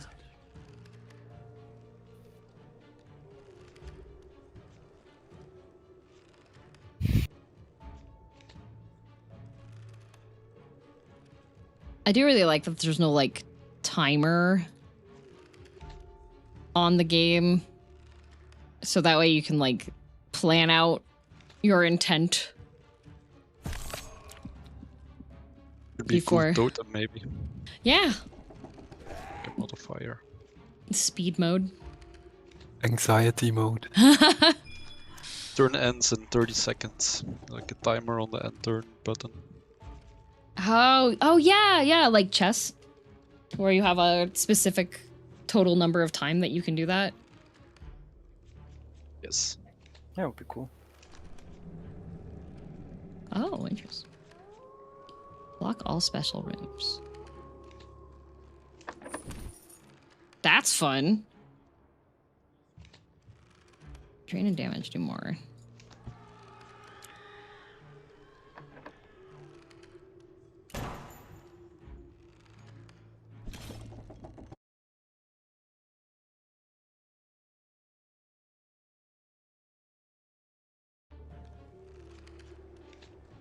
Okay, he's gonna go into the kitchen, but then he's gonna go one more.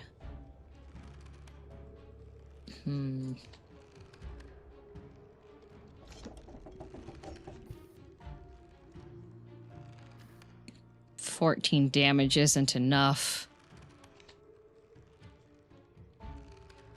If the target turns insane pan. Oh, that's... I didn't read that card all the way. You can keep getting this card, but if they go insane, then you don't get your card anymore. Yes. I see.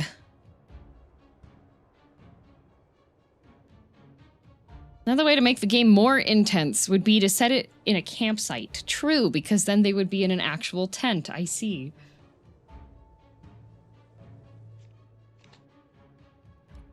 Have you had The anyone... username above. Oh, Nice sorry. joke. Oh, yeah. Just, Happy birthday. Nice joke. yeah. If it's not Happy actually a birthday. joke. If it's not a joke. Wait, Unless it are we is. being played? Yeah. I saw it and I wasn't sure. You never know. Well, it's our birthdays as well. True. It's all It of is. our birthday. It's everybody's birthday today. To any human, add 1 tension. Target moves to an empty room if they can't.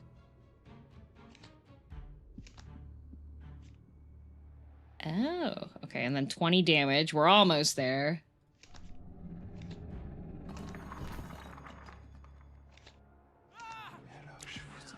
Does he die?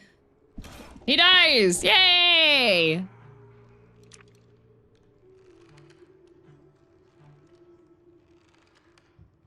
I could make that a 1 cost and just chonk people's sanity. That's a great... What a good card.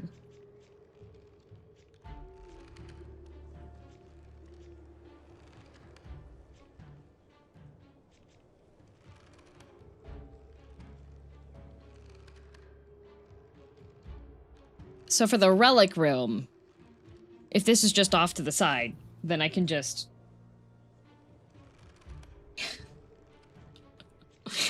The dog is very cute.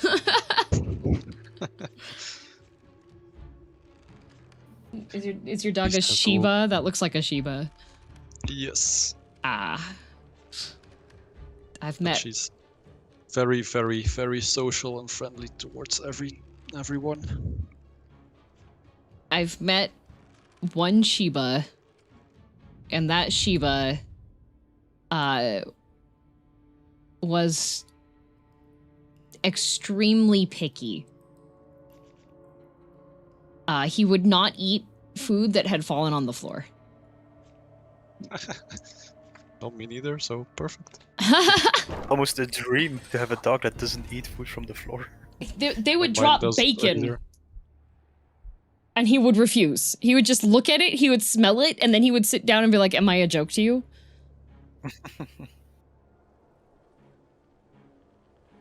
Oh, no, sad. Dio's dog is a Pomeranian. Very different from a Shiba. Bob Lennon. It's a big French streamer.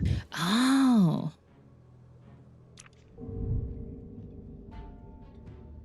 Pronounced Le Nom. Oh. Probably not, but good joke. Nice joke. Nice joke.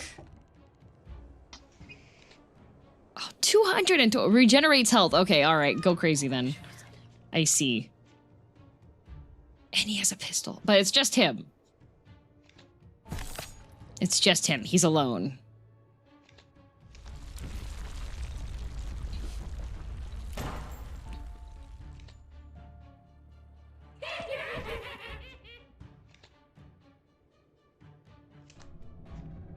And Hex. Good news is he doesn't go multiple rooms in one turn.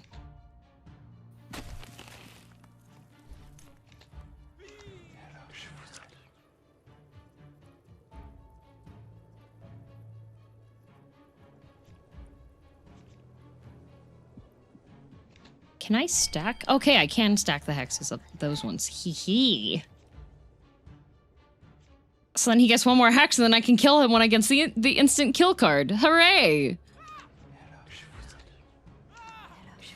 It's funny how we thought we would be here for an hour. It's already been 4. Yeah, when you said, "Oh yeah, it should be about an hour," I was like, "Oh, it's likely going to be a little bit longer than that." Stuck in a time warp. Yeah. Oh no. Oh, and he's in the echo chamber, so I can't get another. Oh wait. Yay! He's been harvested. Huzzah! We need to stop asking so many questions. No, ask more. They're stuck here until I'm done playing their game. Ask away. Have the devs got something planned for dinner? Probably was- frituur. Yeah. I was planning on making something healthy, but now it's so late. I just want to go buy some unhealthy stuff. Some unhealthy things. Well, hey, it's your 1-year anniversary. You should treat yourself. Ah, that's true. Should have gone out eating. Yeah. I have some leftover burrata pasta. Ooh. Slightly more healthy. Yes. Go eat a spooky house. I see. Probably gonna grill some salmon. Ooh, I was gonna grill salmon last night, but then I did not. Real civil engineer. He brought an army of engineers with him. Uh-oh. What if you don't trust him? Ha ha ha. There's a lot. I have a lot of engineers in my community. 600. That's a lot of. Wait. Time to die. How many did he bring? Well, he does have a lot of followers, so. Yeah, and a helpline fall. Oh my god. Okay. All right. We're gonna. But he's a bleeder. So. He can bleed for a very long time. Yeah, he bleeds for a very long. We can just. He can bleed and bleed and bleed. Oh goodness. Oh boy. Okay.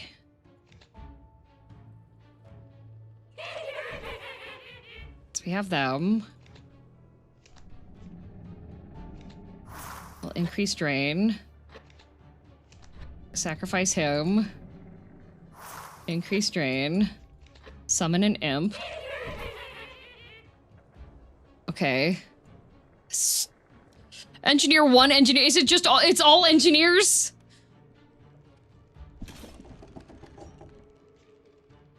Just a team of engineers. Uh-oh. Why is somebody escaping already?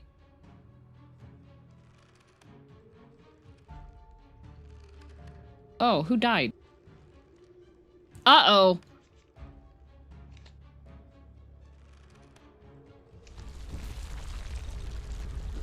Nobody has pistols, right?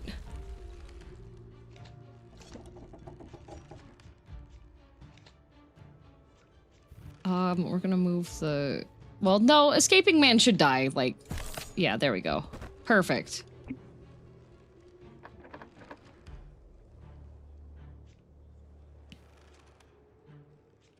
Dang, I wish I had a critter that, ate other critters.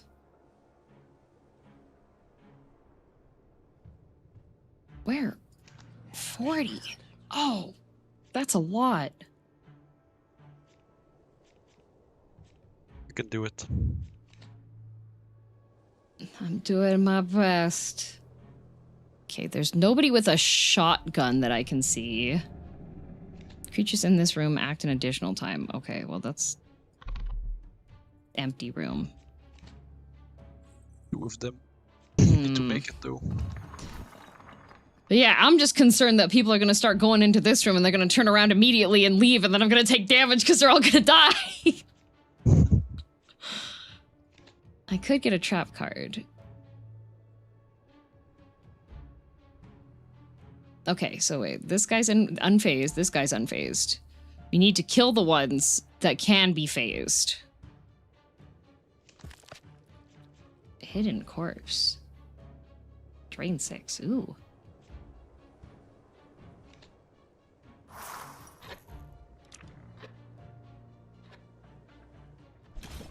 Yep, they're gonna run away again, uh-oh.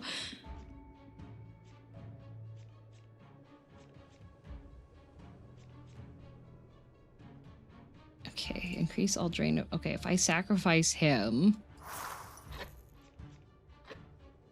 then we can summon here. And then drain 40? Is this, who's running away? Why is this engineer? Who are you? Why is he fleeing? None of you should be fleeing. There's no reason to be a frightened or running away like this.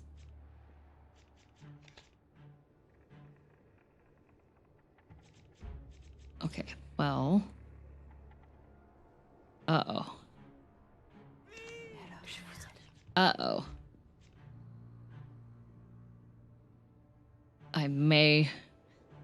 There may be a problem.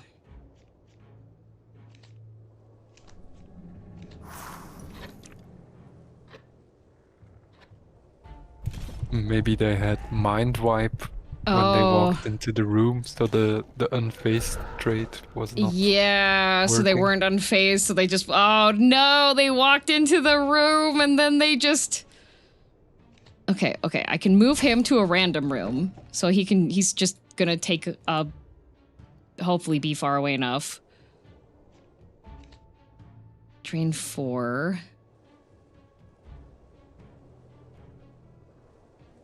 Increase all drain effects by 8. Okay. Oh, but he only takes 4 per turn. Okay, wait. Oh, it's gonna hurt. Oh, no. The game is rigged. Okay, he can go insane, though. It's fine. It's fine. He can go insane. I don't think I can prevent the engineer number 5 from escaping, but I still have health. Okay. He's going to go into here next, but I can't trap that room. It's fine. 15 tiles or more? This is 10. Okay, so I can get rid of...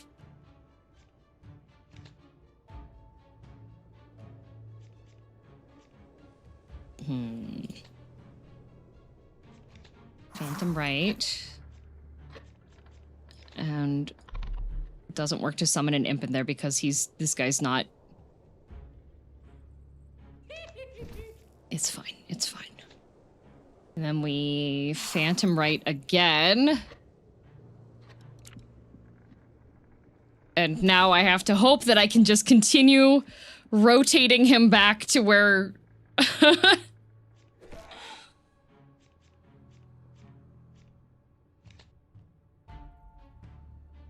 Oh, my trap cards are becoming useless because it's a long rounds. Drain 14. But he's still inside of this room. Where is he? Okay, he's going here next. Summon. He's still bleeding. He is still bleeding, which is good, but... Ooh, drain 17. Very slowly.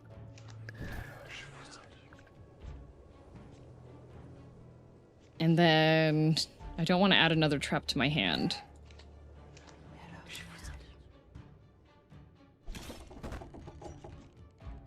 Okay. 195, and that's not enough?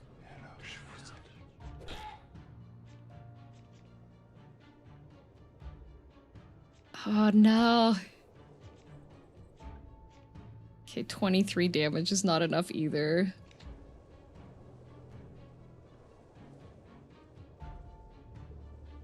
What if I sacrifice her?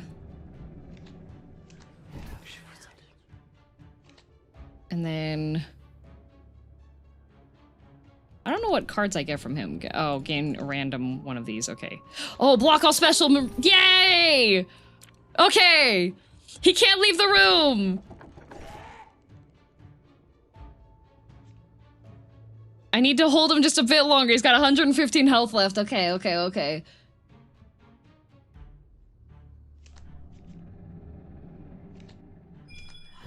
Okay.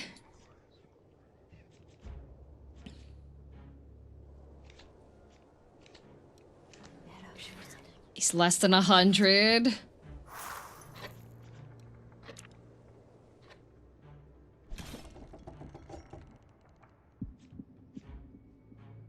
And now he's in this room. He's got 23 left, but I can't... Oh, if he walks into there, he'll die. Okay. 29 damage.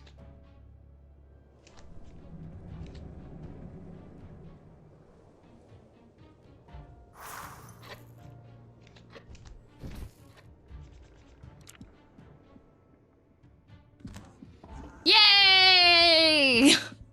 Made it. I made Nice, you it! did it. GG. I did it! Killed him with the Congratulations. architect! That was was tense at the clutch. end. Yeah. Whew, one door away, that's crazy. Easy first try. Yippee! Yeah, it's not a roguelike, you just ace everything.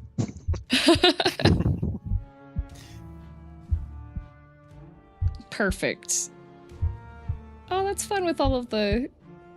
listing all of the people that participate. That's awesome. Nice. Forever be part of the haunted domain. Yup, I'm stuck. I'm stuck here forever, guys. That means the devs are stuck here forever too, right? I think I have to go because the friture is closing at 9. Yes, I was gonna 40 say. minutes. Thank you very much for giving your time to answer questions and to talk about your game. It is very fun. It's very cool. Do you have any last words before you're off to fried food dimension? For me, well, definitely thank you for playing, and to every potential future developer in the chat in there that asked all the questions. I wish you the best of luck, and it's a fun bunch to be part of, game development, so good luck. Yeah, thank you so much for having us and for all the questions. It was a fun stream.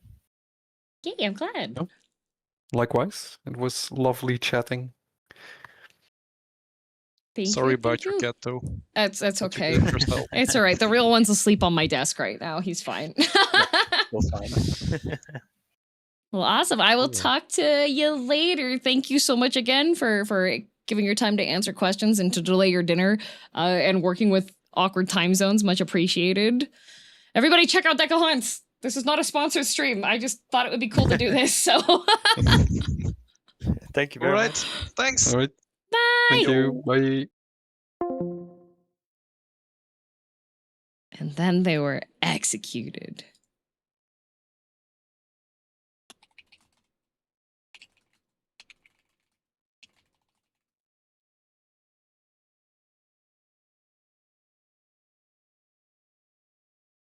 At least make them go crazy first. Already did. Delayed their dinners. Ha ha ha. Truly a villainous.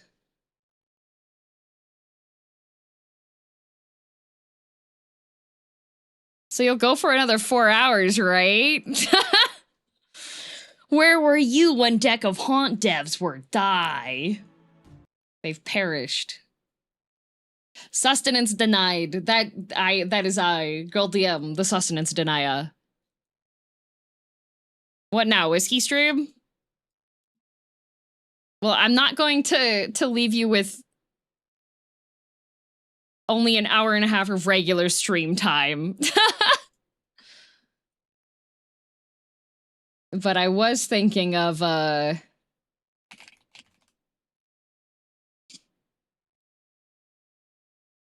what about some tier lists?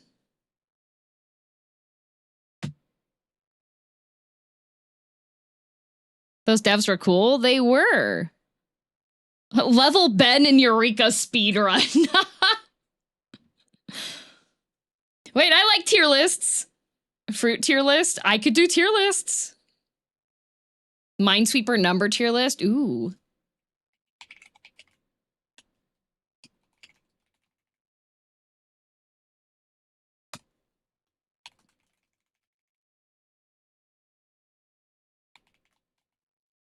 Because you know what I like about tier lists? People argue with me. I have a session in 2 hours, so that's not happening. What, Ben, you don't think we could power level you and Eureka in less than 2 hours? You think the 30-minute Eureka speedrun isn't a it's not. No, we don't. Oh. People never argue with you, DM. Me going, actually, I was not attached to Diana as a character, everyone. How dare you? Your veggie tier list upset people. Let's do it again. Okay. Crack ship tier. Oh my god, crack ship tier list. Oh, I bet you there is one. I bet you there is one. Oh my god, the robot costume. If I would have had the robot costume for her, I would have put her in that immediately. And I would have been like, see guys? This is what she actually is. You just threw on a cute child-looking paint job. This is what she actually is. People say rare pair / crack ship and then have the second most popular ship. All right, Last Light.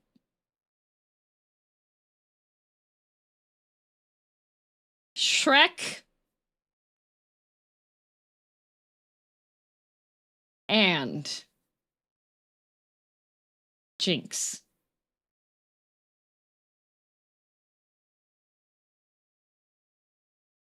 Also, Humble is selling Code Vein 2 Deluxe Edition for $9. Ooh! If you want to kill my boyfriend, go get that.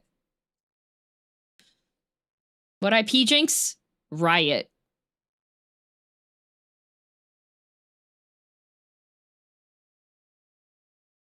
Shrek.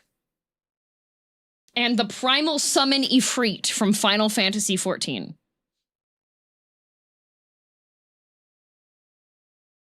Boring, I know. But that it does count as a crack. Hey, you have to keep in mind most of the people in my audience don't know what a crack ship is and haven't had a lot of experience with them, you know.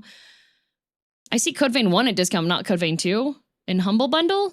Ben said it had 2. Let me just I'm going to make a thumbnail and then I'll put we'll put that on the thing. Oh, they sold through all their keys already. Oh, never mind. They had it in the Humble Bundle. Unfortunately, you missed it.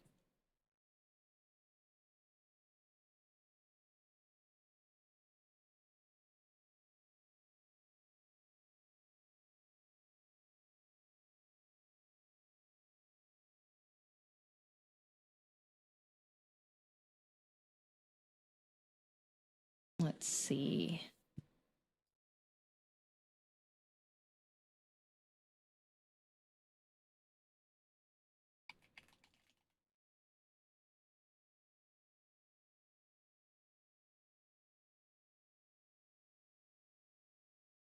My savings account and the Dream Impulse purchase, my top crack ship. Actually, did the DJI Osmo Pro 4 thingy come out? I finished the Chuliola part. Nice.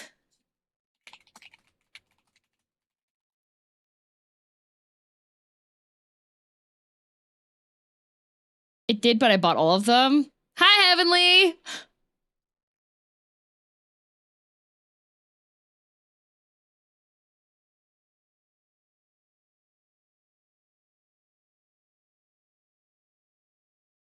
Dancing green in that one cat girl bonus.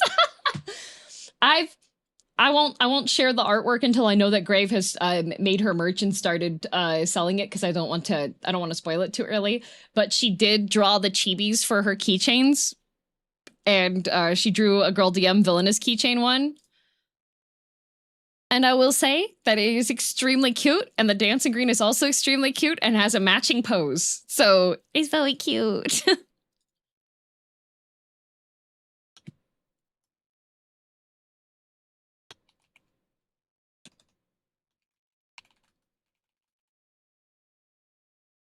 I have 3, actually. You do. My crack ship? Oh, what are your crack ships, Heavenly?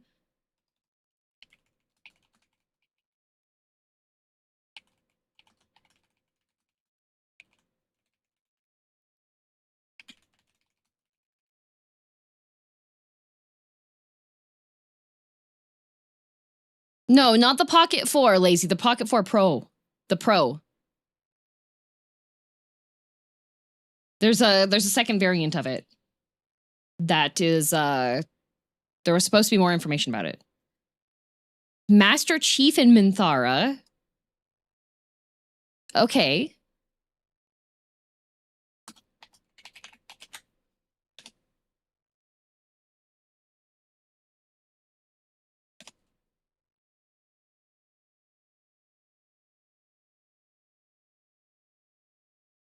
Marcus Phoenix and Destroyer from Marathon. Who is Marcus Phoenix?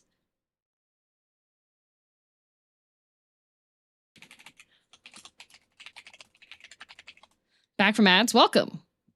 Gears of War Pro Tag. Ah, okay, okay.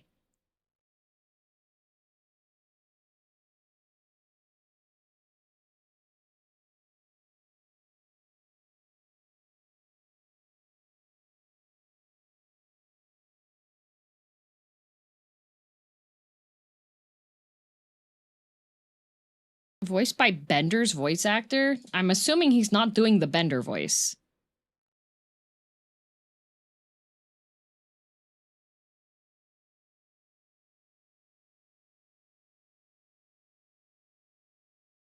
The last one is Huntress from Risk of Rain 2 and an adult version of Violet Baudelaire. Like...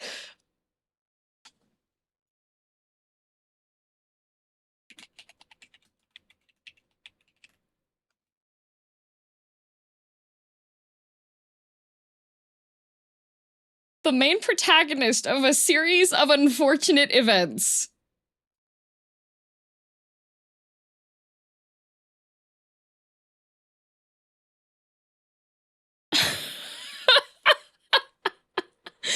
Dang, that is a crack ship. That's amazing.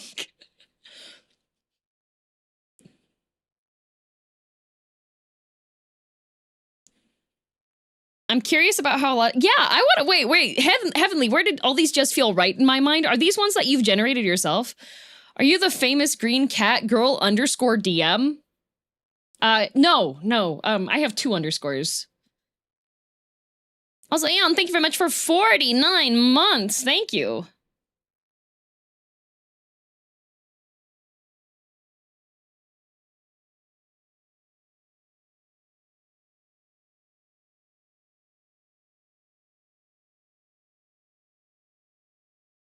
I forgot the other one. For shame. Just shy of 5 years now. True. Today is my 6th anniversary of streaming. Oh, Heavenly. I did something for you.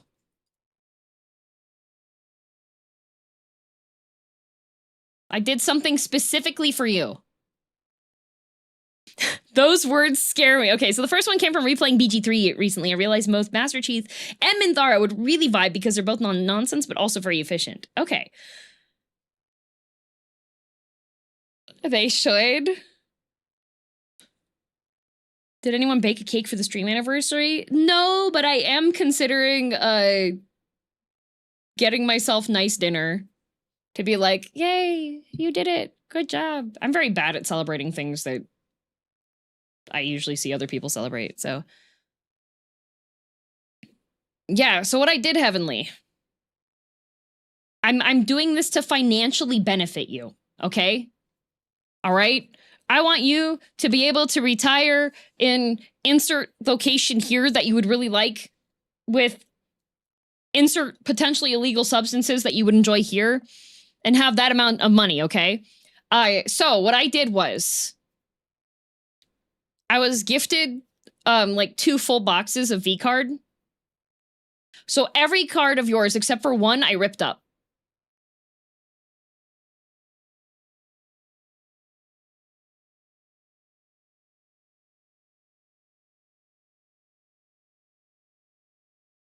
Your cards are going to be so scarce. You're going to be able to like list them on eBay for like tens of thousands of dollars. You're welcome.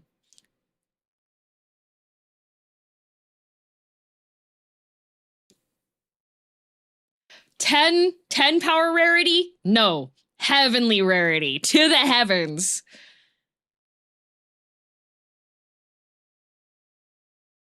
Market manipulation, yes. That means there'll be none. I said I have one, Heavenly. I kept one. I kept one of them.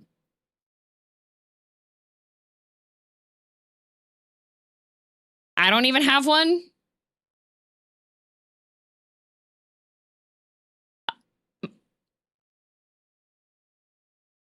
Okay, I have an idea, Heavenly. I'll sell you your own card for tens of thousands of dollars, and then you hold on to it for a couple of years, and then you sell it for hundreds of thousands of dollars. How's that sound? Because, like, Heavenly operates in USD, and with the exchange rate, that's equivalent, like, 10K is like $1 million. So I'll be a millionaire, and then Heavenly will be a 100,000-aire. Invest into your future. Exactly. Exactly. I'm helping. I'm a helper. Ain't that the NFT strat? Yeah, except for this is not a token that can be funged. This is an extremely rare printed piece of cardboard.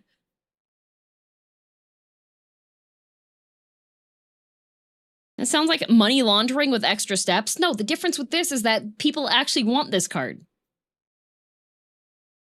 Heavenly's famous. Imagine if it was signed too. Yeah. I don't want it. Sad. You unironically enjoy speedrunning Silksong. All of us know that your likes and dislikes should be excluded from every dataset. I think they use my card as coasters these days. Not for long. Oh, okay. Sad. You're the equivalent of Spiders, George. Valid. But Silksong fun? Okay, we gotta exclude Tayfit as well.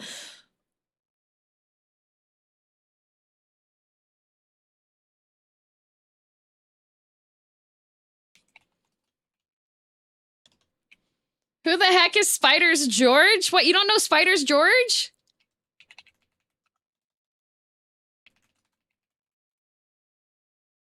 You don't know Spiders George? This is a very important piece of history.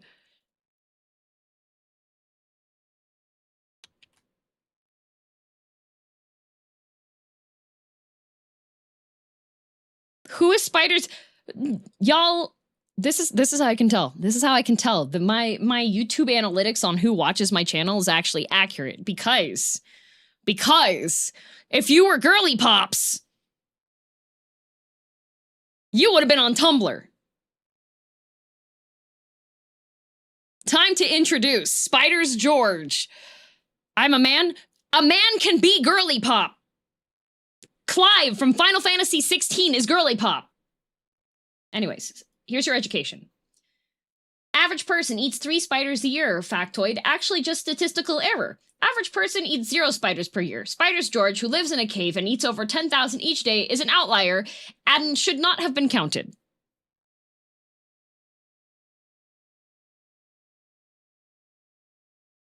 Spiders George.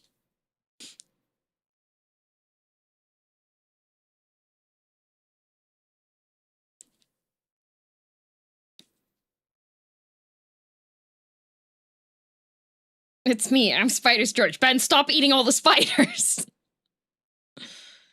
I've read this before, but didn't notice Spiders George. Spiders George! His name is right there. What do you mean you didn't notice? What did you know it as? 10,000 spiders in a cave every day? That's far longer than the cute and subtle nickname of Spiders George. I didn't connect it. You're excused because you're ESL.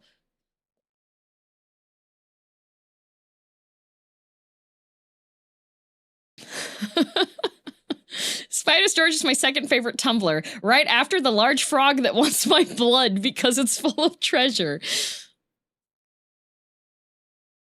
I'm ESL too. Yes, but you like Silksong.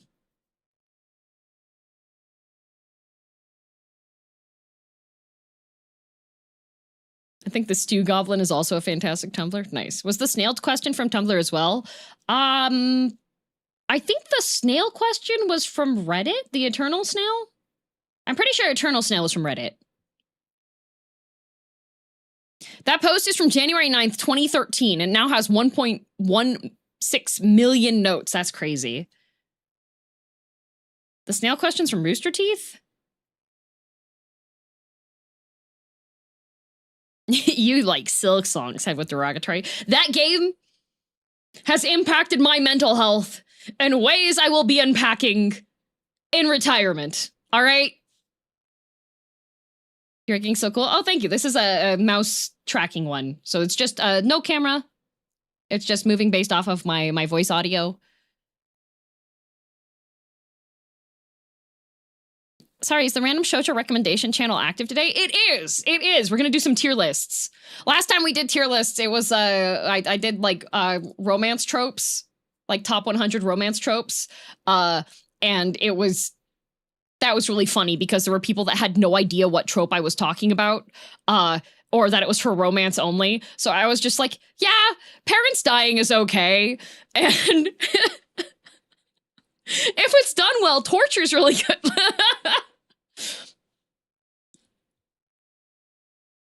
That was pretty good. How does the tracking for this one work? Oh, I'm moving my mouse. So that's why I thought it was good for Deck of Haunts, because I'm moving the mouse around to drag the cards over to things so you could see based off of where the model was looking, what I was currently looking at. And I feel like for a game that does have a decent amount of mouse movement, a model like this helps out a lot because sometimes you don't necessarily know what the streamer's like looking at or trying to click on. Someone got upset with the rich trope. Yeah, there was a YouTube viewer that crashed out because I said I like the rich guy trope. I was like, have you seen The Economy? Of course I like the rich guy trope in stories and stuff. The best thing about the rich guy trope is usually it doesn't matter that he's rich. The girl is like, it doesn't matter. You're an a-hole. And he's like, what do you mean I can't buy you out with money? And she's like, I don't care. You're an a-hole. I want to quit my job. It's great. Can the model go cross-eyed if you hold it on your nose? Unfortunately, no. If you had like 10 monitors and moved your mouse all the way to the far end, what would the model do? Same as this. So it has like bounds that the model goes to. So it just stretches those boundaries based off of. So like up and down is more dramatic because my model only goes to a certain amount there, but left and right, this is across all of my windows, but this to this is just my main monitor. Oh no, it does mainly just focus on the main monitor. Yeah. I think people don't realize how girldm's taste in fantasy works. If it's not like real life, then it's a thumbs up. Yeah. Oh, no. Last night, there was a really funny one where it was a whole bunch of characters where everybody submitted guesses on if these fictional characters were scrungly and if I would like them or not. I think only like 3 of like more than 25 options, I was like, yes. If you move your model fast enough, will your model do a somersault? No, she'll just do this. It'll be like, you know? See, it'd be really funny if my hands went up and down when I did this, you know? With like palm up gesture.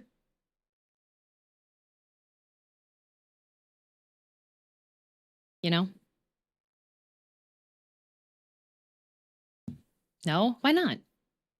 When was this? I missed the funny. Oh, this was ages ago. I think it might be on YouTube. I don't remember. I got a 50% success rate in DM Scrungle taste test. Yep. I don't know if I want to call it a taste test. There was no tasting happening, but I was judging taste, I guess. All right, but what I'm going to do now is I'm going to transition the broadcast over to the other one because YouTube does not like to have separate waiting rooms. And then people that think that stream just started late today will be deceived. So that's the link. It's been ages since the Scrungly stream. We'd probably do better now. We could do Scrungly stream 2 Electric Boogaloo. And the thing you'll have to keep in mind is Scrungle is extremely subjective. So, high possibility that a character that I was like, yeah, I think he's pretty scrunkly, I would now go, actually, no, yuck.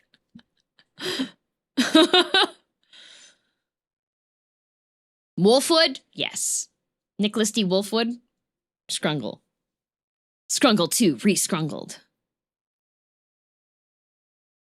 All right, I'm going to put the BRB screen up briefly so that I can grab a quick little snacky snack because I had my breakfast far earlier than I normally would, and I would like to launch a little bit, and that gives me time to have this go over to the next chat and get everything updated. So, be right back. Don't panic, or do. I'm not your mom.